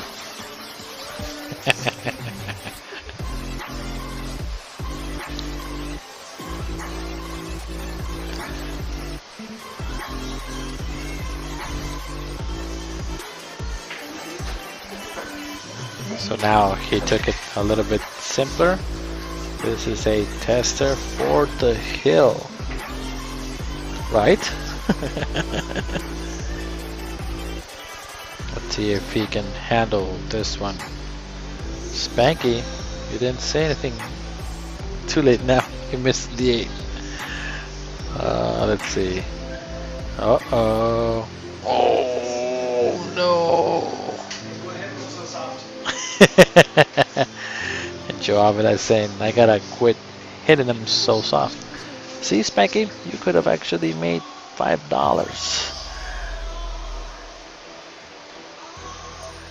Let's see if Kurtis can make this ball and make me $5. Let's see.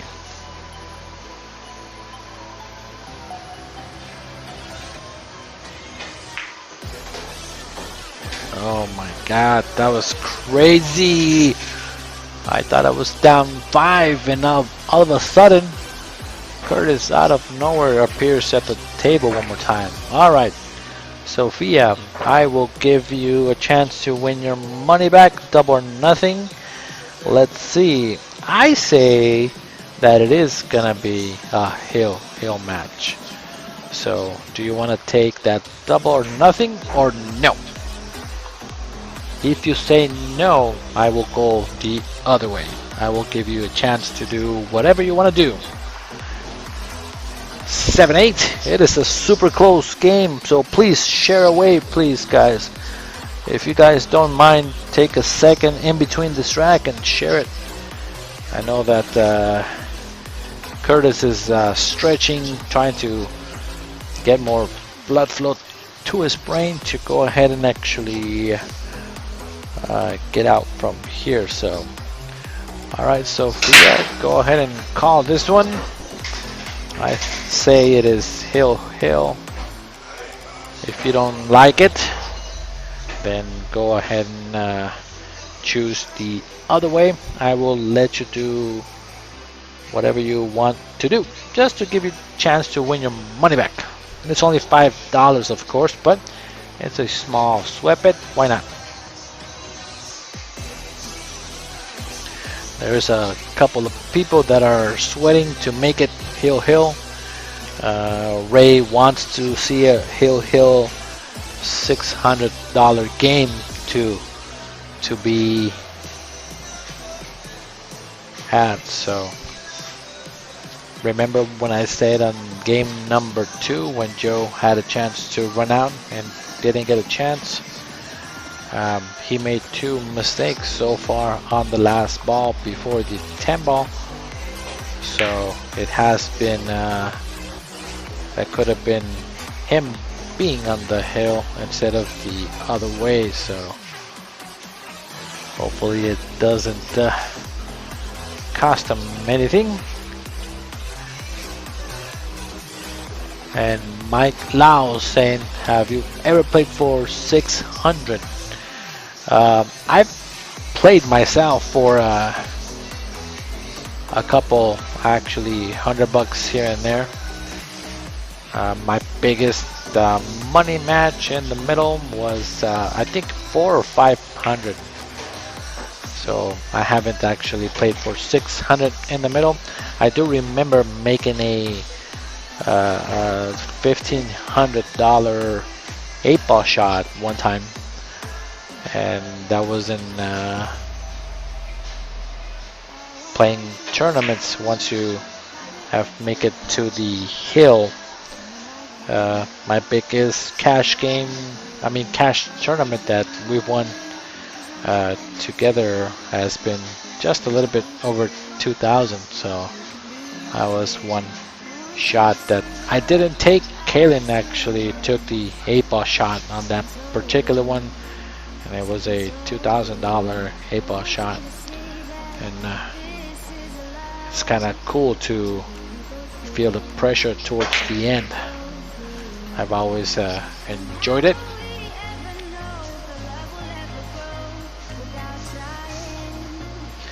And let's see if Kurtis can come around and run this out. This is actually pretty open now. Oh no, never mind. The 3-ball doesn't go. From where I'm looking, it looks like it goes. So he's gonna play safe because there is no reward on the 3. So that is the smarter shot. But I think the ball kind of leaked. He could see the ball. I know that, what was it, like last week? I think it was Hill, and somebody actually 3-fouled to win the game. I think it was kind of crazy.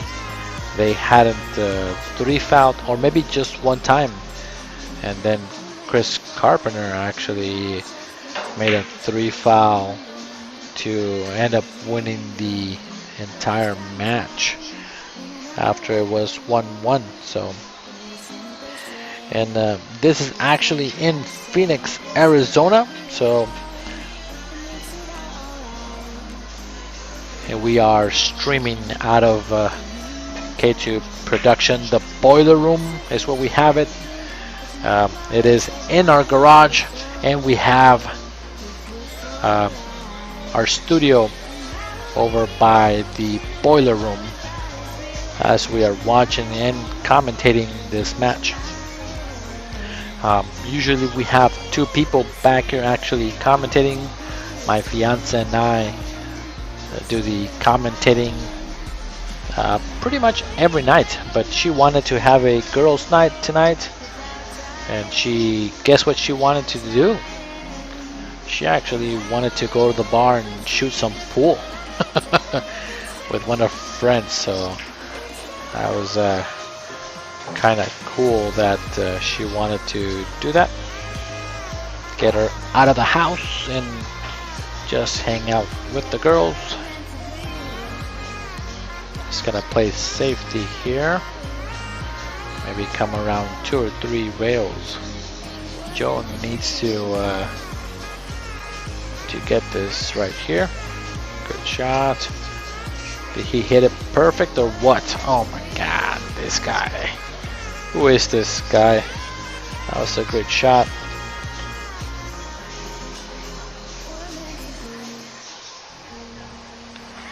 And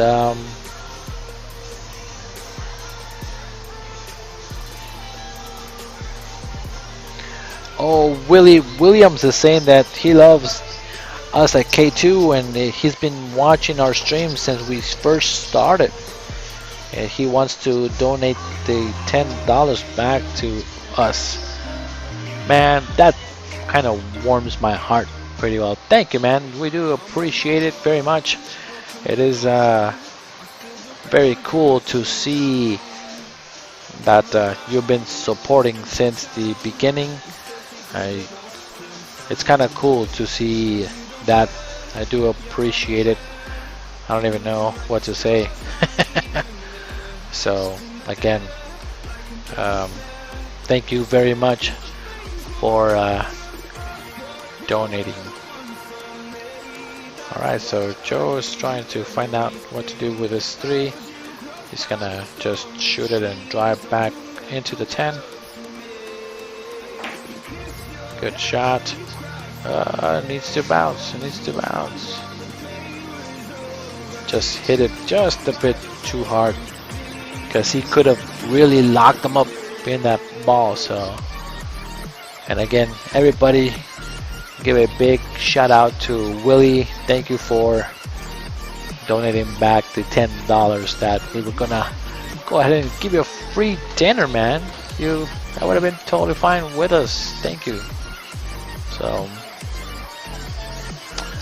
yeah, Joe shoots pretty well for a 543, and I played against him in league many times. His favorite game is 8-ball, so that is one thing that we play in one of the leagues that we used to match up. We do play out of Phoenix, Arizona. So again, thank you guys for tuning in tonight, watching the stream at the comfort of your home, or possibly you are at work watching it in silence or secret so that your boss doesn't find out that you're watching pool. I know that myself, when the World Cup actually starts, I take my phone and hide it and watch the World Cup, or watch the Mosconi or the World Pool Masters. That is something that I do. So it is something pretty cool to watch. I do love watching pool and soccer when it comes to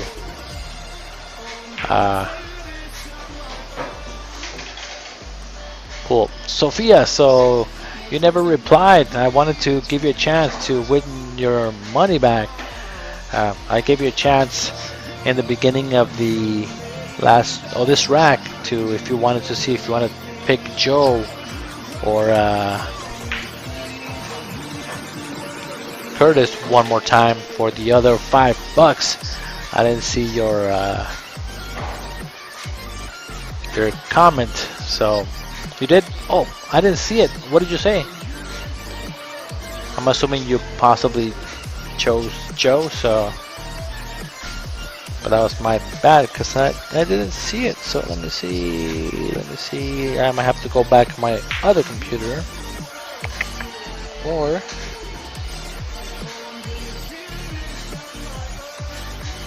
okay, so you did say Kurtis. Okay, so Sophia is taking Kurtis now. Alright, come on, Joe. Let's go back. I want a hail match. So this is pretty open right now, but I've seen some crazy things happen, and I am really good at doing some commentating that is not beneficial for the players, so I would say something here, but I don't wanna. Uh-oh, this might be game.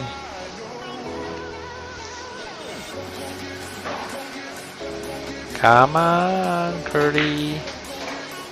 Oh, this will be now for the $600 in the middle to take it home in a very close match. That was great shots. Good job, everybody that played. Well, these two guys put in a battle tonight. That was a really good game. Wow. I do appreciate them coming out, and you guys, of course, tuning in. Everybody that sweated with me and wanted to put a little bit of gamble. I know that we did have Willie that stayed through the entire match, so I do appreciate every single viewer out there. Tomorrow I think we have a couple of other games. Thank you, Joe, appreciate it. That are scheduled. Tomorrow is what, Friday? I might play tomorrow. Yeah, I'm playing tomorrow. I'm playing Mike Sandoval. So We both have close to same Fargo. He's at 655. I'm at 653. So it should be pretty close battle. I'll try to give you guys a good show tomorrow if you guys tune in. So again, have a good night and enjoy the rest of the week. And see you guys on the next break. Bye bye.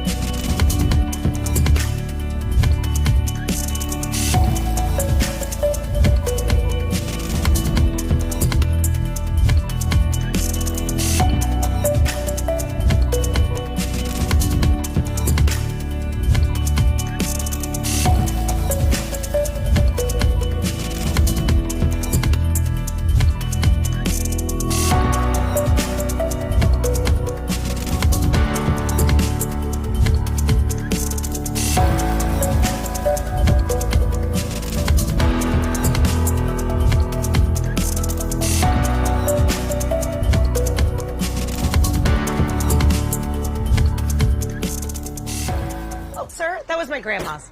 Ugh. Don't worry, ma'am. All of your stuff is in okay hands. Just okay? Well, they don't give 2.5 stars to just anybody. Here you go. What's this? It's your piano. Hold this for a sec. We don't have a piano.